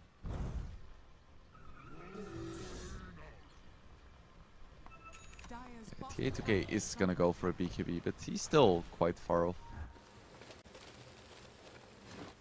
Yeah, it'll be helpful. But you know, there's still a lasso. However, we just saw if, you know, Rubik and if Omar can get his hands on it. Actually, that's like pretty much their best control, right? Lasso in this game, and if Rubik gets it, it feels even more impactful. I don't say more impactful than the bat, but that's one of the few times where you steal a spell and you think it's just as well user because it has the holes around it. See big smoke coming out from Entity. But OT is in a really good position right now. They have the high ground ward. They baiting the Rubik next to it. They have TA2000 reveal himself hitting a creep, and they're like, Entity kind of know this is happening. We see the moonlight coming out, but now a 5-man smoke from OT. They're gonna run into the Radiant jungle, the exact place where Entity is not. Maybe they can find Toby. Doesn't look like it though. And I think OT now realizes that Entity is in their jungle. They go for the scan. Can they find the right fight here? Stormer, how quick is he on his BKB? Can he stop this? Next to a cliff ward, very risky if Ooredoo Thunders gets caught. He jumped though. And the tree, oh, huge tree volley though. Dealing a lot of damage there, but Kaori dies before getting off the overgrowth, and that's quite a big deal. Fishman really low as well, he's gonna get bursted. Ricky jumping out just in time, but TA2K the entire time is just shooting away at Toby. Opening. Roshan is up, 1 minute, he's eventually down, forced them. I don't think he actually did anything, he just came back. There was a nature's grasp on the Ricky, and the was like, I'm fine, walk my wins. Yeah, just bought back for the sake of it, you know, just intimidation.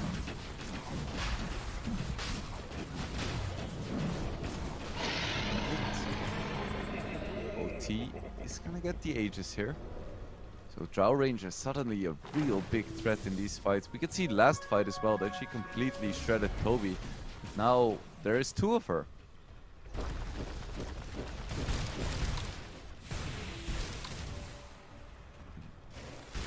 Noob with his Aghanim's now working towards a Daedalus as well. We could see last fight just how much damage the tree volley did.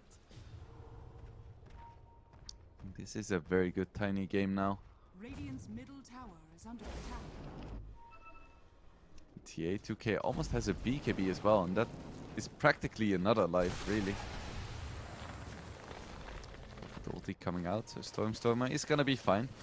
Looks like he's changed his mind about the Octarine Core and is going for a 4-staff instead.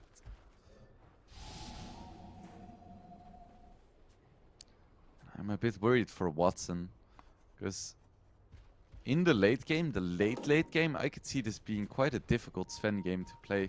Because there is the Overgrowth, there is a Hurricane Pike, Rubik has the lift save, there is a Surge. It's just a lot of control and it's really hard for you to get in the damage properly. Radiant's bottom tower is Of course, they do have a Batrider and a Nature's Prophet as well. But still.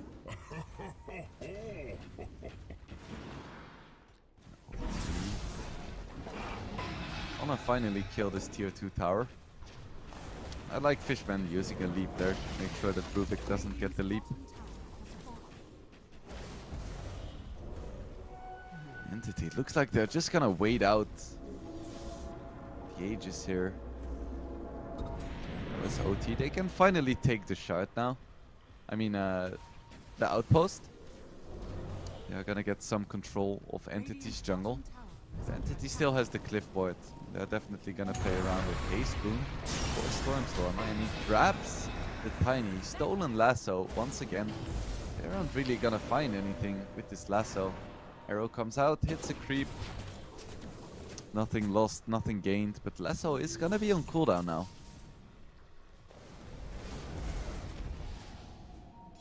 Radiant's middle tower is under attack. Katomi, he has his Lotus Orb finished, but all the towers are falling for Entity. It's the second tier 2 falling, and I don't really see why Ooredoo Thunders would stop here, really. Pulls back, Fishman goes down. Taking a decent amount of damage, but they just can't do anything about this OT assault. They're just too tanky, too many tools. They need to wait out this Aegis somehow, but still 2 minutes left. Ooredoo Thunders has all the time in the world. Stormstormer did pick up the Octarine after all. Doesn't have Lasso right now, and Kataomi on his Ricky taking a lot of damage. He's gonna be fine. Radiant's middle tower has fallen. Tier 3 falls. Racks are exposed. Still 90 seconds left on the Aegis. I think this is just gonna be Racks in favor of OT. It's not the end of the world, but a nice comeback after the rough start that they've had. I definitely see why Mira praised them so much. And there we have the lasso back to the Drow Ranger. Gold strength popped as well, so that's the Aegis gone. BKB is still up. Vacuum onto 4 people. Into the avalanche, into the multi-shot. 3 people just disappear for Entity, and now Watson getting completely kited as well. That's why they picked the Darks here. And do we have any buybacks on Entity? Stan has it. Prophet has it, but they just call GG. They don't even want to fight. It's over. It's just over. I am speechless. What an initiation by Wheeler there. One moment, Entity has a 10k gold lead. They lose a single fight. They lose Roche. They lose the high ground defense. They try to go for a lasso back. We have a vacuum. And they just lose. Just like that. That is ridiculous. Not even production is ready for this. It's just... Yeah, I don't even know. This was out of nowhere. But damn, TA2K on this Drow Ranger, he felt like a true threat. Kept up with this Sven in farm, and then all he needed was an Aegis. And suddenly they win the game. Man, what a ridiculous game, truly. I thought that Entity had all the tools that they needed. They had a decent carry matchup. They were doing well pushing the lanes. They had the Ricky Mirana, but you just make one mistake and a good team will punish you. And it looks like OT is exactly that kind of team. Wow. Even with the Treant suffering so much, 0 and 8, they just really understood their timings. GA2K, 5 kills, 25k net worth, 8k tower damage, 14k damage. It's not impressive at all, honestly. That's the thing. They didn't have a lot of GPM, they didn't have a lot of kills, they just understood the game. They saw a timing, they took it, they won a fight, and that's all that was needed. So with that being said, we're gonna be going into a little break before game number 2. We're gonna see if we can fix Otomo's internet or the issues that he's been having, and then we'll get back to you. So stay tuned, drink some water, get some food, and we will be back for game number 2 in the series between Entity and Ooredoo Thunders. Stay tuned, we will be back.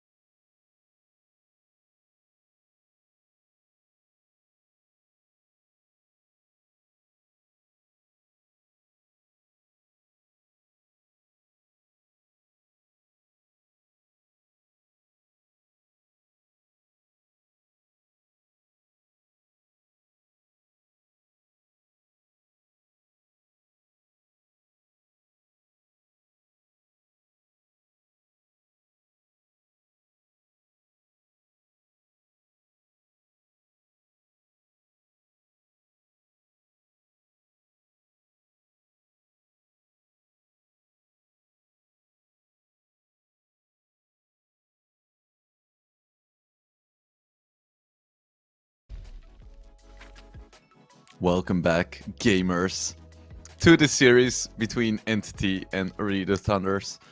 My goodness, that was one anticlimactic ending. It was insane. I was like, okay, so they're gonna get a Rex, it's fine, you know. That happens in games, and then suddenly it's like, oh, wait, they just engaged, they lost 4 heroes, they have buyback, they called GG? What? They had a couple of buybacks, didn't they? I was surprised that they just decided it's over. Yeah, Maybe Entity feeling. I guess they didn't have BKBs and ultis, so they were like, it's not gonna happen. My I'm goodness, Ooredoo Thunderers. I mean, it takes so much game understanding to just go for a play like that and then end. I don't know. It was insane. Let's not waste any more words on it. Let's focus on this draft. We have Entity against Ooredoo Thunders. Game number 2, Entity picking up Death Prophet. First pick, Ooredoo Thunders responding with Enigma Treant. What do you think about this? I think it makes Silencer look really good if Entity wants to take it. I mean, the ban on the Rubik is there, so for Entity, Silencer seems pretty solid. I mean, it's a dumb thing to say, and it's like so obvious, but that's how it works. And they go with the Ricky again. Even though Arena Thunders, I did not feel like they were that bothered by the Ricky. Like he was, a nuisance, but it wasn't like that back-breaking Ricky, where it's like every, 10 seconds we're seeing someone die to the Ricky. It's just like, oh, it's just annoying, but it's fine. 10 seconds. I like the remaining. confidence from Entity though. It's worked for them in the past, and they're like, we're not gonna 5 completely seconds change remaining. our Radiant draft. team ban. Maybe just ban the Drow. Good first step. Kind of crazy to see the Drow do that well against Turn to ban. against the Sven. And of course, they straight away ban out the Silencer. It's just too much of a threat for them to deal with. Yeah, makes a lot of sense. So I'm quite curious which hero they're gonna pick for Watson to lane against the Enigma. 10 seconds remaining. Because Feels Enigma like no is... matter, Go ahead. 5 feels like no matter what seconds you pick, remaining. you're gonna suffer a little bit just because of the fewer creeps. But we have seen some people who can pick out a hero who can just farm it really well. We've seen people go with like an Ursa, just jump on it every time with the Earth Shock and farm a couple of them. That's not so bad. Yeah, that sounds like life. No matter what you do, you suffer a little bit. Yeah, that's. I think that's fair to say. I think that's definitely life for some people. Not everyone though. Some people have a little bit harder than others. For sure. Just like Noob, who doesn't get to play his Leshrac. That's what you meant, right? No, that's not exactly what I meant at all. But it would be a great combination with Enigma. However, already Thunders, their team fight's already pretty awesome. I'm wondering if they will consider adding a Phoenix, because not only does the Silencer count these heroes, but when you're playing Phoenix against Silencer, it's the worst. You can't do you can't Icarus dive because last word cancels it. You have to get a Yule Scepter, get the egg off. It's just miserable. So maybe something Early Thunders can think about if with the Silencer already out of the game. You might also have to consider getting rid of the Snapfire in that case. Mirana's not contested at all so far. Anytime we see a Ricky, it does seem like Mirana's very quickly gets picked up very quickly after. And once again, the second phase, Storm, Tinker ban. I feel like there is a pretty decent chance that Ooredoo Thunderers are just gonna give Storm a bat again if he wants it. Because I believe both Storm as well as Toby play the Death Prophet. 5 seconds remaining. So, how did it feel watching Stormer lose when you were telling us, you said at the end of the game one of us was going to be right, Radiant team and one of us ban. was going to be Wingblade, right? That's what you said? So, how's that feel? I'm rarely right against you, so I really need to marinate in it for a second. Yeah, Otomo was right, Wingblade was left. That's just how it goes sometimes. I mean, if I was always right about 10 my seconds predictions, I remaining. would be coaching a professional team right now. Very soon. Is that actually a goal you want? So do you think about going back to like the professional scene? I've thought about it, yeah, but it just takes so much time. I had a little run with a team a few weeks ago as a coach, and I think that was fun, and I might get back into it at some point if I'm given the opportunity. But I like casting like this because I can still apply my knowledge, but I don't have to like practice 12 hours per day. I can actually go talk to girls and stuff like that. It's crazy. Girls? What the hell? Girls? I mean, you talk to them about DOTA, I'm sure. Of But course. that's What the only else? acceptable. That's the only acceptable thing you can go. Uh-huh. You know, they get very impressed when you show them how big your MMR is. I'm like, you wanna see my Huskar win rate, baby girl? Oh It's my awful. God. It's awful. Okay, TA2K's Moefling gets banned out, and Ooredoo Thunder is actually banned a Chen. I wasn't expecting to see a Chen, even if it's a Fishman playing. Yeah, it doesn't seem like they're going for it. A lot of times we see Chen because he's really good with like the auras are really good, and there's like a lot of good creeps that you can get. The creeps are still solid. There's still plenty of auras there you can get, but most of the times they're saying let's just get Guardian Greaves from our off lane, and you know maybe in a pipe after that, and then it feels like Chen's. Oh, who's that? Who's that Pokemon? Okay. That's not really. Come on, Wing, but you gotta play off a little bit here. That It's is, a it's a good. lion. Yay! Thank you. Oh God, you could not. Yes, you could not have done that worse. All right, so is it going to? It's going to be Omar's lion. No, I feel I've seen this here before. I mean, like picked in either this tournament or in the one of the other tournaments that I'm working on. But OT played I've it before, but they played it yes. on Kaori, actually. Well, either way, I kind of like it. It's not the best against the mass silences and the sleeping dart, though. Like that is, it doesn't feel like this is the lion game. However, pretty solid for bursting down the Death Prophet. You know, once you usually see her go down to half life, you throw a finger. Usually that might be enough to get her killed. Especially when you see the exorcism. That's fantastic feeling as a lion player. What are we gonna go here though? They add the what? It's huh? I mean, we had a Who? patch in the middle of the pick phase, I'm sure. I'm actually gonna have to check that to make sure because Warlock plus like 10 heal at all levels. Great team fights, and he is a BKB cancel that Enigma can do nothing about. Like Yeah, I if was gonna there's, say. Please go ahead. No, that was what I was gonna say. It's a BKB Mm, piercing Okay, disable at long distance. That thank was you. All all. right, No yeah. more insight from me. Please don't piggyback off of my insight. It's not. I don't like it when that happens, but yeah, it's and it works pretty well with the Pudge as well. You can get that fatal bonds off. You have now two abilities that go through BKB. Although it's the golem that really matters for Entity when it comes to playing against the black hole. 10 seconds remaining. Yeah, so Pudge carry most likely for Watson. That's another classic. Let's see what Ooredoo Thunders wants to pick against this. Ursa is still in the pool. Seems like a pretty decent hero here. It's a classic counter for Pudge. What else is I still wouldn't mind there? that. It's but you'll have two melee heroes. I mean Ursa and Treant is a double melee, but it's very strong double melee. You But got I think you plenty can of just lane it together with the Ursa and have Treant in the offlane with Enigma. That's totally fine. Yeah, it works both ways, honestly. Like like Lion Ursa, it's a bit old, the combo, but it's a huge amount of damage. For sure. And they do go for it. No surprises there. I feel like we've already had our share of surprises. Alright, well, now that everyone's telling me audio is okay, I can finally relax. Ursa being picked up, nice like brawly carry here. And as you mentioned, he's fine with going up against the Pudge. And when I look at Entity, they have very little burst damage, right? It's not like where you look at the Thunders, you have Lion for burst damage, as well as the Ursa actually. But Entity, if they jump on someone, it's especially the Ursa. There is going to be time for him to get his Enrage and BKB off. It feels like, unless he gets dismembered. But even then, he should be durable enough. Is what I'm thinking. Yeah, I think so too. Pudge can have a bit of burst damage, but he needs to have a good laning stage. And I haven't seen too much Pudge against Enigma.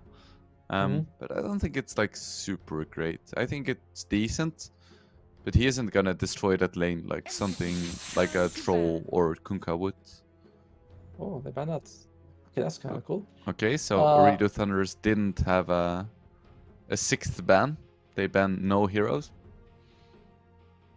By the way, I gotta ask you something.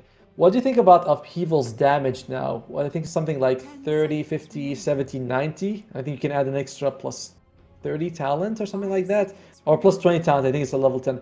What do you think about Upheaval doing damage? You feel like that makes the spell a lot... I mean, obviously it makes the spell better, but is it like worth maxing out early? Is it something like, you know, the spell's amazing now? How do you feel about it? On paper, Mm. it sounds really good. Because you Yeah. have a huge AoE, but then in practice, Warlocks just die at the start of every fight, and you just pop Golem and then you die. So I don't know. I feel like you could give it like 300 DPS, and then it would be like, My oh, work this here is pretty is good. But done. now, I mean, it's a nice little bonus, and Warlock definitely needs the help, but I don't think it's game winning. I actually played when I saw that change with the damage. I think I was like, oh my god, I'm gonna pick Warlock, max Upheaval, go 1-1-4, and it was miserable. It was terrible. It did not work. And a lot of it was what you said. You know, you throw your spells, and you're like, all right, here I start channeling my Upheaval, then I'm just dead within 2 seconds. It's Yep. one time That's when you life. get off, it feels so good. It's like a better version of Crystal Maiden's ultimate, and it's like lower cooldown, but half the time it just doesn't work that way. Invoker comes out, works again really well with the Dismember. Solid team fight will also be a really good cancel for the Enigma with the Tornado before the Black Hole, before the BKB is picked up. And I do like the idea that we could see him just go for the Spirit Vessel as well as the Urn, making space. I like that He's style. not You gonna can do go. it. He's now Stormstormer's too greedy. Yeah, it's Of gonna be course, excellent with Midas. Like, You may now select no your doubt in my opponents.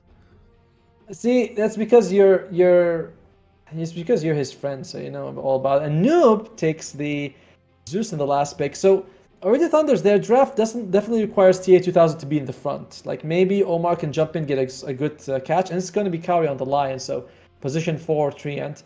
But if you can get to the back line, you sort of isolate the Ursa somewhere, and you push him to the side. You got some very juicy targets: Lion, Zeus, Enigma, and you do have a Ricky. So, youch! I'm gonna go with my boys Ooredoo though. Not because I support them, but because I'm against you and Stormstormer's your friend, so I cannot go for Entity. What do you mean? What? What? What? You're... Hmm? Like, what? Yes, that's my logic. That's how it works. It's alright. No, it's just I think that Ooredoo Thunders, they looked really good in game 1. They can handle the Ricky. Their team fight's amazing. Their laning stage should go pretty well. Zeus, you know, you have great late game. You have Zeus and Ursa and Enigma. I think they can delay it.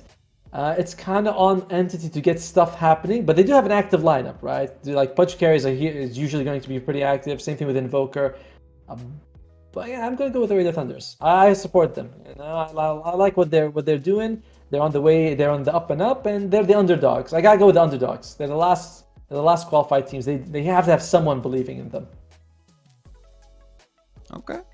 Okay, fair enough. What do you think, buddy? Can I reasonably go against Stormstormer in poker? He's just Yes. like so good, you know. He can't lose on that hero. It's insane. Like his Bat Rider, you know, is pretty good, right? And that he lost last game was just unlucky. But Stormstormer and Invoker cannot lose. It's impossible. Like there is no bias here. It's just impossible. Alright. Well, you're kind of hyping up the Bat Rider in game 1. Now you're doing it for the Invoker. We'll find out. Maybe we'll have a game 3, and or maybe Ooredoo Thunder is just gonna take it right now. We're only, by the way, we're only like nearly halfway about the day. We still have 2 series after, which is kind of just wild to think about it. Or whoever wins this series, though, they are going to go up against Team Spirit at the end of the day. And the Team Spirit Mira, he was saying that Entity of the 2 is perhaps a little bit scarier, but he has a lot of respect for Ooredoo Thunders and believes them to be a Division 1 team already. And the odds, they are favoring Entity, but it's not too overwhelmingly so. And if you guys want to put some money on these odds, you can click on the banner down below. You get $15 free bet if you're registering for the first time. So both teams going for a full 5-man smoke just to get out some wards. And of course, Exoet already picked up. Midas in the queue. Headphones on, gamer mode ready. Let's go. It's Exoet Invoker time. So he's going 100% first item Hand of Midas. Oh, for sure. Seconds. Shadows to battle. I mean, it can work, right? Like, the problem is that the lockdown from Entity does not really set up a Sunstrike very well. He is a Grandmaster Invoker, so, you know, I gotta give respect to that. I'm sure he can land those Sunstrikes without even, you know, just from the minimap. He doesn't have to click on the map like itself to fall. So just like one minimap, just clicks it there, catches the person. Well, we'll see if he can make it work this game. So, looks like Lion wants a piece of that profit. Go for a bit of a fight here. TA2K manages to sneak the rune. Gets it, but he's taking a lot of damage right now. Changing onto Toby. Is there gonna be an Earth Spike? No, Kataomi just gets the kill. Yeah, we have the Earth Spike, but is it gonna be enough? Toby has his Crypt Swarm. Fury taking a lot of damage. He is gonna get the return kill. Beautiful Sunstrike by Stormer. I think maybe his nephew took his mouse, so he missed it. Oh. But you know, it was a beautiful prediction. Really big brain there. And he's like, well, to be fair, if Lion was going to escape, that would have been the route he was going to take, but feels like Cowie knew he was going to die. He still gets at least a kill for his team. Loses his life, but yeah, still okay. It's fairly okay. So, here's my problems with Lion. I feel like level 1 Finger of Death's cooldown is way too long. Do you think that that's been a reason why the hero has been slightly phased out of the meta, or is there something else that you believe is a bigger reason? I think there is two big reasons. The first reason being that Rubik is just better in almost every single way. Because he's just a lot stronger in lane. He can steal spells that have the same impact as Finger of Death. Lift is a bit more versatile than Earth Spike is. So that's the first big reason. The second one is that most carries, they just don't lane super well with Lion. A lot of the carries that Lion is good with in lane are kind of out of meta. Like the Jugs, for instance. So that's another big reason. I don't think the hero as a whole is super weak. I just think that Rubik is stronger and that he doesn't lane super well with most meta carries. That makes a lot of sense. Appreciate hearing that. So far though, he is giving TA2000, despite the fact that TA2000 just died, he's giving him a decent start in the laning phase with 10 CS. The person who's suffering the most is Whiter, with only 4 to his name. It's a bit scary, right? Because as you can see, the Eidolons, they're just going to be, I'm not going to say fed, but very hard to keep all of them alive in the early levels, especially against the Pudge. Yeah, now with the increased cooldown as well, it's so rough when you lose them. And I wouldn't say that Warlock is bad against Enigma in lane. Because he does have pretty high attack range, and that helps against Eidolons. Pretty decent base damage as well. But later on it is gonna get a bit harder. He's not like super great against them. Yeah, plus the heal, right? Like sometimes we see the Eidolons being sent to harass someone. Fisherman can just like tank a few hits from the Eidolon, get 1 or 2 of them, kill 1 or 2 of them, just heal up the damage. And he'll be fine. Overall, Entity, slight advantage right now for coming out for them. We've talked about... sorry. Storm are doing very well in the mid lane so far. 17 and 6 up against 13 and 4. Sunstrike. Not gonna hit. His nephew took his mouse again. I wanted to say that. My god, I was like, is it his nephew or is it him? It was like his nephew's like, Stormy, give it to me. I was like, alright, here you go. Move the mouse around. Yeah, it's rough sometimes, you know, family. Can't live with them, can't live without them, right? They can't play DOTA with them, that's... miss your Sunstrikes. Rough. A lot of damage coming out onto this Lion though, and Kataomi isn't gonna get the kill, but Toby definitely is. And this is why I sometimes say that Kataomi Ricky is like a different kind of Ricky, because it's actually strong in lane. It is the slow coming out the last second to keep him in the range of the Spirit Siphon. Great use of the smoke screen as well, so he can't get any spells off. And I've never really thought of the Ricky and Death Prophet combos being very strong, but the slows really do add up. Yeah, 2K, he has this ring of health now, but he's still taking a lot of damage. Just every time we see a Siphon, we see the Blink Strike as well, and it's just like a solid between 200 and 300 damage. The slow, yeah, it's just all the slow adding up right now. Overall, though, we can't say TA2000 is suffering that much. Yeah, he's losing a bit of life, but he's got the Ring of Health and he's standing next to the Tier 1 tower. It's gonna be fairly healthy. And he's still doing pretty well in terms of CS. That's very nice for him. Although Stormstormer is the one who's killing it, right? He's the one who's way at the top with those denies. The Exhort build also helps him get those denies as well as last hits. And Noob, he's a little behind, but not too terrible. I think it's just kind of hard to play against an Exoet Invoker like this, because at level 5 he has like 30 more damage than the Zeus. So you're gonna have to use the spells, and even then, like the damage of Chain Lightning is very comparable. Ooh, we see a Hex coming out onto the Toby Death Prophet. He gets off the Siphon, so he's gonna be okay for now. Sunstrike hits onto Kaori, but it's not enough damage. But yeah, Chain Lightning damage is very similar to like an Exoet Invoker at level 5 with a right click. Yeah, and, you get the nice harass coming out as well on the Invoker, but the mana is the issue if you're a Zeus, right? You do run out of mana, as we can see here. Whereas Stormstormer, the right clicks, those are free. Doesn't cost them anything to get those going. Engaged upon by Kataomi. It's a solid amount of damage. Sunstrike is gonna miss, and Kataomi taking a lot of damage there. Not quite gonna fall though. TA2K so close to his level 4. He would have gotten the kill for sure. I gotta say, Kaori has done an amazing job of staying alive. You know, they put in a lot of aggression on him, and he still managed to do pretty well, as well as keep it, the TA2000 competitive in the lane. Not what you can say for the rest of the Ooredoo Thunder's draft. They have been struggling a little bit more, although again, the Enigma versus Pudge. Pudge gets close, turns on the Rot, and he's able to farm them. And they have magic resistance, but he still can farm them quite a bit.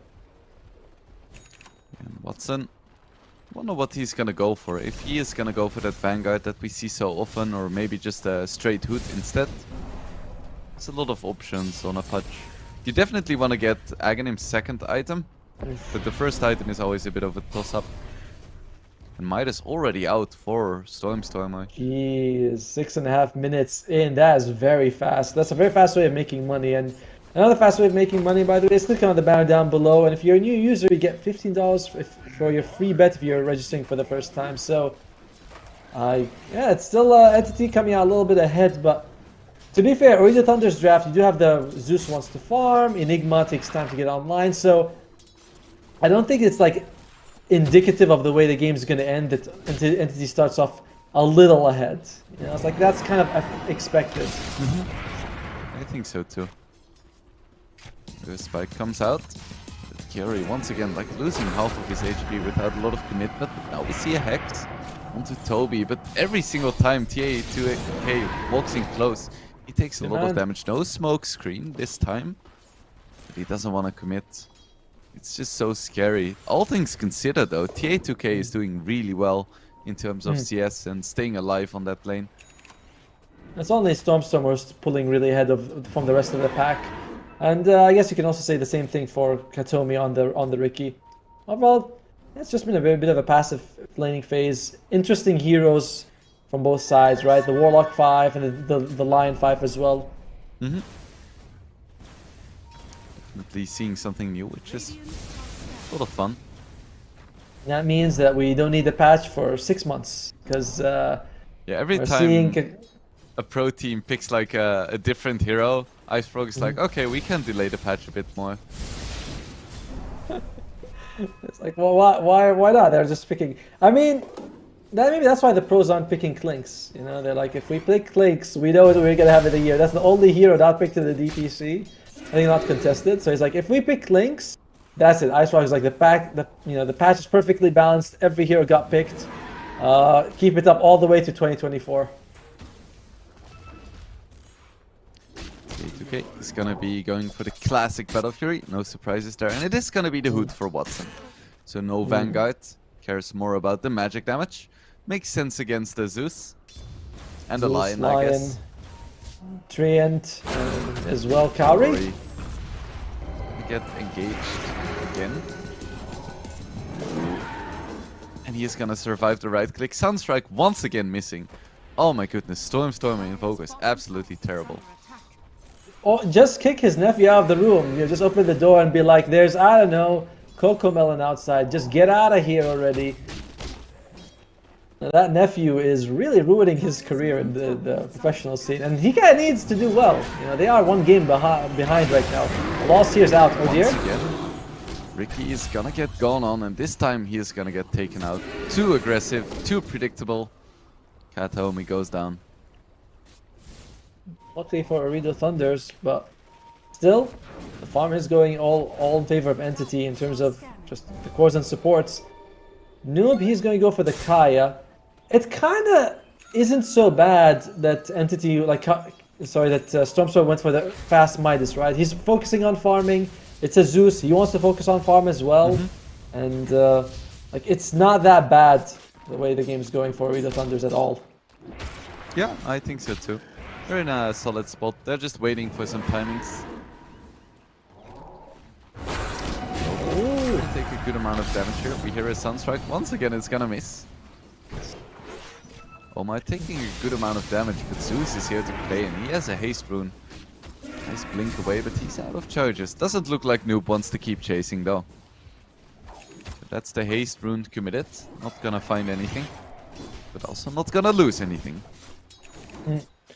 Wider going for the straight up mech. Now this has been the standard build. Not like the old days where you bank everything on a just giant blink black hole. You blink in, you get text instantly, or you blink into a storm, and oh dear! There we have the black hole. Reader actually goes down to the Sunstrike though, so it's gonna be a 1-for-1 straight. No, it's gonna be a 2-for-1 in favor of Ooredoo Thunders. Both of the Entity safe laners go down. The black hole was committed. Well, still worth it. Like why do you save it for what exactly in the early game? You have it, you use it, you trade your life for a higher value target. It's not, Wader would be very happy with that. It does tell Entity that they don't have to worry about the black hole. People always tell me, the threat of the black hole is bigger than the black hole. I mean, I think a 5-man black hole is more dangerous than the threat of a black hole, but that's just me. A bit of pressure coming out onto this bottom tower, but actually Toby hasn't put a point into Exorcism yet, interestingly enough. So it isn't gonna be a quick push. Far from it. They'll get there eventually. And another nice thing about the Ooredoo Thunder's draft is with the Treant Protector, it further delays the game. And Entity, if you remove the Exorcism, their tower damage is exists. Damage, oh. nice. Gonna be enough. Ooh, that was really close with the Zeus ulti. The hood man paying off crazy in that situation. There we have a Sunstrike. This time it did hit, and they take down Noob as well. That's a big kill. Radiant's turret has been killed. Radiant's bottom tower has The fallen. tower finally falls. No exorcism needed. Just a level 10 invoker with alacrity. That will do it. Golem was using to get the kill on Noob, so just like Black Hole is not available, we also know that Warlock's Golem is not there. And of the two, it does feel like Warlock's Golem is perhaps kind of more useful early on, just because he's more likely to show up to fights, can just throw it on anyone. It's a little bit, I mean, neither spell is what you would ever consider spammable, but it's the one that's sort of more usable. Yeah, definitely before the blink on Enigma. Oh. I'm seeing Warlock. Is he gonna find a solo kill here? The Treant is quite tanky. Just one more right click and he isn't quite gonna find it. And at the same time, Noob does manage to take down Entity's position 5. Fishman was right next to their ward and loses his life. And Noob was able to get D-ward off of that as well. Nice move coming out from Treant just now. He makes sure he uses the leech seed before running away. It's 35 heals a tick. I think you get like 2 ticks a second. It's a lot. It adds up, and that keeps him alive against Stormstormer. And Watson always does this, buying the plus 10 intelligence first. Always think it's a bit weird. Oh, so much damage! Look at the damage. It's insane. It's adding up, man. It's adding up. He's gonna get there, and Kaori's gonna lose his life, maybe. No Sunstrike, not necessary. Was a zoning Sunstrike, you know? Just by casting it, he made him walk back. So it's like similar to Sinister Gaze, you know? Yes. It's I remember where did I see it when Amar I think it was in doing ESL Ginting, and they did a segment where he has to make an excuse for why an Overwatch case is not a grief. So you know, like a lion uses finger on a creep, he's securing it. He's securing it for the team. You know, he tries to, the moment someone gets doomed, he starts beating his ally. He's like making sure to get denied. This feels very similar to it. Anytime Starstar makes a mistake, it's like, oh, it's zoning, it's nephew, it's what else? Yeah, personal responsibility is gross.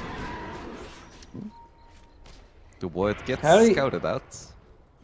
Look, Carrie's going all in. Just first item Blink Dagger. I like it. You know, it is a bit it's risky, not going for like a 4-staff to push people away who've been cold snapped, away from the Pudge, Spirit Siphon. Like, it feels like 4-staff has got a lot of value, but Lion has always felt like a Blink item first kind of hero, because you jump in, you get a nice stun, you can win the fight just off of that. Yep, you jump in, you stun, you die, you buy back. Die Classic again. sport gameplay. Ooh, Leaving Dark nice is save. out now, but Kaori, he manages to stop it. Golem Nice black comes hole. out. Is there gonna be a black hole? I don't think there is. No.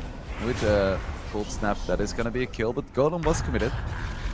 Another sleeping dart into the Lion. Can they catch up in time? Watson, he's gonna run in and he is gonna get the dismember.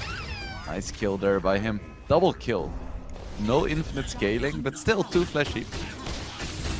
Radiant's top tower Hey, we got Katomi. Zeus ulti. They get the trade onto Kataomi. Nicely done. I wonder what if he was under vision or something, or he was being chased. I'm not sure where he died, but if you do use your ultimate and Ricky is invis, it doesn't actually hit him. He has to be revealed. You know, like we have to have dust on him or something like that. Looks like this tower might be falling. They're gonna try to heal it up and keep it alive. For the Thunders, they're gonna have to. They have their work cut out for them, delaying this game a little bit. But you guys do not have to have your work cut out. If you just click on the banner down below, it's right there. It's very easy to click. You get $15 if you free bet if you're registering for the first time. Omar working towards his shard to become even more annoying as a treant. It's like a discount Ricky, right?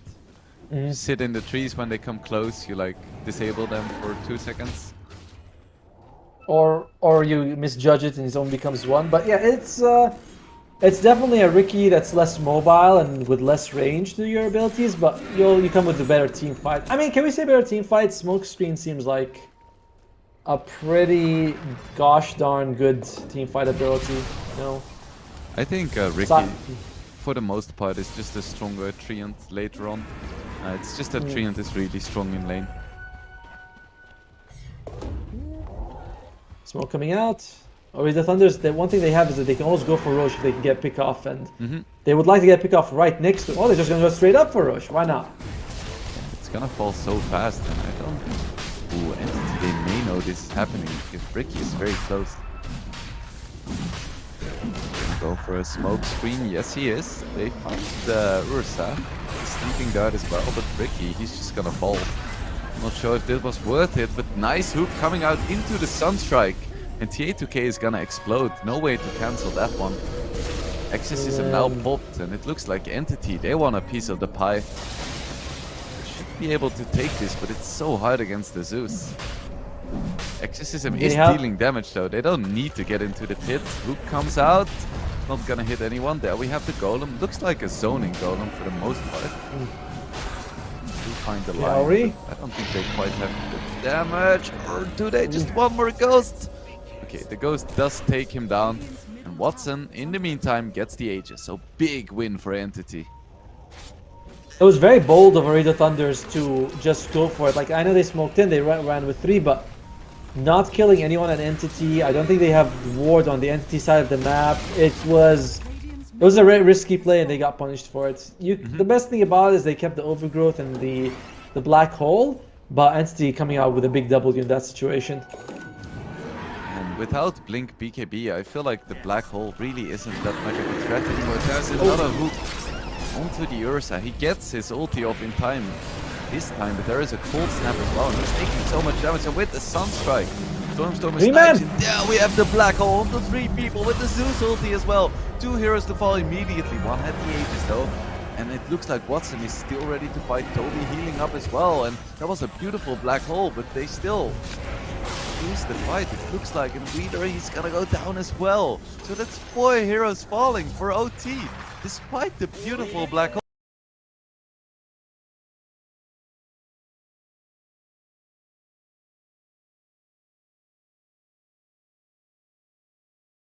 I mean, all they got for their trouble was basically a kill on Stormer, probably because his nephew was playing with that second. But losing your Ursa at the very start, that's a lot of your damage gone, and Zeus was under the smoke screen. It's so in this situation with the constant sleeping darts and smoke screens. It's one of those games where you think Zeus might have to get a BKB at some point or another, just because of the way the game is going. Yeah, for And sure. And Ursa But feels so vulnerable without his BKB as well. Because he just has the ulti, but they can kite it, no problem. And now it's where a huge advantage for Entity. Again, the teamfight draft is a little bit more in favor. Oh dear. Oh dear. Nice Oh dear cut, indeed. Reeves, though. Kataomi taking a lot of damage. The Malefice. You wanna blink? No, you can't. See the insane damage that Fishman is putting out onto these creeps? It's ridiculous. Those creeps, they don't know what hit them. You know, they're walking like, oh my god, mommy! I'm slowing, I'm dying. That's pretty grim. And by the way, he did max it out before he maxed out the heal. Like, he is placing a lot of value on this upheaval. For sure, it's the best spell in the game, why wouldn't you? Maybe top 5. Best spell subject, it's definitely top 5. Let's see. I was gonna say, what is Entity gonna do with this Aegis? But of course they already lost it. I still don't think that they wanna relent though. They wanna keep up the aggression before TA2K is ready to fight. If you give him an inch, he's gonna take a mile. Ethereal Blade is gonna be the item for Noob along with the Blink Dagger. Blink Dagger, I mean you can use it to get out of the smoke, but if a Sleeping Dart comes first, it could be annoying. I like the Ethereal Blade though. We talked about defensive items. And that certainly helps you. The thing is, there's a lot of magic damage from I was gonna say, what does it help you with exactly? Because I was like, I mean, it helps you because the physical damage, then you look at the draft, you're like, Exorcism? Is that it? Big wraparound, big wraparound. Heal 1. They're gonna start off the fight. Ooh, huge golem though. There is the BKB rebuild by Ursa. Can he burst down the fight in time? It is taking a long time. And at the same time, both the Tree and the Enigma have fallen already. Watson getting so incredibly low. Does he have an escape? He has the slow at least with the Ice Ball too. And OT gets absolutely wrecked in that fight. Watson just too tanky. That golem, just giving them that 1 second so that you're not, they weren't caught unaware. They're like, okay, we know exactly what's going on. I think the use of the Thunder God's Wrath kind of warned them as well. And they didn't have Black Hole in that situation. So, already the Thunders, you don't ever want to question a pro team, but you gotta think, was that really the best time to go for that fight? They had a good ward on the cliff. But other than that, everything went bad for them. I don't think they got a single kill out of that situation. Yeah, they didn't. They had to commit big ultis and they didn't get anything for their troubles. And Stormer just blazing ahead in terms of net worth. He's probably gonna have a Hex soon. And BKB for the Pudge as well, so I have no idea how he's ever gonna die. Ursa's gonna hit him, 65 times, and then he's gonna die. Alright, you gotta give him time, that's all. Probably gonna happen next fight. We'll keep an eye on it. Kaori going for the... this is a very poor Lion. I gotta say, this Lion pick has not worked out for Ooredoo Thunders. Is 1-8, does not have the Blink Dagger, very far from the Blink Dagger still.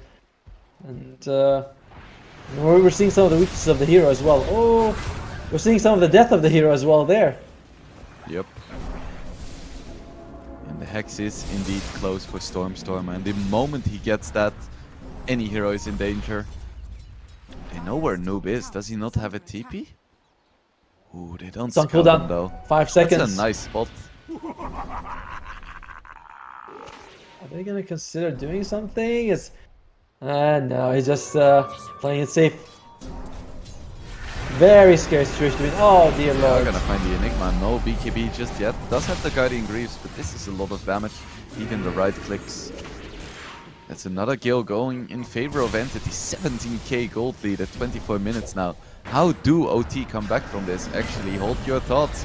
Sunstrike is gonna miss, but it's not even gonna be necessary as the Hook Dismember is plenty to take down Noob. And now Lion Theory is gonna be in trouble as well. And that's just another 3 kills for free for Entity. Beautiful getting the Sleeping Dart off on Noob, and unfortunately, like that's your best defender. Go out of the fight. Entity, you can see that Exorcism is out. They still have the Golem, so if you don't catch Fishman, you're not gonna get the Black Hole either way. Ooredoo Thunders is all crumbling, just like their base right now. I don't think they can defend this. Do they have a blink on Enigma? I'm not sure. They do, He's right? going for a pipe, by the way. The last time I saw he was not going for BKB, he's going for pipe. I admire that he's going for aura items, but I understand, you know, the Warlock Golem just doesn't care about BKB or not, but you know, you can still do something if you get the BKB, but I feel like the pipe doesn't help you with. Now Watson has a blink dagger as well, so he can just play so aggressively on the Pudge now. Just pop BKB, blink in, and just kill anyone for the most part. Hex now up on Stormstormer as well, so it's gonna be so hard for OT to leave the base. But they are still going to. They pop a smoke, 5 heroes, 5 ultis. Let's see what they can do. They can see people near that cliff there. That last time they took a fight in that area did not go well for them, but they got vision. There's a DD ruin there.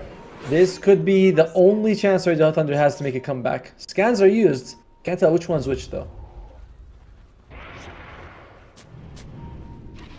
OT Nice. once again behind the tier 1. Let's see if they can find a big target this time. Smoke breaks.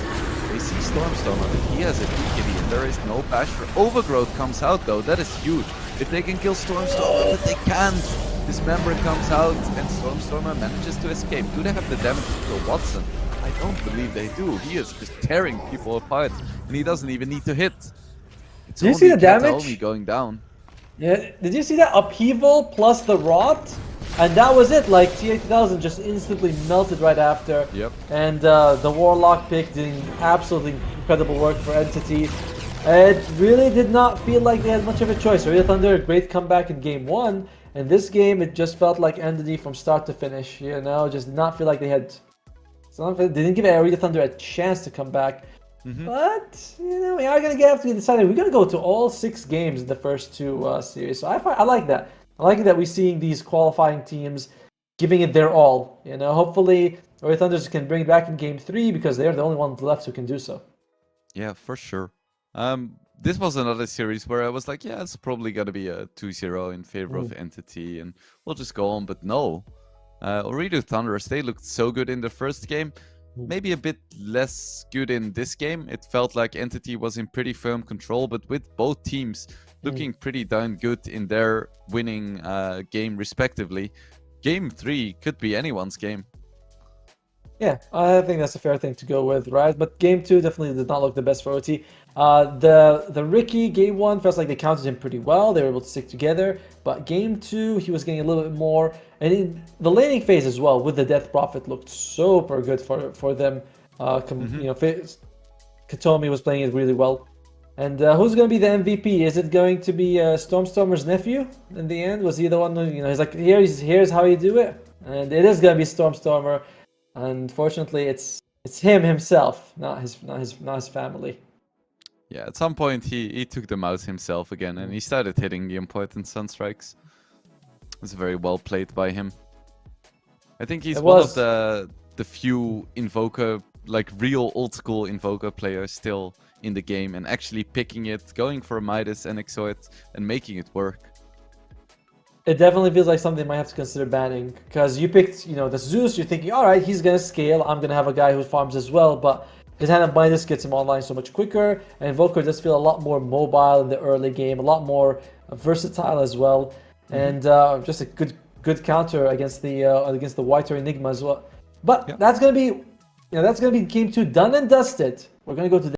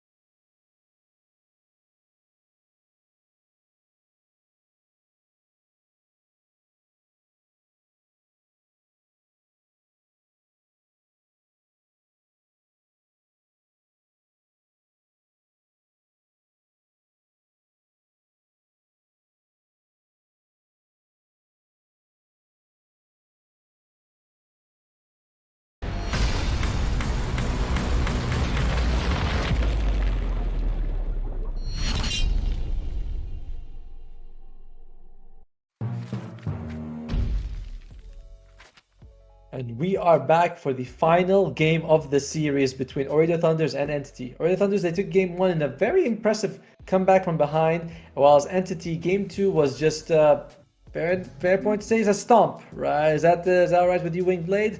And Yeah, I think so. There you go. If Wingblade agrees, if me and Wingblade agree on the same thing, it has to be a fact, because we always try not to do that. Ooredoo Thunders, they start the third game. They do get rid of the Ricky Maru, who has been Entity's picked in the last 2 games. They leave the Invoker, but to be fair, when you start, there's only, there's more crucial bans, I think, and they might consider getting rid of the Invoker in the second ban phase. He was definitely a big factor in their victory, and there's a chance you can get rid of him now, because Rubik and Nature's Prophet have come out for Entity. Yeah, I wonder if this is a Toby Prophet again. It got wrecked in the first game. But maybe they want another shot. I still think it's not like the best Toby hero. Definitely didn't look the best in game 1, right? And Nature's Prophet against like Trina Protector. I feel like Trina Protector should be okay with it. Leshrac comes out. This is starting to feel very similar to game 1, right? I think that did we have Noob on the Leshrac? I'm not quite sure, but we definitely had Toby on the Nature's Prophet, like you were saying. We have been seeing the Trina Protector basically picked every game so far. There is the Batman, which I think is interesting, because I think Lesh is one of the few heroes that actually quite good against Batfighter. I mean, if you get your spells off, right? If you get jumped on before, that could be a problem. But if you can get your spells off, you have the Bloodstones, like, yeah, lasso me, baby. I don't mind. He's kinky that way, apparently. Drow Ranger, TA 2000 looked amazing with it in the start, and that is the respect ban for Stormstormer. Feeling good about your boy getting that respect right there. Yeah, I wouldn't be surprised if Ooredoo Thunderers also banned out the Tinker. That has been. 10 seconds remaining. Yes, please go. Did I see you? I'm sorry. Okay. There's a delay. I thought you were done talking. Guys, there's a delay in what we see and what we hear, so unfortunately that happens sometime. I'm sorry, Wingblade. Please tell me more about the Tinker, please. I lost my train of thought. It's okay. We'll just pretend it didn't happen. So what are they gonna ban next, Ooredoo Thunderers, do you think? 5 seconds remaining. Tinker, probably, right? They have been they focused on getting the Ricky and the Brute because those are just huge meta heroes. They've been focusing a lot on Stormstormer in the second phase right now. That still leaves like the Tusk and the Ember. If Stormstormer wants to go these heroes as well, like you get rid of the Tinker, there's still other things that he can play. I mean, he can play anything, but there's still other meta heroes. Okay, And, there we go. They do ban it out. So 3 Stormstormer respect bans in the second phase. Still leaves the Ember, the Tusk, the Pangolier, as well as Tiny. Tiny's also in the pool if Stormstormer wants to take it. I know he's playing a lot of Tinker in the pubs though. But Ember Spirit against Slash.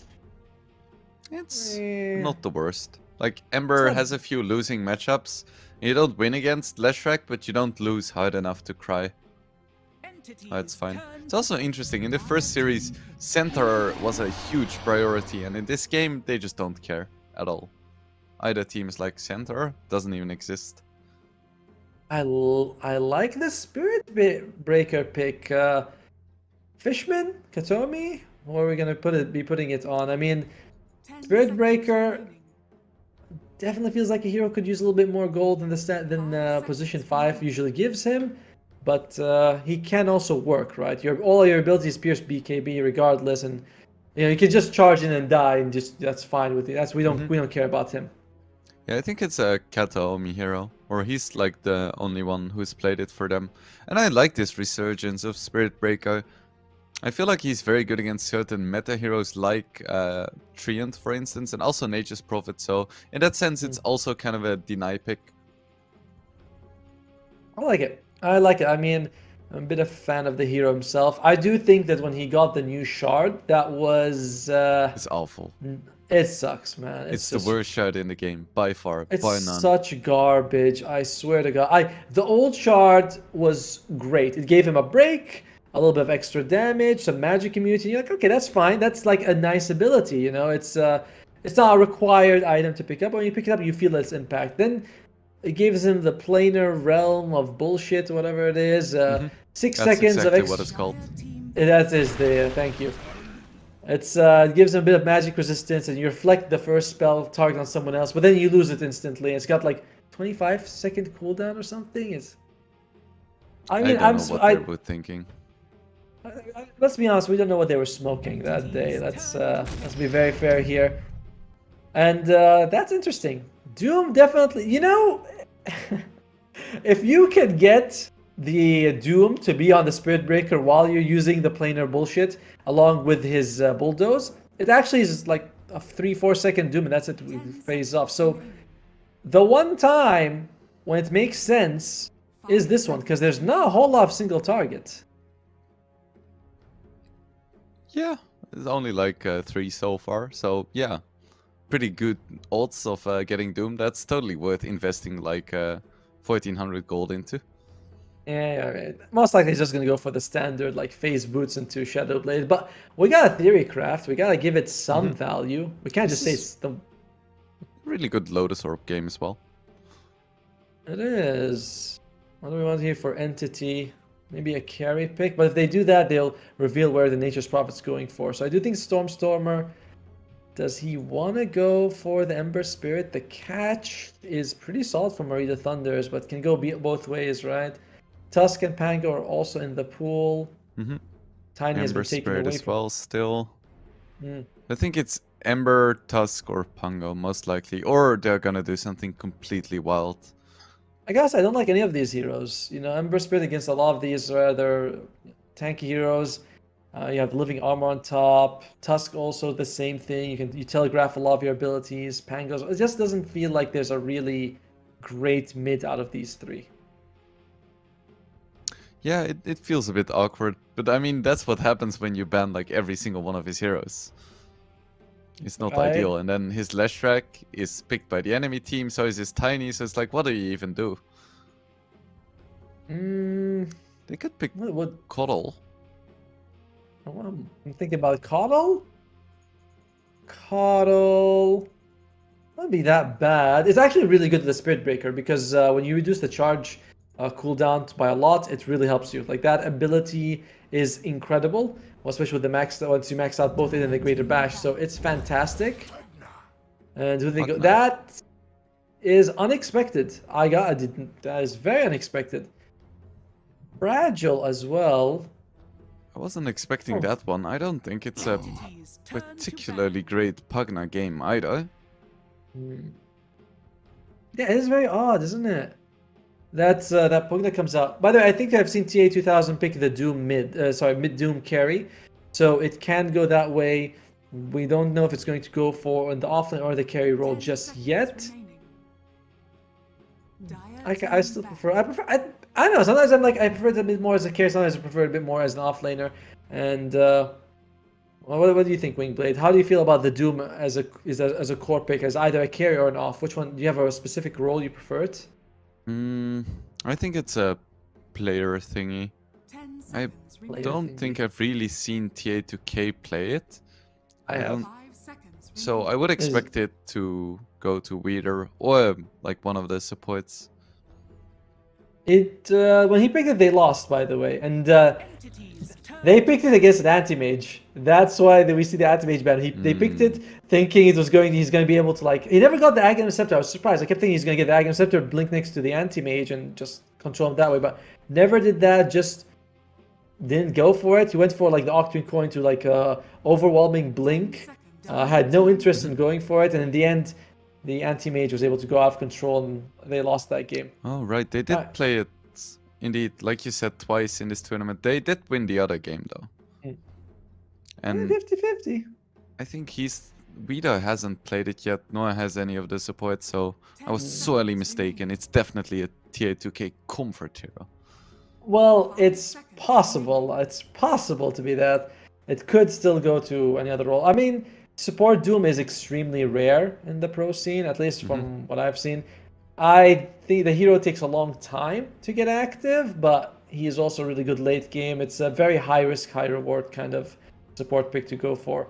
And in this particular game, if you play him against position 4 against a Rubik Nature's Prophet, it's not gonna feel too good. Either way, last pick for Ooredoo Thunders. They could take a carry. It's very open their draft. They could just take a support and we wouldn't be that surprised because they do have a draft for it. Yeah, I wonder what's left. I mean, Void would be good against the Prophet, but kind of bad against the Spirit Breaker and the Pugna, so they go for a Primal Beast. They're like, oh, I love melee strength heroes. Oh, hell yes, let's get another one. I love it too, actually. And we have 4 of them in this game. Timbersaw last pick? Easy game. Can you imagine? But then again, they need like a carry, right? Unless they put the Nature's Prophet on Watson, and then they can go for it. He would certainly have a very fun time if you're Timbersaw. The damage coming out from them is like, I feel like a Hood really negates a lot of their magic damage, and that's kind of most of their damage. Noob might be going, if he picks Tiny, he can do physical damage later, but until then it's heavy magic, basically. Timber would be so good. They go for it 1 for second Entity. reserve time, and it's gonna be Monkey King. It's a bit more basic. It's gonna be the carry. By the way, it is going to be the carry Doom. It's gonna be the offlane Primal Beast. Noob is gonna go for the Leshrac. I mean, kind of crazy. It's like, oh wait, why did I suggest you be going the Tiny? So Tiny's gonna go for Omar. In the meantime, nothing crazy for Entity.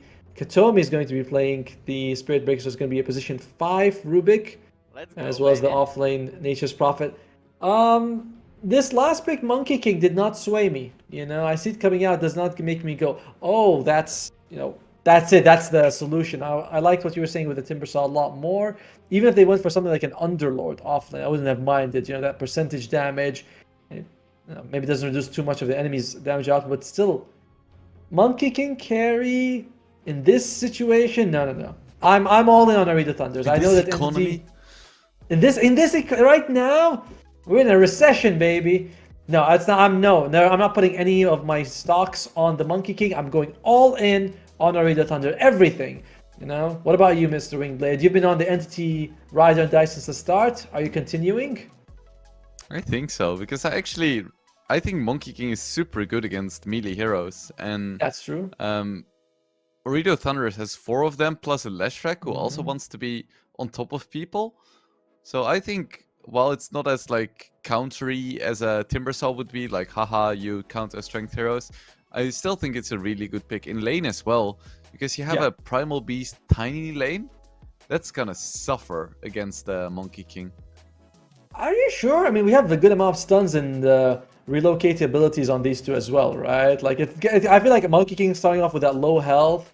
You're saying he's gonna suffer. I think it could go either way very heavily. You know, like we might get a couple of extra, a couple of level ups coming out from Ooredoo Thunders, and suddenly, all that magic damage will add up on the Monkey King. So, I see it going. I really see it going both ways. Ooredoo Thunders versus Entity. Winner stays in the tournament, guarantees a top 4. We'll have a match against Team Spirit later. Loser goes home, and unfortunately, we're not gonna get anything out of their troubles for being here. Oh, and punched. Oh, by the way, guys, if Ooredoo Thunders wins, we're gonna get another interview with Omar. If Entity wins, we're gonna have an interview with Stormer, and odds, by the way, favoring Entity yet again. If you guys feel like winning some money on those odds, click on the banner down below, and you get $15 free bet if you're voting for the first. Sorry, if you're betting for the first time.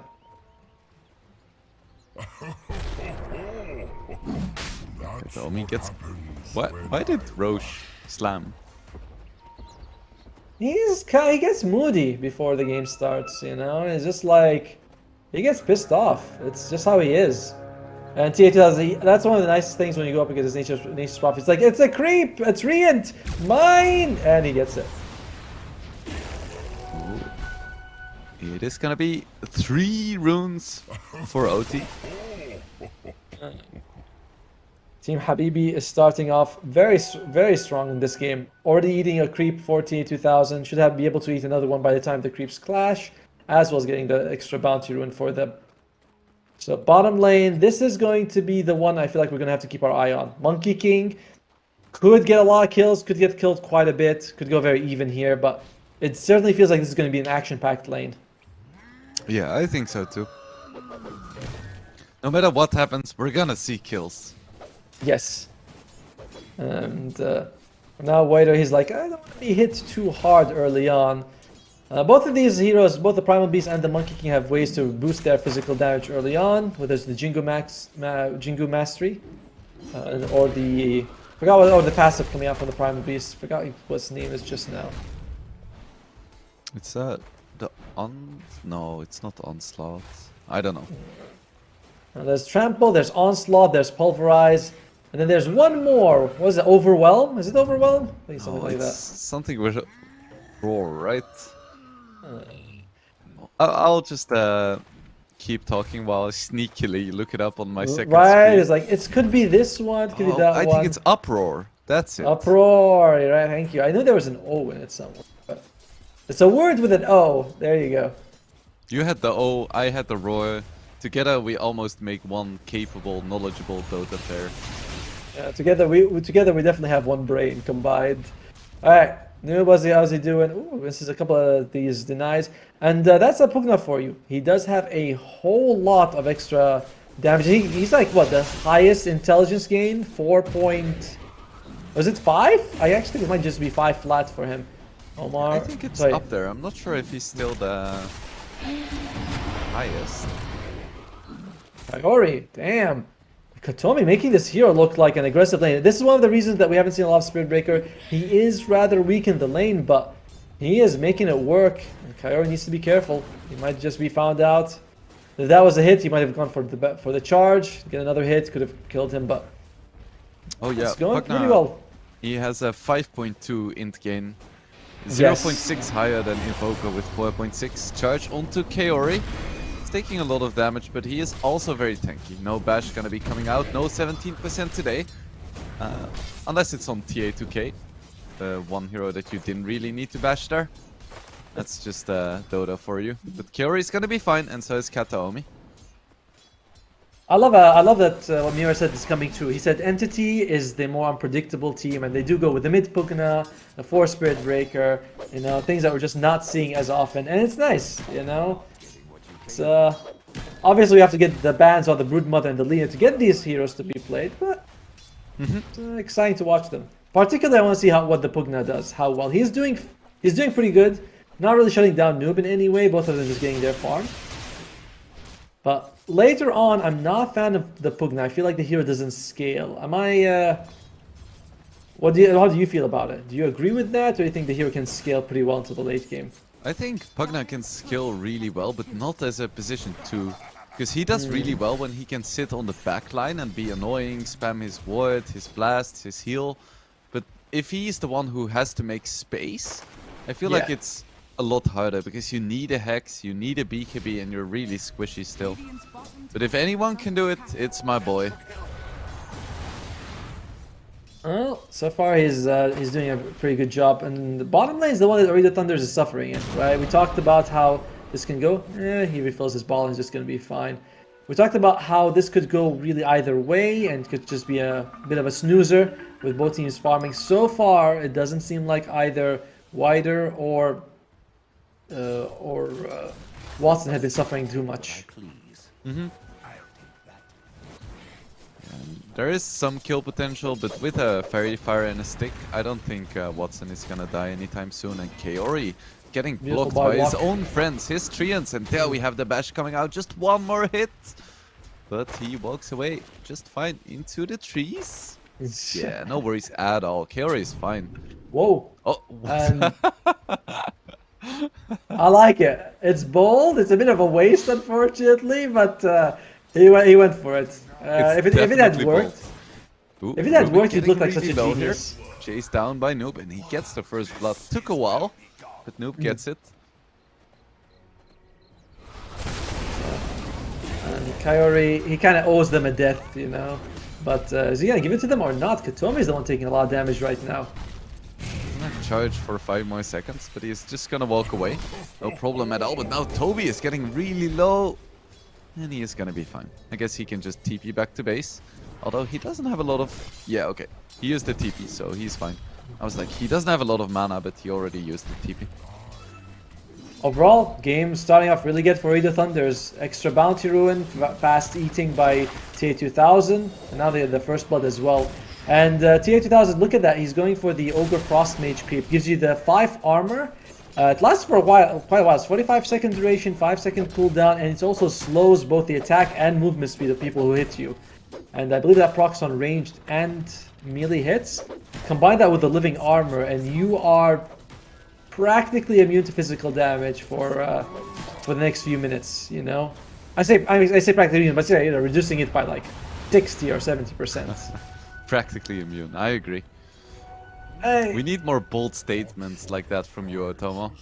Well, the thing is, it's like you say practically, and then he takes like 90% magic, and then 5 reminds people like, see, you said he was immune. I'm like, yes, but he's mostly immune. Mostly. And Toby once again going for the double Wraith Band build. Just wants to hit fast. I wonder if he's gonna go for the same build this game as he went for in game number 1 with the Gleipnir into Aghanims. We'll find out soon enough. That's fine. Kotomi, he's only got the Wraith Band so far, trying to get the boots up. And Spirit Breaker, Icefrog's been giving him some buffs to make him a better farmer, like Greater Bash doing 50% more damage to creeps, and it's nice, but the hero still feels very awkward to farm with.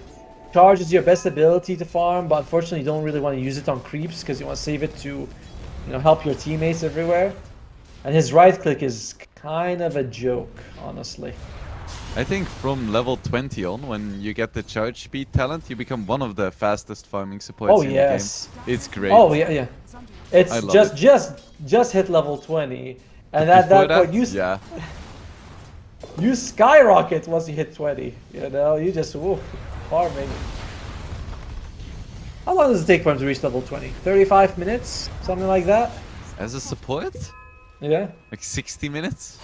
Okay, that seems like a lot. I think if you're taking 60 minutes to reach level 20, you're doing something wrong. Okay, maybe if they give him the tomes, it's like 45. I'll say 45. I'll go under 45 just to have fun. Oh, Katomi goes for it. Charge onto Omar. He's gonna be fine. Stormstormer doesn't have a lot of mana to contest with him anyway. And Watson is gonna pick up the haste rune. And Noob has been killing a lot of stacks in the jungle, but Stormstorm is still keeping up with him just fine. I mean, being able to just getting that mid tower has been that's been the big difference maker, right? However, for Ooredoo Thunders, you know, they are going to be able to slow down the game thanks to having a Treant Protector. But if you guys feel like you want to speed up in your life, you want to get some excitement, you can click on the banner down below. You get $15 free if you're betting for the first time, if you're registering for the first time. Entity, will they be able to up the tempo? Ooredoo Thunders, you have the Doom and the Treant, so you want to go late. And Storms, he's got a few stacks himself. Can they find Wider here? And it's like they might just run into him, and he just charges out of there, but I don't know if he charged far enough. Primal Beast. A lot of damage here. Leader, can he escape? Toby TP's in as well, but does he? Okay, there we have the Sprout, but it doesn't really do a lot against the Quelling Blade, so he just walks away from 4 heroes, no problem at all. Seems right. Seems like how it should be, basically. Tommy just teleporting to the top lane.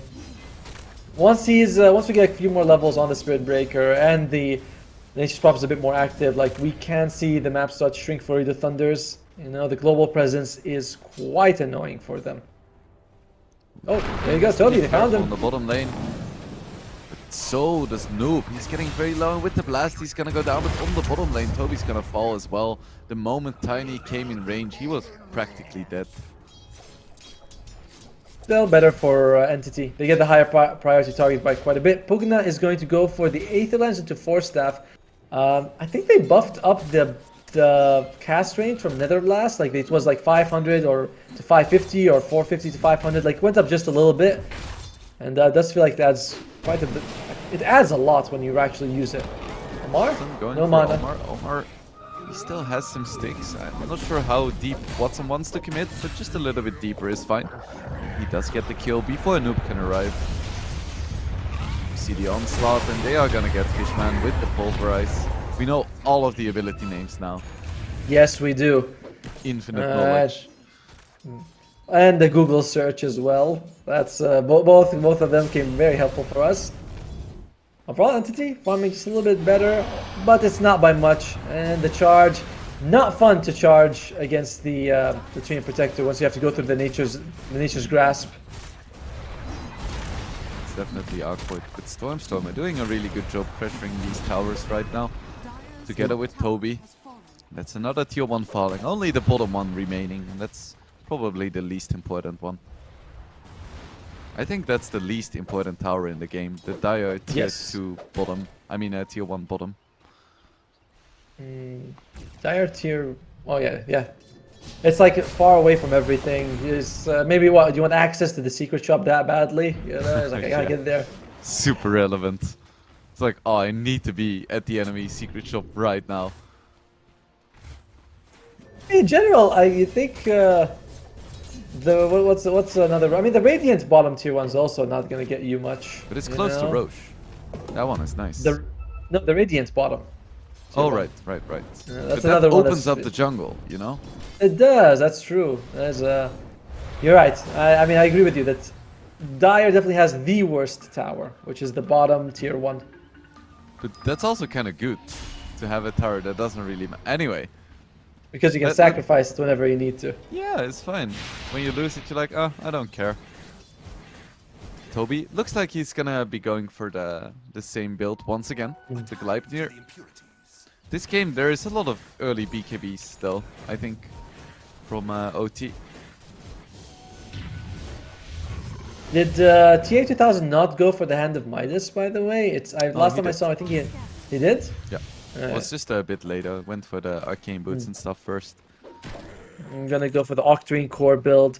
It feels very greedy to go Octarine and Hand of Midas, but if you can get away with it, it's such a skyrocket for you in terms of farm, right? Like 25% reduction on cooldown reduction on both Devour and Hand of Midas is insane. Smoke coming out from Entity, and they're gonna start off by killing the Tiny, which is a nice kill. Not super impactful, but still nice bonus. He steals also Avalanche. That's a pretty big one. You know, we've seen Fishman. I always confuse them, but I'm pretty sure that's Avalanche. You know, I think Toss is like a big rock. Yep. Onto the creeps bottom. Kataomi working his way towards that level 20. And the straight up BKB. That's all he wants. Just wants straight up BKB, phase boots, and the Windlace for extra movement speed. And he's like, that's it. That's all I need. BKB's right after. And Yeah, I think Shadowblade is mostly like a pub item. Can still be good. Ooh, and Tiny gonna be in a lot of trouble here. Omar just taking a beating from Watson. And Watson actually going for the Echo Saber plus Deso or BKB build. As opposed to some of the Battle Furies we've seen recently from players like Diraccio. I guess he's just comfortable. It does feel like they need to up the ante a little bit for Entity. I like the Nature's Prophet late game, but I'm not as convinced by Pugna going very late. And oh, that's a terrible feeling. That's pain. That is not good. That's not one of the ones you enjoy. He actually has the shard queued up on the Spirit Breaker, so we're gonna find out if he's gonna be able to take a Doom for his allies. It would be a incredible play, but the timing to do it and the way to do it, it's not easy for sure. I guess getting pulverized instead of your carry is also pretty good, but it's like, oh. I feel like we're either gonna praise Kataomi as a genius, or we're just gonna be like, yeah, you just wasted 1400 gold. No in between. You know what would be the best one would be if he takes a Lightning Storm from the Leshrac and just bouts to the same people. You're like, well, there you go. That would be huge. Are you happy now? Is that what you wanted? Overall, TA 2000 not accelerating his farm too much. It is a big stack. They're going to try to contest it. Bloodstone is out on move, but he's in the middle of the Monkey King ulti. Do they have the damage with the Pulverize? Doesn't Easily. look like Watson is dealing any damage here, but with the lifesteal, it's not going to be enough. At the same time, Oma does go down, but TA2K still on the hunt. I don't think Fishman is getting out of here. He does dodge the stun, but he still goes down to the lightning. So decent attempt by Entity, but Watson just dealing no damage whatsoever. And OT capitalizes beautifully. The living armor, the ice armor, and you already have like Leshrac with the Bloodstone, as you're mentioning. It just makes it pretty difficult for Entity to do the physical damage at this point of the game. We said it, right? This is going to be their issue right now. Literally no physical damage can be done while these two abilities are on someone. Literally, exactly. That's how it works. Oh, Omar, I think he's going to find a Toby. But is there anyone here? That's a juicy Toby. And with the onslaught and the trample. Ooh, nice charge by Kataomi. Looks like Toby's gonna be fine. He's very juicy, but they're not gonna get him. Well, unfortunate for them. And Wider, he is not getting a whole lot of farm, but leaving it for his team. Taking a good amount of damage, but with the Bloodstone, he's healing up pretty fast. Storm is still going for the blast, so doesn't want to give up on his kill just yet. And that's a nice Sprout. No Quelling Blade's gonna help you with that one. Still going for the TP out, and he isn't gonna make it. That was a really nice Sprout by Toby. Yeah, the vision provided, as well as the blocking the Leshrac made it just crucial. Was it, a bit of blind? He's like, I kind of guess in this area, but well played. He might have been able to go out if he TP'd earlier, but I'm not sure if the cooldown was available or not. But the cancel TP, never a good thing. And overall, Entity being ahead in terms of net worth, that's a big deal. Remember, they're up against a Doom with Hand of Mice, who's a carry, and they're still leading. Oh, that's not gonna help. Stormer, he finds another one. Omar not having a good time here at all. Well, to be fair, yeah, he's not. I mean, I want to think like maybe he'll, if you can get a Blink Dagger, but he's really behind in terms of gold. In terms of the other support. You're looking at Kotomi. I prefer the Spirit Breaker late game. The fact that he just shreds the magic immune people. He has multiple abilities that go through it. The odds, though, a little bit better for Ooredoo Thunder than when we started. If you guys feeling like tripling your money almost, click on the banner down below. You get free bet $15 if you are registering for the first time. Toby now going for a pipe, so he's not going for the same build. Kataomi just running away. Of course, that's what Spirit Breaker is also pretty good at. Ooh, going for the TP, but Omar isn't gonna chase. Roche potential favoring Entity, I'd say. You have both the Monkey King and the Nature's Prophet for physical damage. Ooredoo Thunders, not as impressive. And Kiori with the stolen Pulse Nova. That's a quick and easy kill, and Stormer is dominating. And he's rushing an Octarine core. No Dagon, nothing crazy, just Octarine core. I want to do everything I'm doing, but with more range and more often. To be fair, the Nether Blast spam with that would be pretty massive. You can melt down towers, you can melt down heroes. Makes fighting him very difficult. Oh, can they do something here? Goes back to the Spirit Breaker, and this should be a quick kill. Kataomi goes down. Noob wants to go for the BKB. That'll help him out from... That's another thing about the Pugna that I don't like as a core. I don't like a hero who can get completely countered with one thing. And, obviously you can say that about like the Zeus and the Invoker, but it seems to hit the Pugna just a little bit more than those guys. TA2K. He has his BKB and his Blink Dagger as well. And Weeder has his BKB too. So this could be a big timing for OT. Do you think they should go on the offensive now?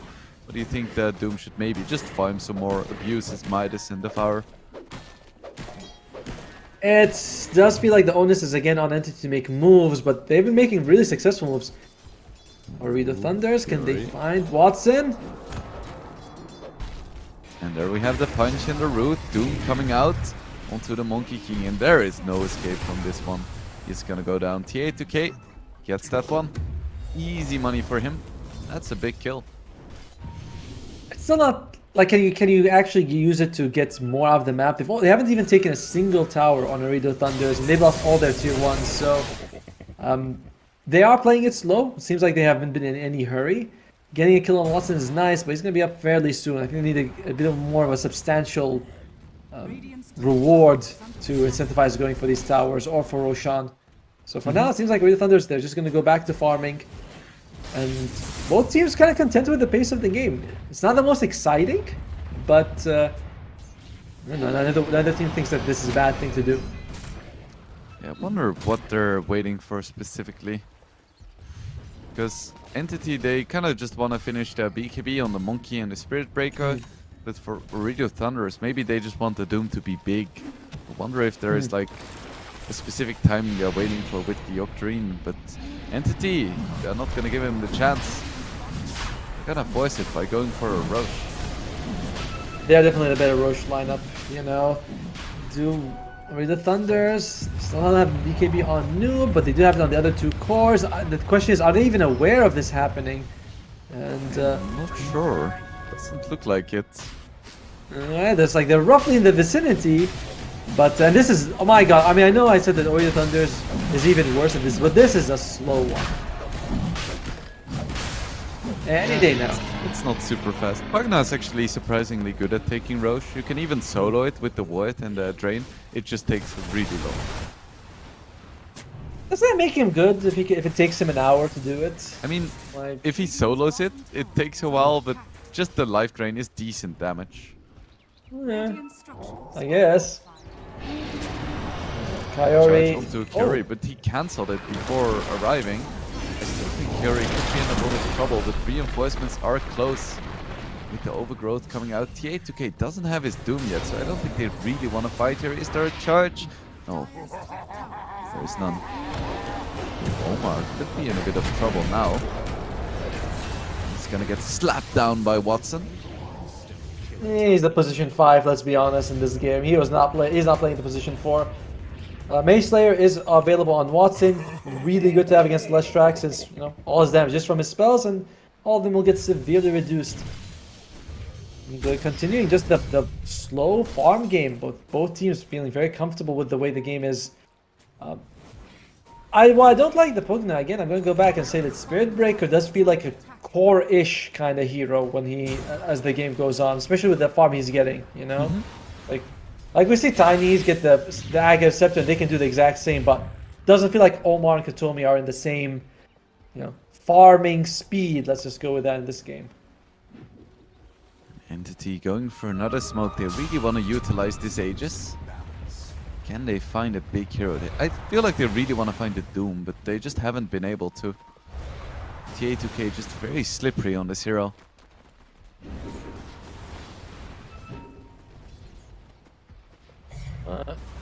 Rubik, I think he's gonna go for the Force Staff next. Omar. He does have his blink on Tiny. Omar, he's getting rich. Sure! I mean, he's getting gold. I don't know if we can call him rich. He's like 2,000 gold behind Katomi. And Katomi, I mean, that's the one that's worrying me, is what if Katomi starts getting really close to Wider's net worth, and then you have something like 4 cores on Entity. I guess that is one nice thing about Pagna. He's not super greedy, so he leaves a lot of space for the rest of your heroes to get far. Omar farming those treants. If only they were worth a damn. Instead, they're worth on something like 8 gold. And Wider, he's like, let me go get. This is the first tower falling for Ooredoo Thunders, whereas they're going to be losing their tier 2 very soon if they don't go up to defend it. Yeah, with the Nether Void, it's so hard to fight into. Aegis, 2 minutes left as well on Stormstorm. I can just sit back, hit the blasts, and the tower is gonna fall eventually, even with the living armor. There's going to be a neutral ability that we get that is similar to living armor. It doesn't seem right that only Treant can heal buildings. Like, a couple of heroes should have that as well. Oh, repair kit flashbacks. The best item in the game. Oh, that was a good one. I mean, Lich can heal buildings as well with his 25 talents. That doesn't really count. Initiation onto Noob. He pops his fresh BKB and Stormstorm. It's just instantly gonna fall. Get doomed as well. Down he goes. And they're not done yet on OT. They find Fishman as well. And it looks like they want to go into Kobe as well. big Wukong's command in the middle of nothing. So OT, they take their 2 quick kills and they're done with it. They use their Doom. And now they go back to farming. I just love how all of them just walked out of there, like whatever. And even though Watson's got a minute left on the Aegis, they still want to make sure they get him if they can. Is under attack. I lied. They wanna take this tier 2. I'm not sure if Entity wants to fight this. By the way, he's keeping the frost shield till now. All the cores have it on them. You can see the blue shield on top of it. It is substantial the amount of the extra armor and the slow it gives you. And, with the high duration and very short cooldown, it's very easy to keep it on your entire team. And Octarine is up for TA2K. Oof. So he's gonna farm even faster now. And I would expect OT to start taking the gold advantage soon. Yeah, Entity's done an amazing job of actually getting the gold, but I mean, they haven't been able to do as much with it. Yes, they got the Roche and a few towers, and they do have the outpost, but it doesn't feel like already the Thunders was ever really like had their backs against the wall. Omar tanked all of these ganks and gave them the time they need to get online. Yeah, and I have no idea how this Leshrac is gonna die with this BKB. And same for Doom actually. Oh, Charge onto Curie. They can start the fight by killing him. That would be pretty big. Overgrowth now comes out. Ooh, the Doom gets stunned before coming in, and now he's stuck in the Wukong's command. Doesn't get off his BKB, and he's gonna get exploded. That was a huge stun onto the Doom. Double kill for Watson, and this is exactly what Entity needed to stay in the game. Fury, he gets caught now as well, so that's 3 heroes down for OT. They have buyback on Doom, but they don't have... Actually, they have buyback on all the dead heroes. I just don't think they want to use it. Dire's middle tower. might have to in a way, right? 30 seconds is plenty of time if Entity decides to go high ground, but they can go for the tier 2. And that's something that Ooredoo Thunders is unlikely to buy back for, and it's still a good objective for Entity. Which means that Ooredoo Thunders, for the next Roche, they really don't have any access points. Both tier 2's gone and the outpost. Toby, he has his Gleipnir now, finally as well, and Kataomi getting close to his BKB. So Entity are hitting these item timings. It's the shards. There it is. The planar realm. He has it. It's there. We'll see what he can absorb this game. If he absorbs 1 Doom, it's worth it. Yep. And speaking of Doom, it's actually very easy for a Rubik to steal the Doom most of the time. You know, usually you Scorched Earth, blink in, Doom someone. It's got pretty good wind-up time, so if you're paying attention on a Rubik, you can steal it fairly easily. Great to put on Noob. They go for a smoke, 5 heroes, but Noob's They smoke see them. got popped. Fishman in the right place at the right time. And Entity definitely knows it's happening right now. Noob unfortunately walked a little bit close to him. Gus revealed next to the ward, and they just know, oh, alright. Katomi, I don't know, is he really going to be finishing that charge? Probably not. It's just for vision. But Wheater, he has his Aghanims on the Primal Beast, and it's very, very good, especially against the Monkey King in the Bara, getting that break. That is still one of the best taunts ever. Yeah. I just wonder who thought of giving it to him. He seems like such a scary, beastie kind of thing. He's like, yeah, let's put him in diapers and give him a lollipop. Well, we may never know. Maybe it was Ice Frog himself. Wheater, he has a Blast Break now as well. This is one tanky beast. Looks like they want to go for another smoke, and that's exactly what they're gonna do. See if they can find an important hero this time. If they get the Doom on the Pug now at the Monkey King, I think the fight is over before it even begins. Fair point. I think the same as well. Particularly the Monkey King. I do think the Monkey King is really the bigger target, because the others, it's not too worrisome. They know that the outpost was taken, because, you know, even if you're using smoke, the enemies get a sword. Oh, who's gonna find? Kaori! Kaori is gonna fall instantly, and they find the Primal Beast as well. They have a lot of damage. He doesn't even get off his BKB. He's very tanky, but apparently not tanky enough, and Tia2K forced to use his BKB too. That was a really nice position by Entity. You sit under the ward with 2 heroes, and the moment OT came close, the Wukong's ring came out and they couldn't fight anymore. Radiant are scanning. By the way, that specific area cost Ooredoo Thunder's game 2 because they took 2 fights in that area and they lost them both. They both they tried to backstab them from behind, just did not work out for them. So Ooredoo Thunder's, they're gonna be like, that area of the map is a little cursed and we do not want to go to it anymore. Yeah, maybe they should just avoid it altogether, and then they have a chance in this game. Noob has a Blink Dagger now as well. I think that's the right call for Elesh.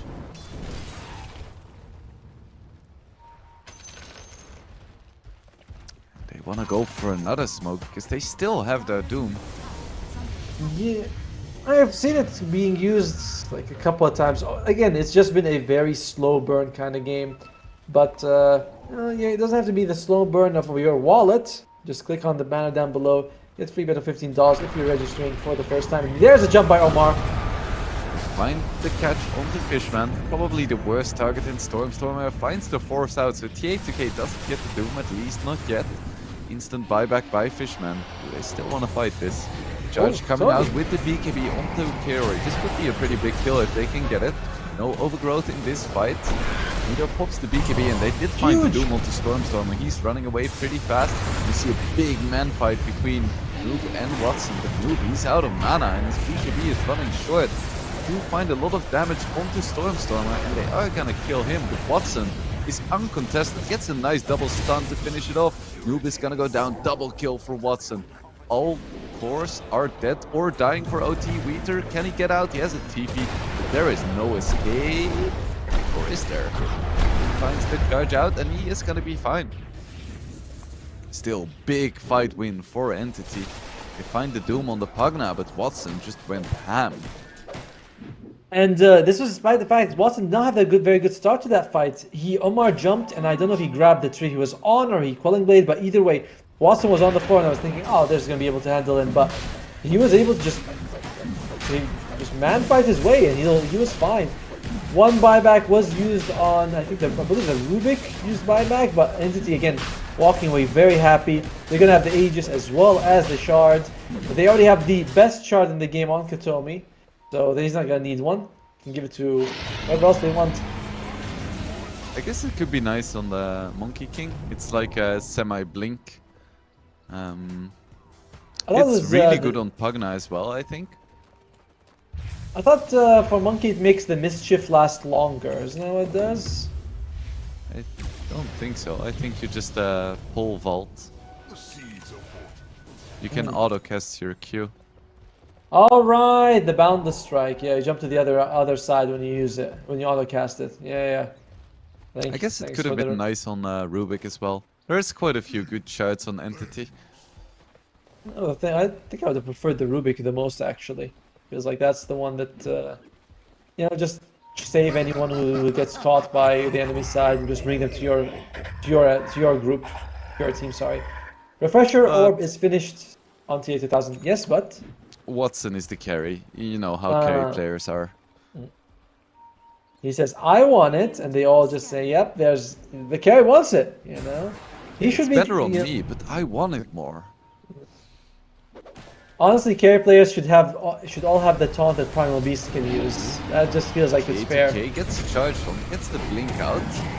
Now with the Bounty Strike as well, he's gonna go down before even getting the Doom with the bash as well.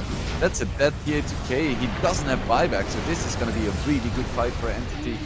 BKB popped by Noob. He doesn't have buyback. He needs to be very careful. Weedo charges into the Bara charge, and he is gonna be fine, but I'm not sure if he's gonna be able to escape from this one. Pops the BKB in the uproar, so he's gonna be fine for now. But that's 2 kills for Entity, and no buyback on TA2K, and no BKBs for the rest of OT's heroes. That Refresher Orb is really just TA 2000. He plays the Doom like this, right? He goes for the Octarine Refresher Orb, and oftentimes it just makes it like this big pinata full of gold, but not very effective in these fights, at least not so far. It's gonna take a massive move by Ooredoo Thunders to come back when you're 20,000 gold behind on a Doom. This gold graph just went south or north, I guess, really fast. North, I think, in favor of Entity, and they still have the Aegis for 2.5 minutes. Ooredoo Thunders, you're gonna, you're not gonna get Megas because you have the tier 2 bottom, but it looks like Entity, generous souls that they are, back off just a tiny bit while the glyph is used. They want to finish this.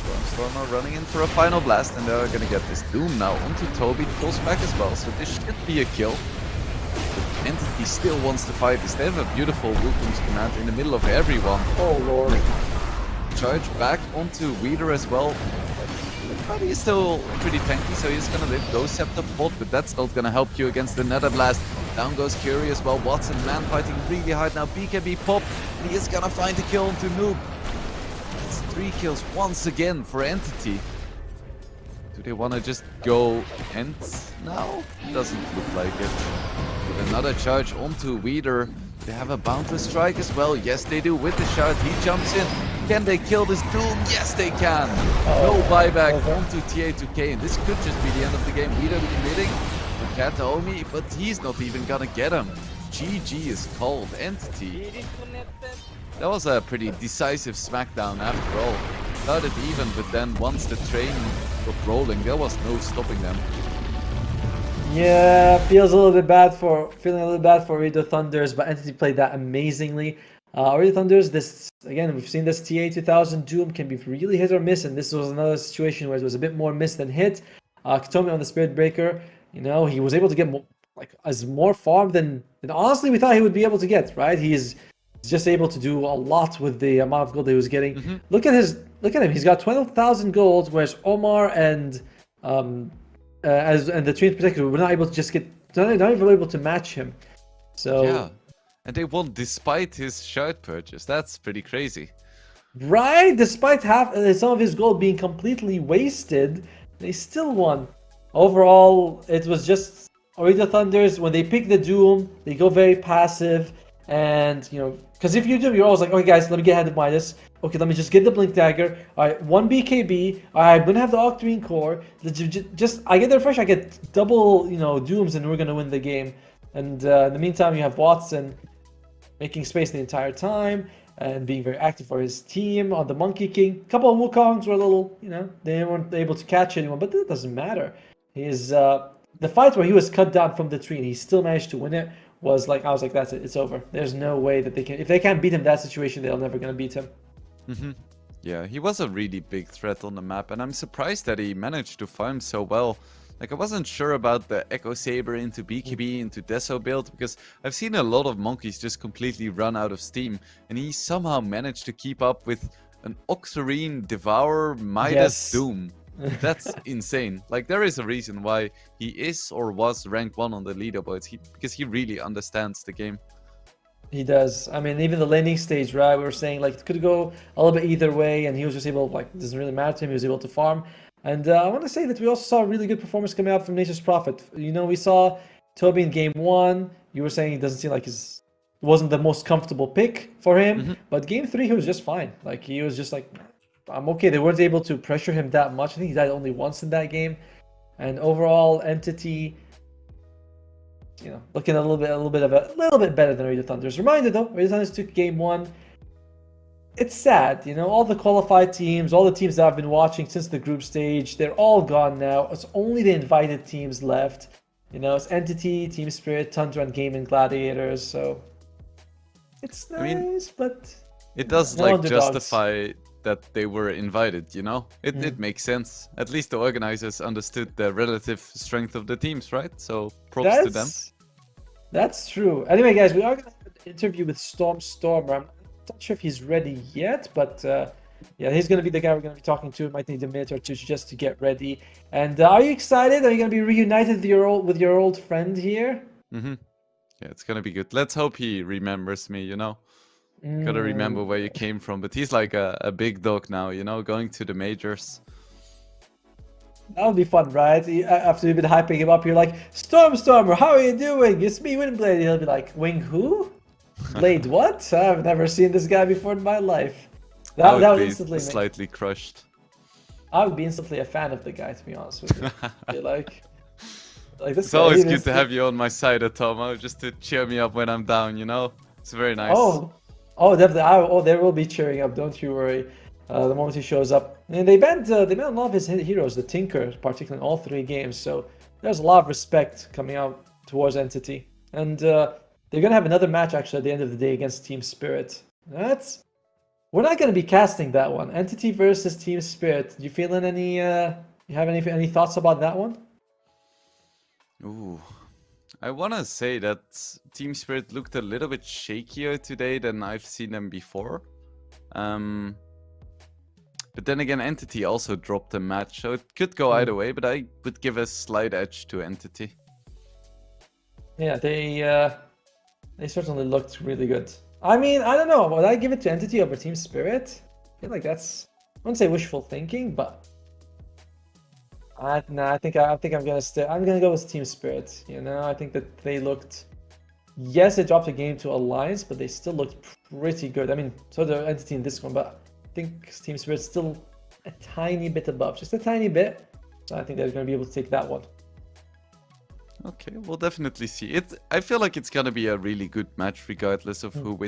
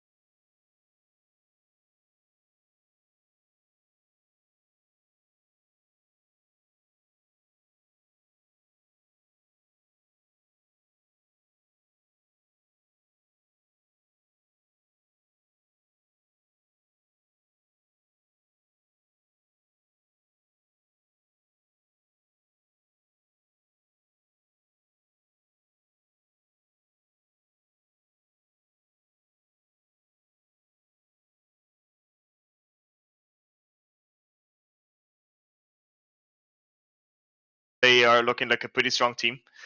And even though they're like, you know, a Div 2 team and we're a team that goes to major or some stuff like that, like they play incredibly well Dota. Like the way they play the map and stuff is much more disciplined than many other Div 2 teams, I would say. So yeah, it was a really hype series to play. We spoke to Mira after the last series, and they said that Ooredoo Thunderers is definitely going to Division 1 and that they're easily the strongest team in Division 2. Would you agree with that one? I mean, Div 2 is a bit wild, I think. And these teams, I mean, there's a lot of good competition. I wouldn't say 100%. I would say they're very good. They definitely have what it takes to get there. But I think there are other teams in Div 2 that also have what it takes to get to Div 1, right? So basically, in the end, it depends who can keep their strong momentum up and stay consistent, and in the end, stay more disciplined throughout the rest of Div 2. I think so. It's hard to tell, but obviously, I think they got what it takes. So in the last game, they respect banned almost every single one of your heroes. How did you end up with the Pugna? Was this something you've practiced, or was it like, ah, shit, all my heroes are gone? A little bit of both, of course. I mean, they arguably banned the best heroes, and we just wanted something that can cast spells and kill stuff. With like that felt like we wanted some sort of spellcasting hero. And I looked at the heroes and I'm like, yeah, this is all bad.